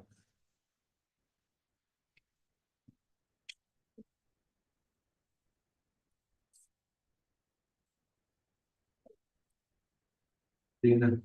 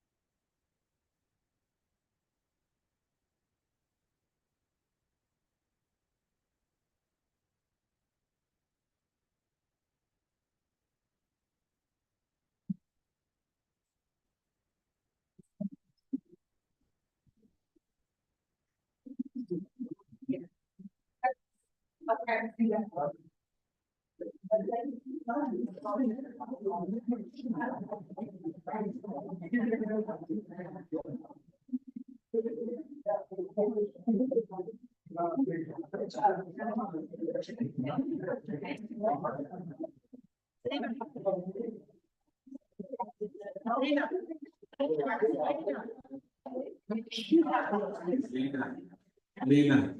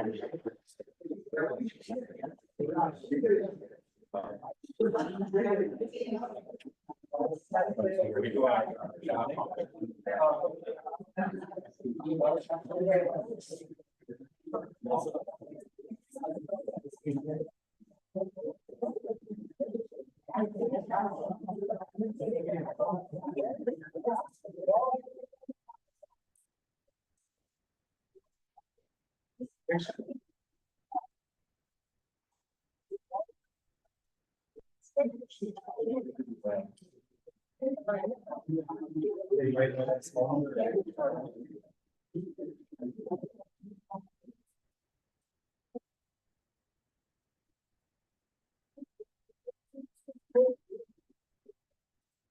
will start in 2 minutes, 2 minutes. Decide.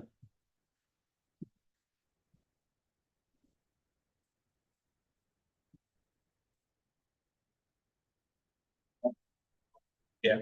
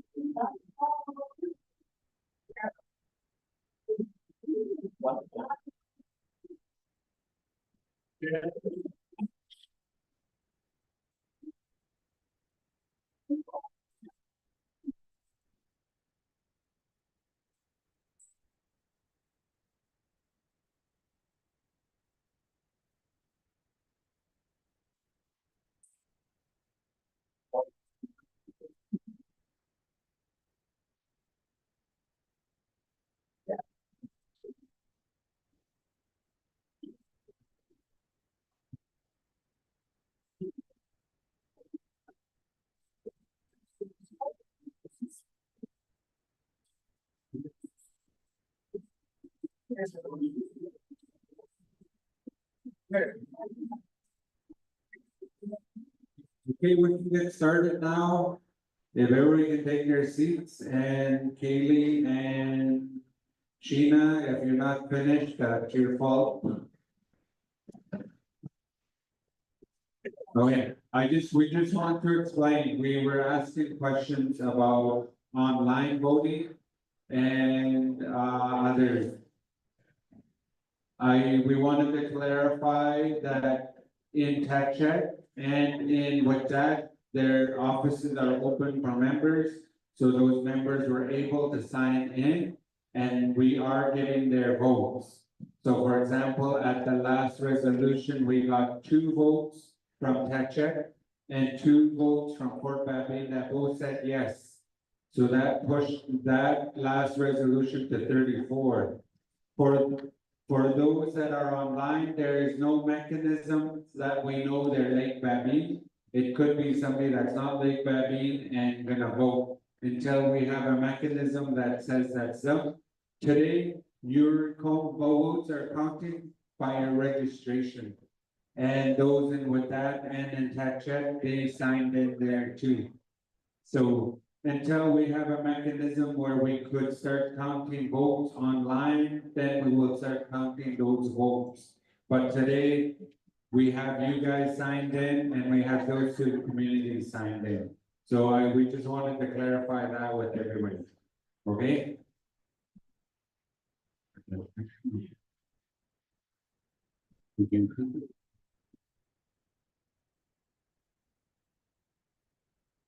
Okay, we'll continue on. I'll pass the mic over to Julian and we'll get on with our next resolution. Thank you, Darcy. Okay, next resolution number 2025-0306-008. Resolution titled Housing Development for Wyoming. Whereas Wayne needs more housing, as there are so many members that live off reserve. We pay our own rent, utilities, and living expenses. Lake Babine Nation needs to free up social housing units for families. We need additional land to be purchased and are allocated for housing development to offer homes to members who can pay towards a mortgage. This is not only for families, but for childless couples, elders, or small families. Option can include tiny home development for elders. Therefore, be it further advised that Chief and Council, Chief Executive Officer, and Economic Development to begin a feasibility study on a mortgage housing development for members to purchase homes in Burns Lake that can generate income to offset social housing homes for larger families, tiny homes for elders, for supportive care, and allow working members the opportunity for on reserve. This was moved by Deanna Brown Nolan and seconded by Roxanne Allen. So I believe they're both in the building. Let's see. Yeah, they're both here. Okay, Jen, the resolution, the housing, Wyoming, housing earnings and tiny, off reserve water type, the, rent, utilities, other, Haishka, Lajen, Tini, Lake Babine, the social housing at open industry. The yen katwe, the qua industry, la Dini qua the house at Nina la the mortgage ISD at South Island the kani belah ni ada askar elders kani small families ISD any apa pe kani the modes ni kani anyway at Nina the elders apa pe at train. Then Chief Dai Council and Chief Muti, Economic Development, the feasibility study yesterday, Zanawat's mortgage housing development. So I das chat in Burns Lake, La Jane, the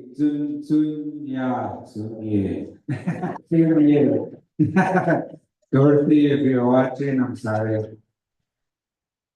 The social housing, the any families in Chani, the house mostly any elders of a pay, anyone, la any ata ni sub the on reserve housing I that's chef.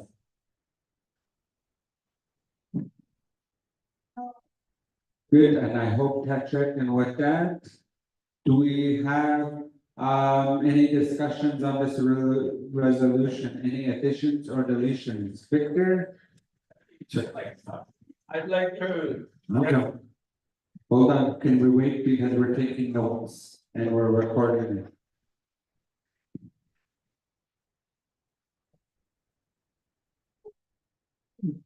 I'd like to make a recommendation that that be expanded, not just to Wyoming, but also to Touchet, Holford, and Fort Babine. Because if we're going to do a study to make sure that everybody, we got to be inclusive to everybody that's there.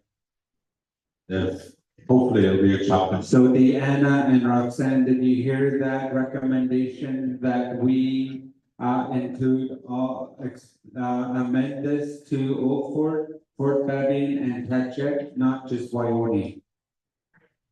They both said yes. Thank you. And Mel was asking about this, is this social housing? It sounds to me like it is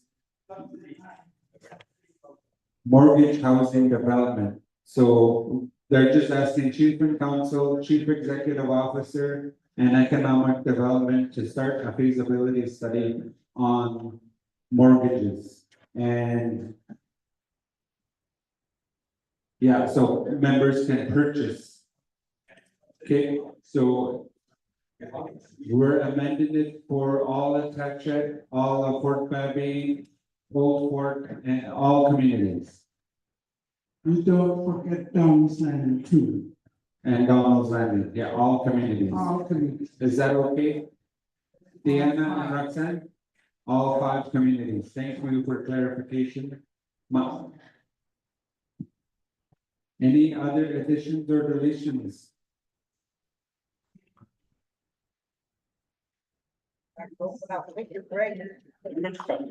Okay. Huh? Okay, after Terrence put his hand up, and then we'll go to question. About this mortgage thing, I think CMHC is the only one that can mortgage housing on res there. Because they have to mortgage res, they have to co-sign for the person that's building the house. And LBN's got a co-sign for that person. Right? I have no idea. I think that's the question they're asking, is they want chief and council, the chief executive officer and economic development officer to look into it. Okay, so what you're asking is, that's what they're gonna do, is the chief and council are supposed to go look into it. That's what we're asking them to do.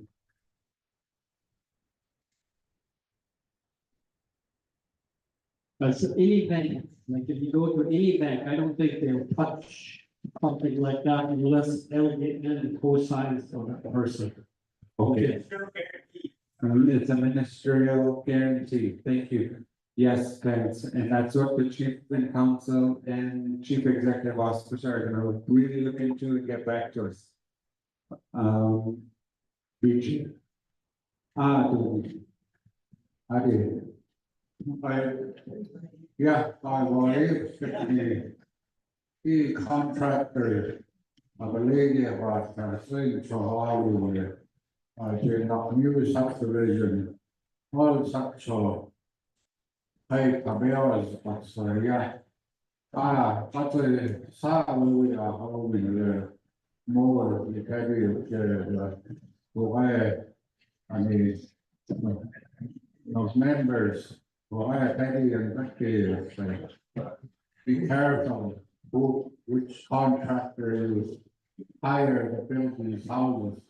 For example, more issues we got in the new subdivision and elsewhere, like I checked in Fort Baby. Somebody else to keep an eye on it. And they could try to solve it over budget for the contractors. Okay, thank you. Question has been called. So everybody has information. And question has been called. All those in favor? Yes to this resolution. Yes, put your hands up high so Sheena and Kay will vote. Or count.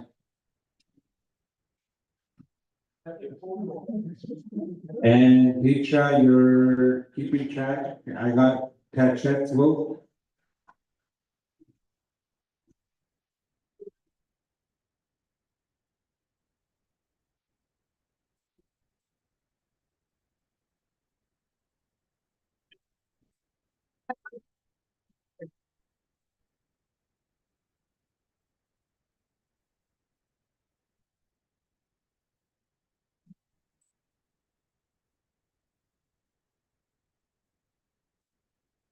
$61 yeses, any no's?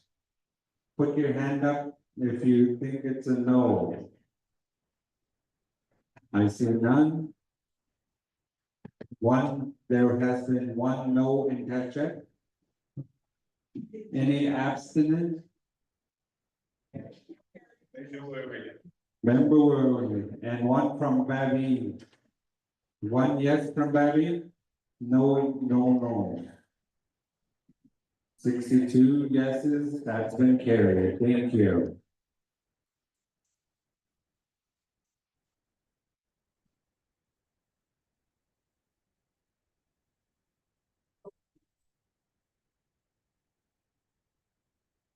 Okay, we're gonna jump ahead to ones that we know that people are here on.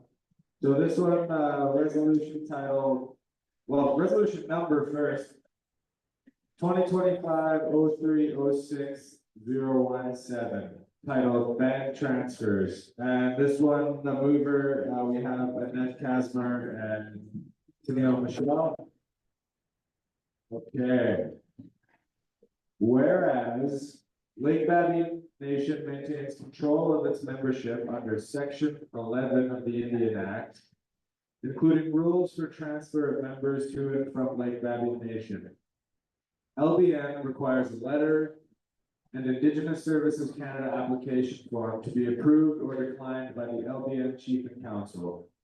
Lake Baby Nation members and non-members have transferred to and from LBN for the purposes of benefiting from programs and services, including housing, education, social development, employment training, and varying monetary incentives. Transfers have included individuals that do not have either a direct blood link or a family link to Lake Baby Nation.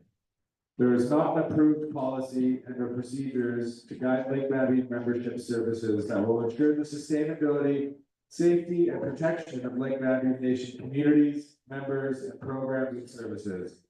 Therefore, be it further resolved that Lake Baby Nation will develop a Lake Baby Nation membership policy committee consisting of LBN's membership clerk, one council member, and one executive member, CEO or COO, and additional staff / consultants as identified by Lake Baby Nation. Lake Baby Nation will develop an LBN membership policy that addresses the needs of LBN communities, members, and its programs and services.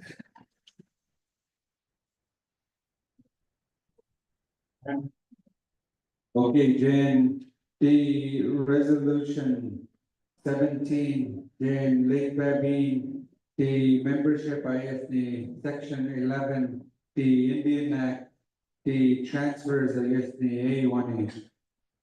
Then Lake Baby, the discuss any Indigenous Service Canada, any application form, the how or hopback ISD, the chief council, Jane members, non-members, Jane transfer ISD, Jane no programs, no services, the housing, education, social development, employment and training, monetary incentives, the transfer ISD, the need no family awaits and the Jane policy, the procedures, membership services, the sustainability, the safety and protection, the Lake Baby community members, programs and services.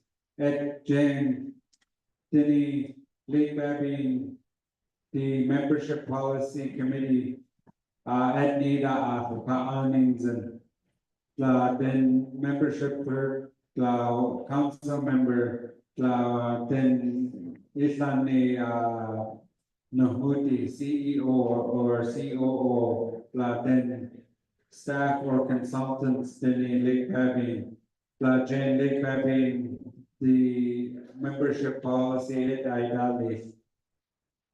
Then Lake Baby members, communities, programs and services one.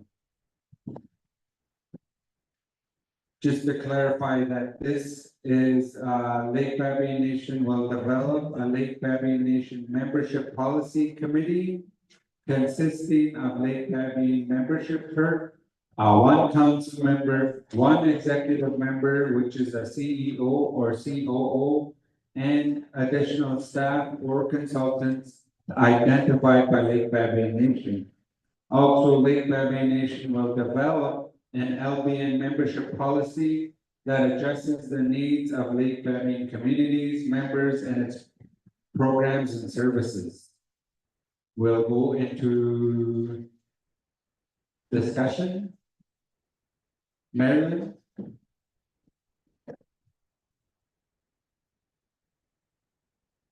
Yeah, Mary standing in the corner. Stand up. Okay.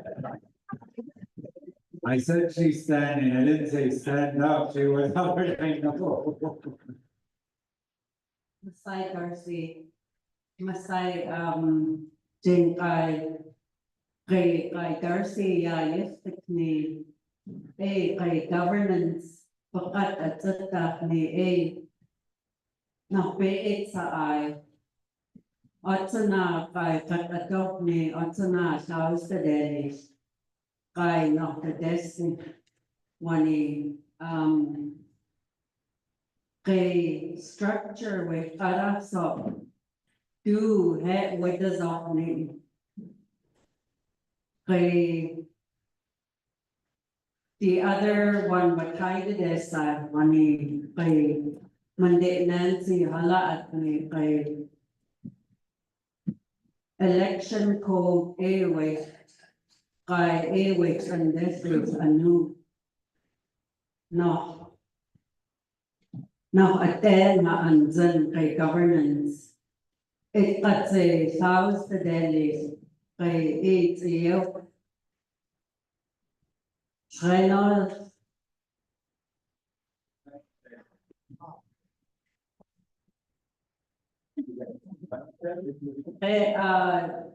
No, ani nga sa Delhi pa, the governance by is that kay election code, membership. Kay nohnihan ng tadefni sana nanandel kay ng tadefni at ng tadesni sa wani kay kaya ansan itlak kay ng tadesni di itniw na kay ni time period like itniw kay outside kay structure inside that because no it is of me. And so how do they say going backwards or something? Atsana kana di stay on the masaicha.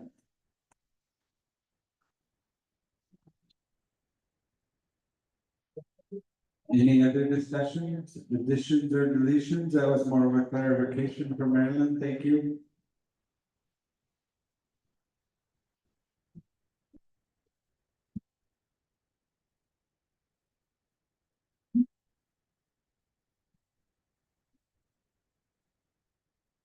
Hey, Victor, you have a question or you commenting? Instead of having the CEO or CO executive officer, change that to. Change that part about the executive to the governance director so that they can work with them. And then Tadil are our movers and our seconder.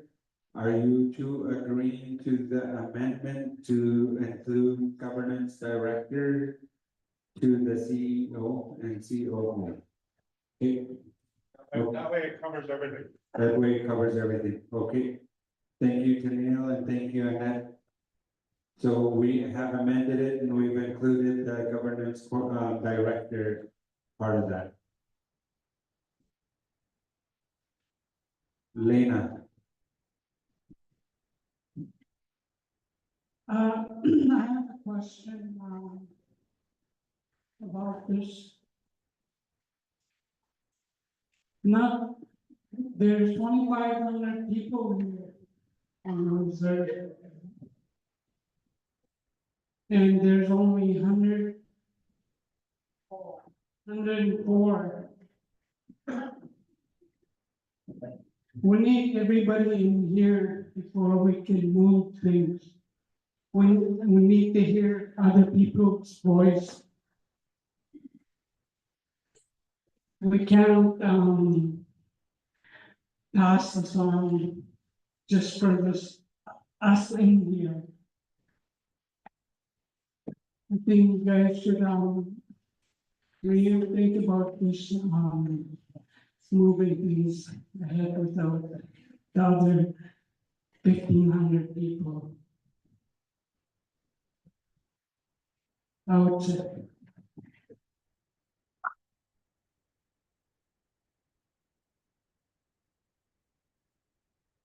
Thank you, Leah. We've taken your notes.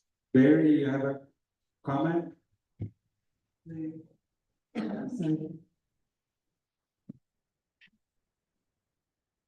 Hello. Hello. The Maryland North, the government's performance. They at the P10 and at Noctanay, Port Papi, Smackers, Hatchet, J, Prince George, Vancouver. P10 is Passans and the elders J. Lahni J. Notana is Nazuhaki sign. Sancho, the new way is. I do I patazi Sancho Pacanino said before you vote. You may take the work away from the governments before you vote on this. That's all I'm saying. And it is the members that vote on the team. There's members in Port Papi, Hatchet, Beaufort, the majority is in Prince George and Vancouver. Well, there's that team in Edmonton, Messiah.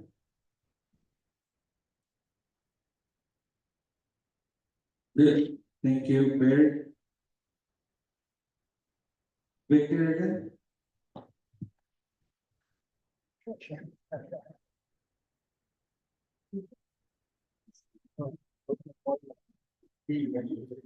Maybe we should put a pause at the end of that, saying that the final product has to be approved by referendum within Lake Bevy Nation.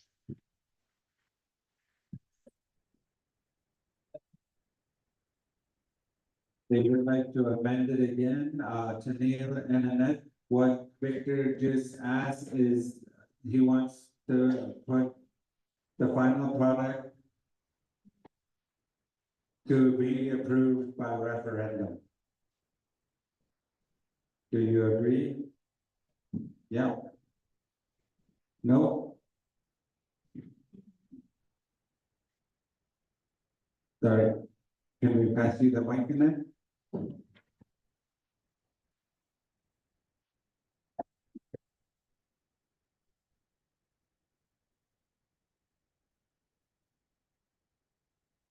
I was just saying, why do we need a referendum? Wouldn't that cost money? Like the governance director is going to be involved, wouldn't that be enough? No?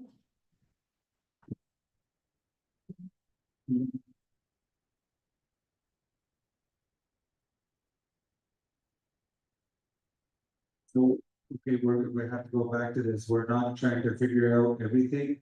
All we're asking is Lake Bevy to develop a membership policy committee consisting of membership clerks, a council member, one executive member, which includes the governance director, and any additional staff or consultants as identified by Lake Bevy. Lake Bevy will develop an Lake Bevy membership policy that addresses the needs of Lake Bevy community members and its program services. So right now, we're going with a policy, not membership or citizenship final product. I think that's the clarification that Annette was saying.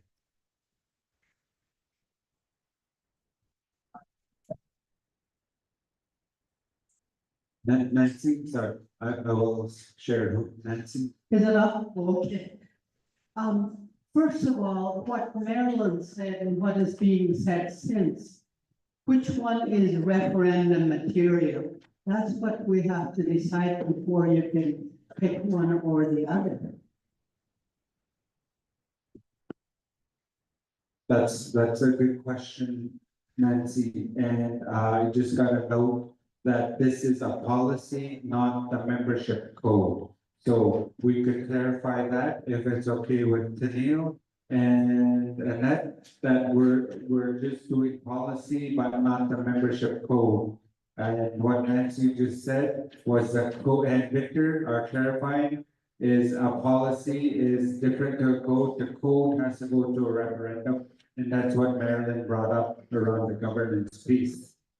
So if it's okay for Tennille and Annette, that we are clarifying that this is the policy, but not the code. And we'll put that at the end of this. Okay? And Marilyn, yeah, Marilyn wants more clarification.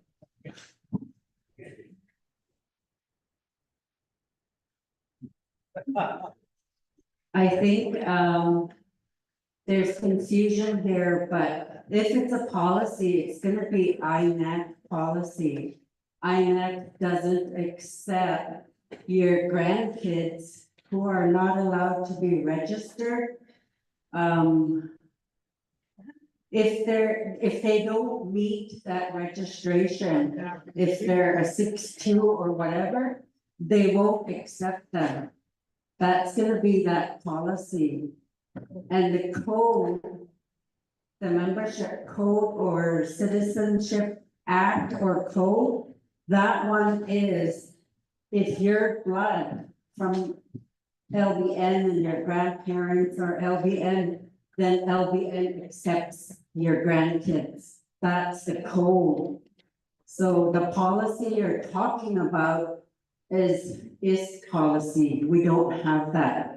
We follow ISK rules right now, but if we make our own code, what you're saying, you want your grandkids to be accepted, if they're not status, that's the code we can work on, that we're working on.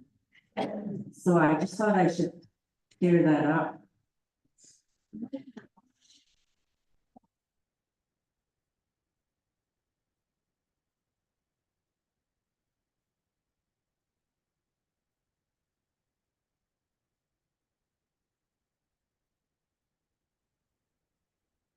Okay, yeah, and just a little bit more, thank you, Marilyn, for clarifying that. We were just, Rosa and I were just reading this, and in the whereas, Lake Babian Nation members and non-members have transferred to and from Lake Babian for the purposes of benefiting from programs and services, including housing, education, social development, employment and training, and varying monetary incentives.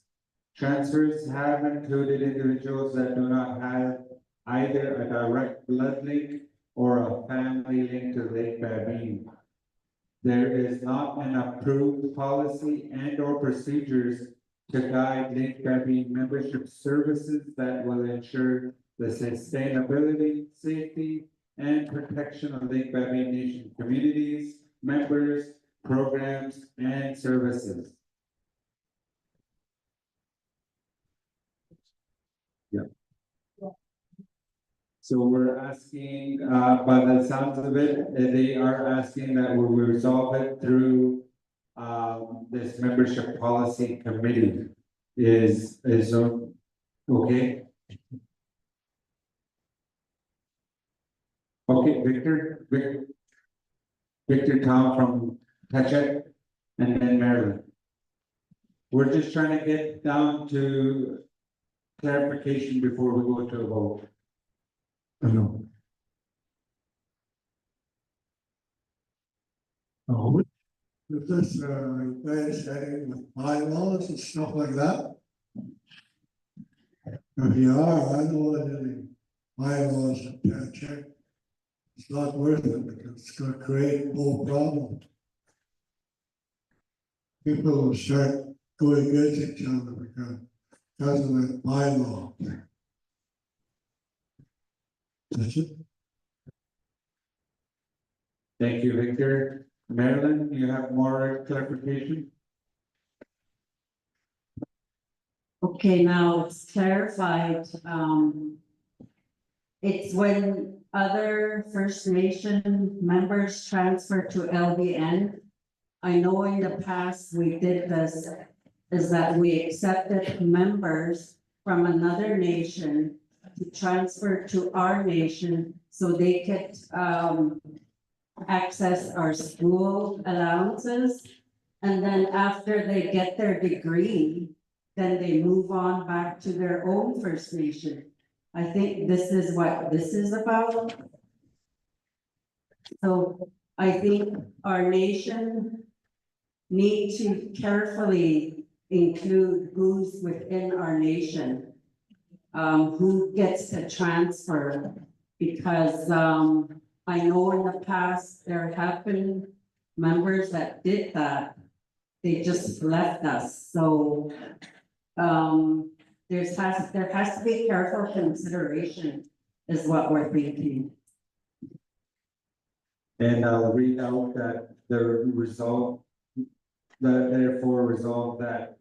And the reasons that Marilyn is saying this, and Tennille and Annette, Lake Babine will develop a Lake Babine Nation membership policy committee consisting, so they want to start a committee that's gonna look through those members that Marilyn just mentioned. That the committee will consist of the membership clerk, which I believe is, we have a membership clerk. We're gonna choose one council member, we're gonna choose one executive member, either a CEO, COO, or governance director. And any additional staff or consultants identified by Lake Babine. Lake Babine will develop a membership policy that addresses the needs of LBN communities, members, and its programs and services. Annette will explain a little bit, no.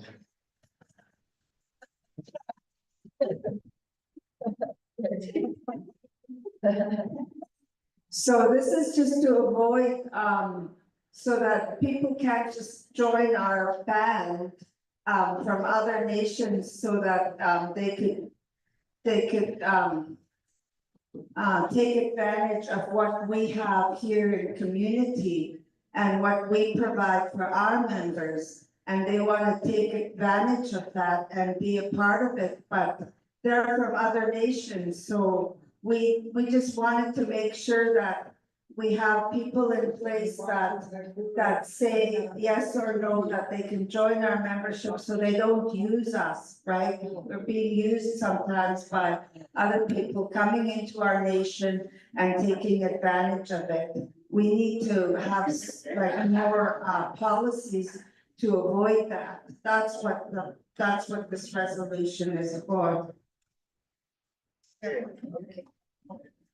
Thank you, and that's a great clarification. Okay, Billy?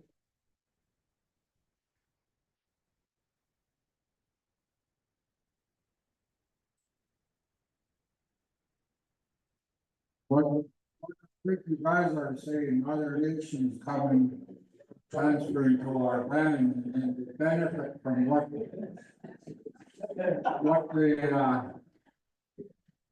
get training and they get paid for their training, education and other stuff like that. And they take advantage of all the benefits that comes out of our funds, and then they go on to other field. This is what, that's a simple fix. We just gotta say no, stop that. You can't keep on going like that. Thank you, Billy.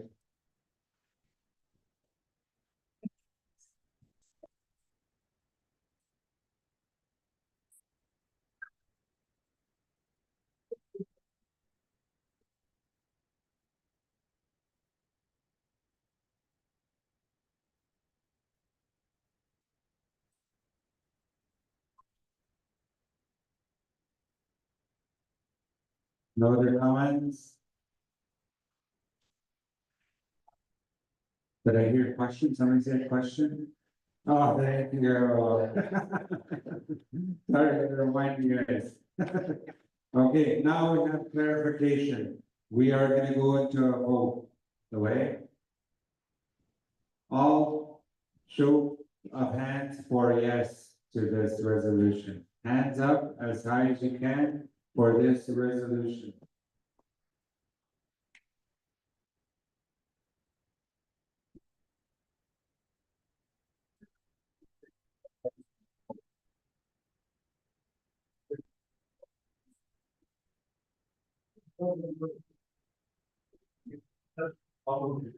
While they're counting, I got a text message from Patchett. We have 4 yeses from Patchett.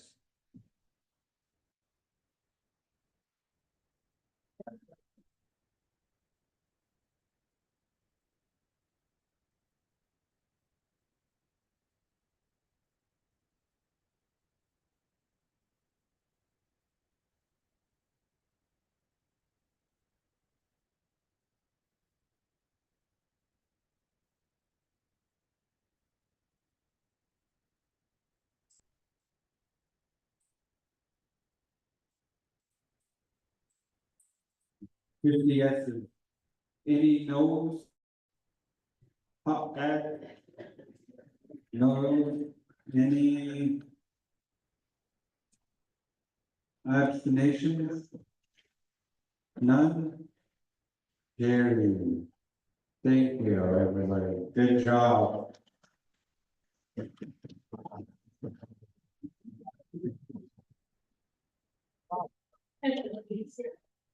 Okay, we have others to do, but we're gonna cut it off for today. You guys did wonderful work today. Thank you so much. We will end the day now. We want you guys to get ready for Elvis tonight, okay? You guys have to go get all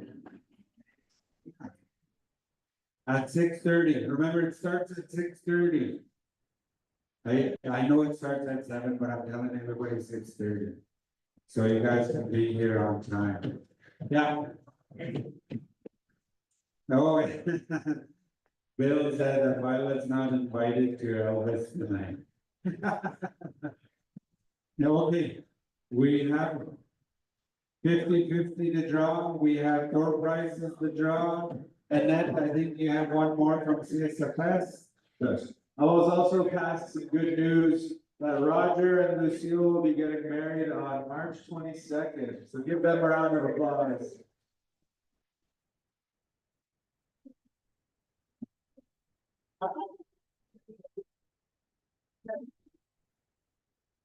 Okay.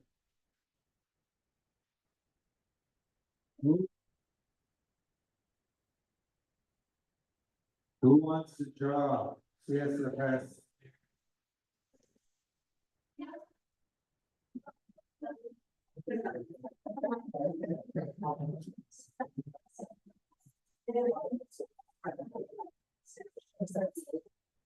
Thank you. Right there. Okay. The winner of the $100 Marks gift card, Gail Tom. Thank you from Carrier County Family Services. Who's 60 years and older? Who's hereditary chiefs? Your checks are ready over here. Okay, come see the ladies. Right there, Carrie, can you say? I mean, you are saying. I'm sorry. Just kidding.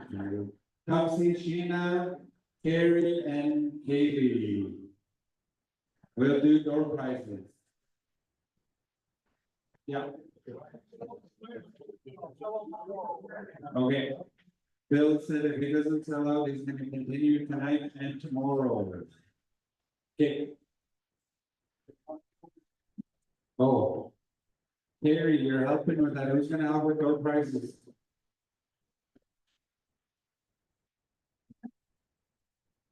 Sella or Pizza? How many door prizes do we have left? Musa?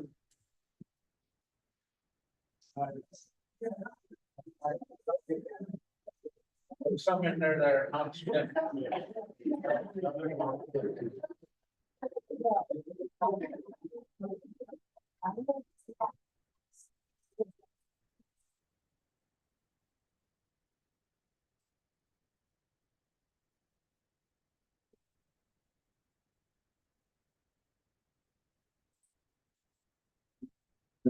I was also just informed for the elders collecting a check.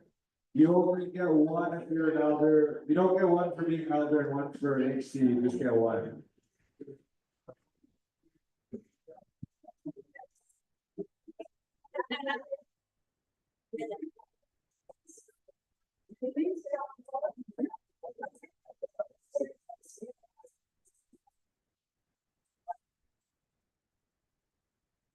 This is for $280. $280 to the winner. $280 to the winner. Jason, Counselor Jason did not buy a ticket, he will choose.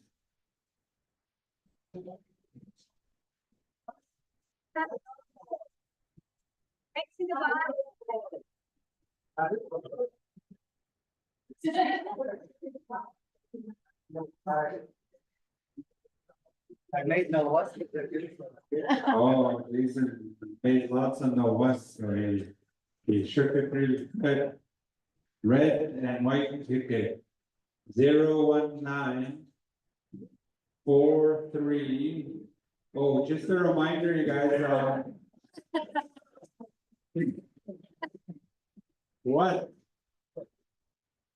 Oh, you want to know your thing?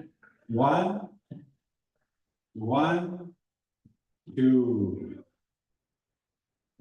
Last 4 digits, 3112. 3112.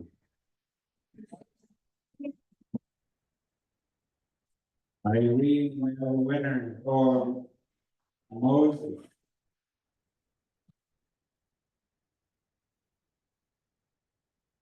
Three, 112.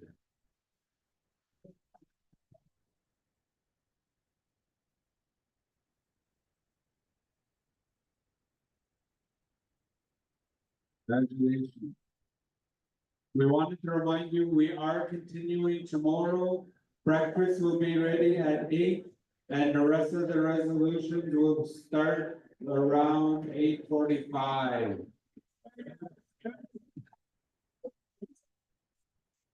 Resolutions will start at 9.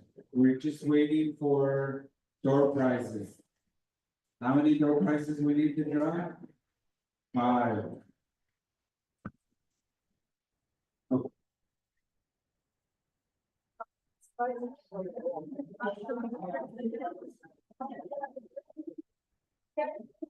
Okay, okay.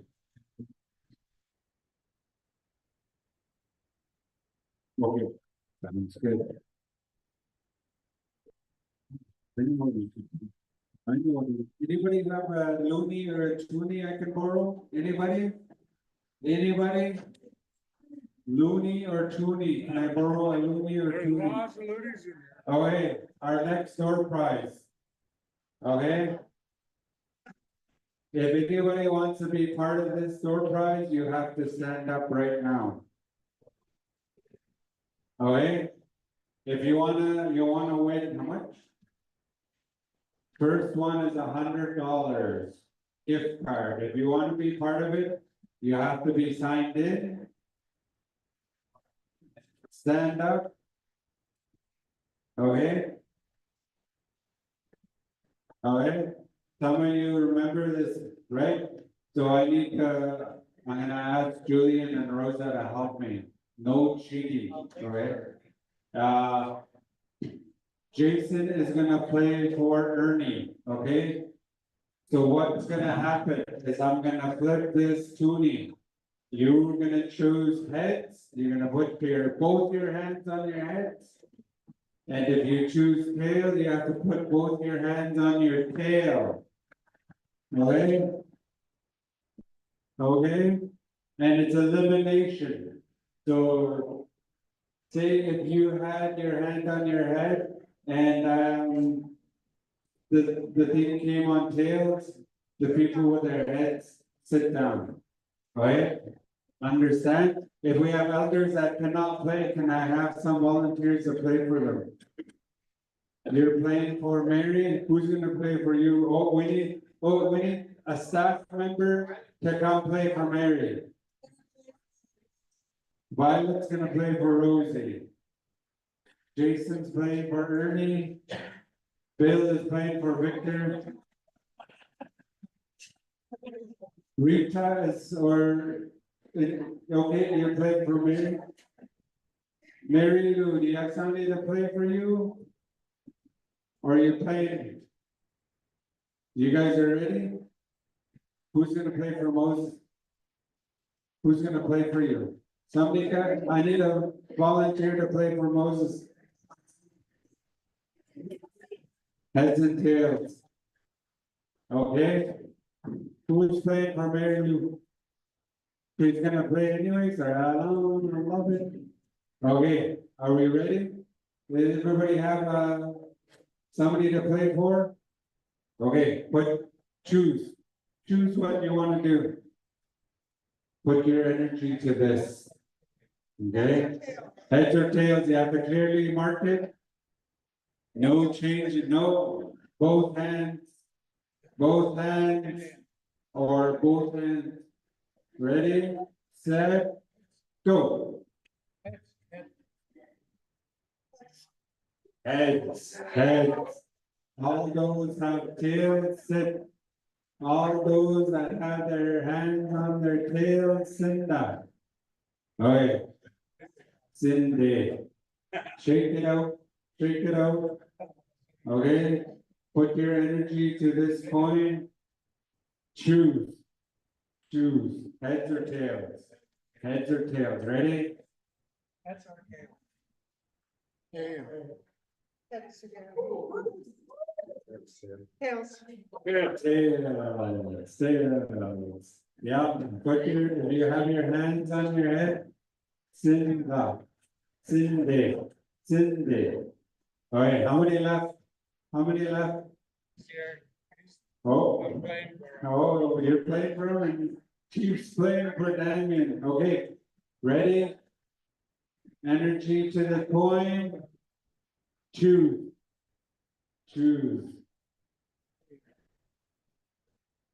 Good.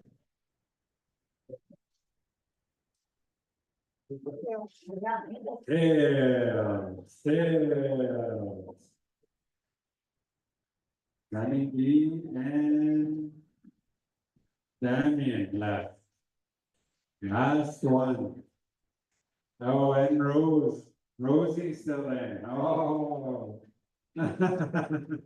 Okay, choose heads or tails. Ready, set, go. Heads. Oh, Damien is out, so it's Sunny and Rosie. We change our vote. Sunny or. Oh. Mary is still in, okay. Ready? Heads or tails, okay, show it. Sunny has tails, Rosie has heads, Mary has tails. Oh, I don't wanna do this one.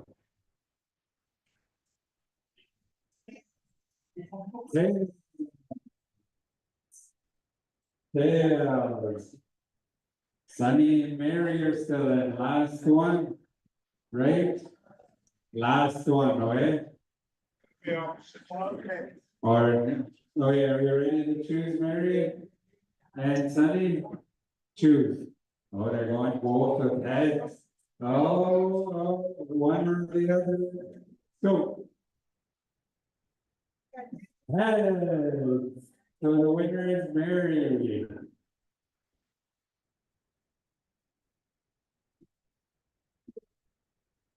Awesome.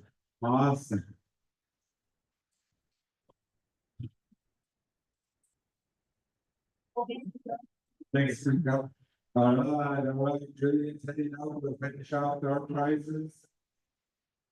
We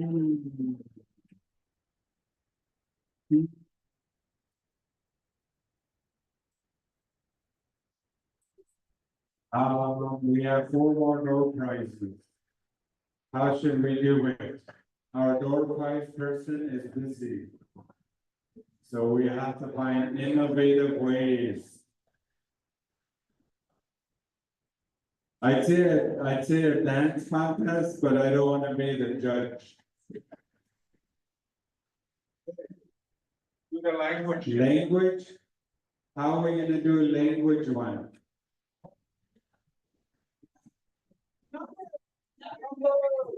What do you numbers? Wait, she's busy. Push-up challenge. Okay. Elders, are you ready? Most push-ups. Just kidding. Okay, we'll have to play another stand up. We'll play another one.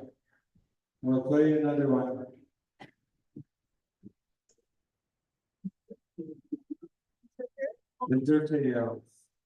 $100. If you want to win $100, it's up to you. It's only $100, that's all. Ready? Okay. Awesome.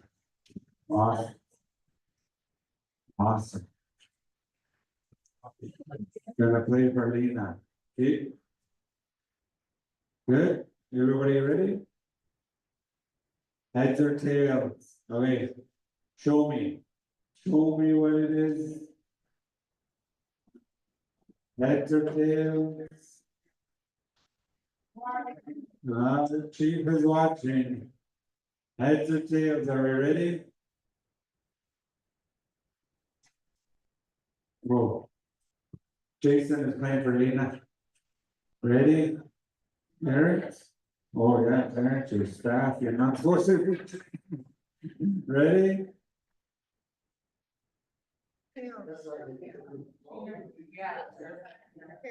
No, heads. Yeah, heads. People with your tail, sit there, sit back, sit there. Tails. Okay. Choose what heads or tails. Heads or tails. Ready? Everybody have their. Wait, you have to look. Okay, no changes, right? Go. Heads again. Heads again.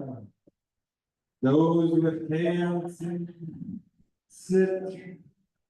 Alright, shake it out, shake it out. Alright, choose heads or tails. Heads or tails, are we ready? Tails. Those with hands on your head, sit. Oh, Madeline is still in, Blake. Billy, Brian. Good, okay, heads or tails? Good, heads or tails? Tails.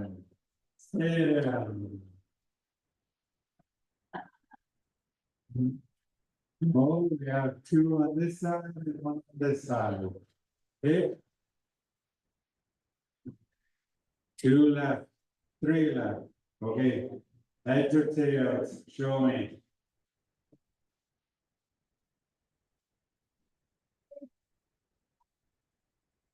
Okay, ready, set. Good. Oh, that's heads. Oh, they all choose heads. I didn't want to say anything. Okay, choose again. Choose again. Heads or tails, I need to see it. I need to see it. Okay? Oops.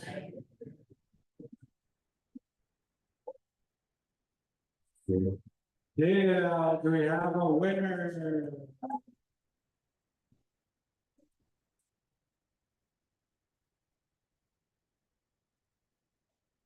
LBN AGA. Three left. Any other suggestions? I like that language, but that's kind of. Oh, you're gonna vote, you're gonna be the judge? Who's the judge?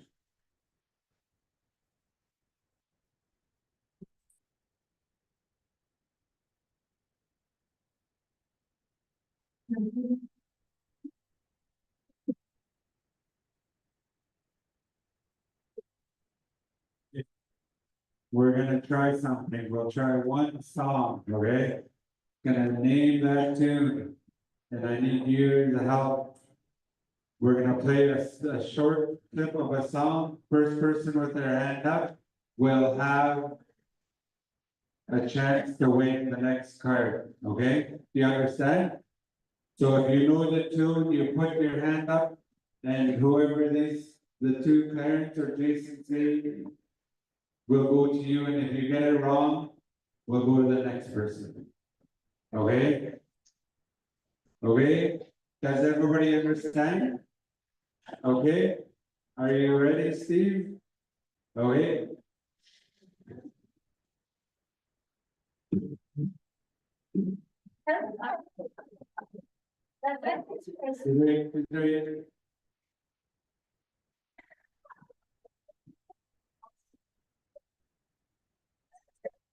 Wayne was the first one with the stand up.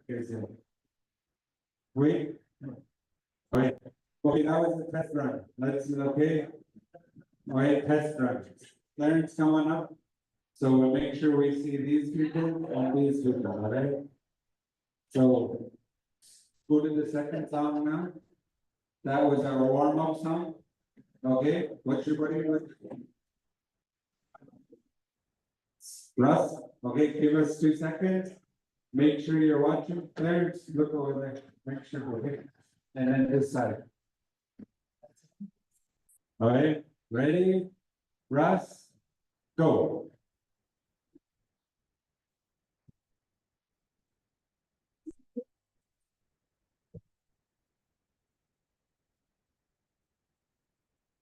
PJ, Molly.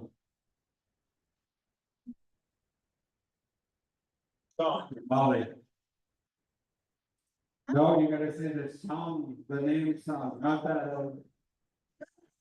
Burning Love, is that the, that's right. Hello?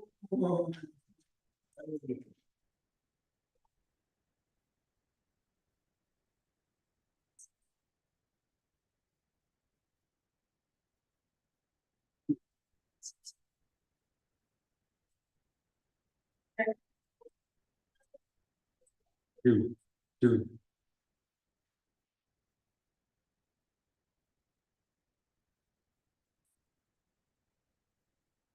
Oh, we'll have to do, my judges gave up on me.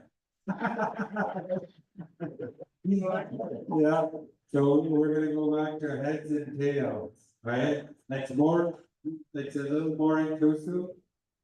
Right?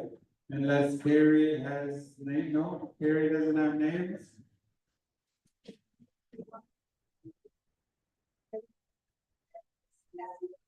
Yeah. Carrie, I'm gonna see if she's gonna pull it up quickly. If she can, that'd be great. Because remember, the list stopped at 11 o'clock. The list stopped at 11 o'clock, so it's the same list. We do have $100. Oh, so we'll do the random draw, okay? We have, you only can win once. So if your name comes up, Rosa has a list of names, and if your name comes up again, you cannot come up. We'll keep a track of that, okay? Two, okay? We have one for $100. And the last one is for $250. Okay. For $100, remember you can only win once, so if your name comes up and you won already, don't even come up. We have the list. Okay, Gary, we're ready. Go, 101. Valerie Tom. Not here. Not here. Oh, it's gotta be her.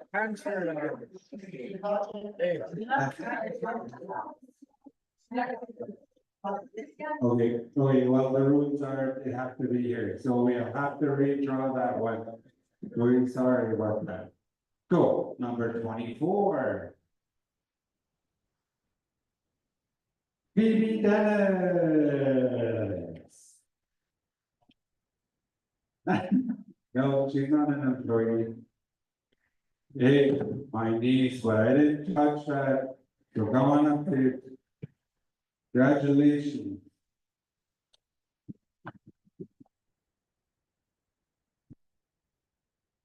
Awesome. Okay, you got to sign your life away, okay? All right, $250. Who's ready for this? Oh, I haven't carried. Go 96.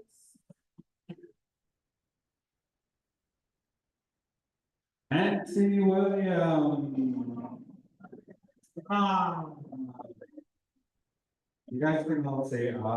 Okay, ready? Okay. That means you can draw another one. Okay. Oh, number 99. Molly, she won already. She can't come again.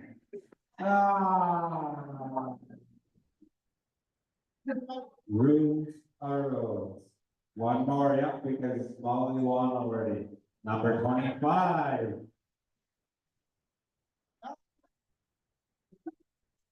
Brendan will,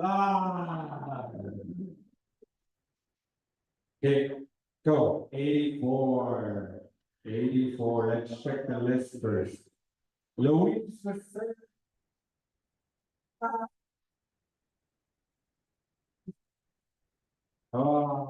good, that's okay.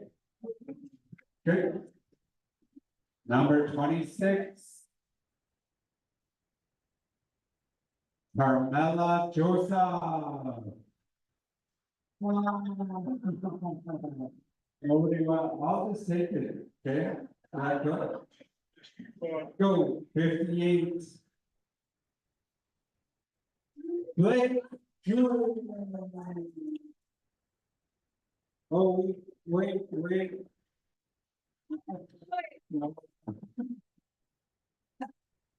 Awesome, congratulations, thank you for everybody coming. We need to end off in a good way, this week. Can I ask somebody to end us off in a good way? Oh, somebody left the purse here. Wayne, your purse? Anybody, Alex left? Oh, okay. Good. Do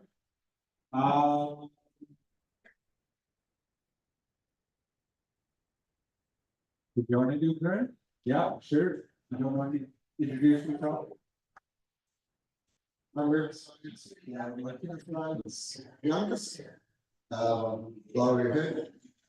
Our gracious Heavenly Father, we come to you this afternoon. Thank you for all the things that we've discussed here and the resolutions that we've come to acknowledge. And Lord, I pray that you would just be with each and every one of us as we leave, and those that are online and those that couldn't make it.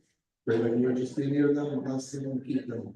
Bless us all in the name of Lord, our Father, and in the name of Jesus Christ, his Son, and the Holy Spirit. Amen. Messiah, have a good night. Elvis is here at 6:30. Messiah. Oh.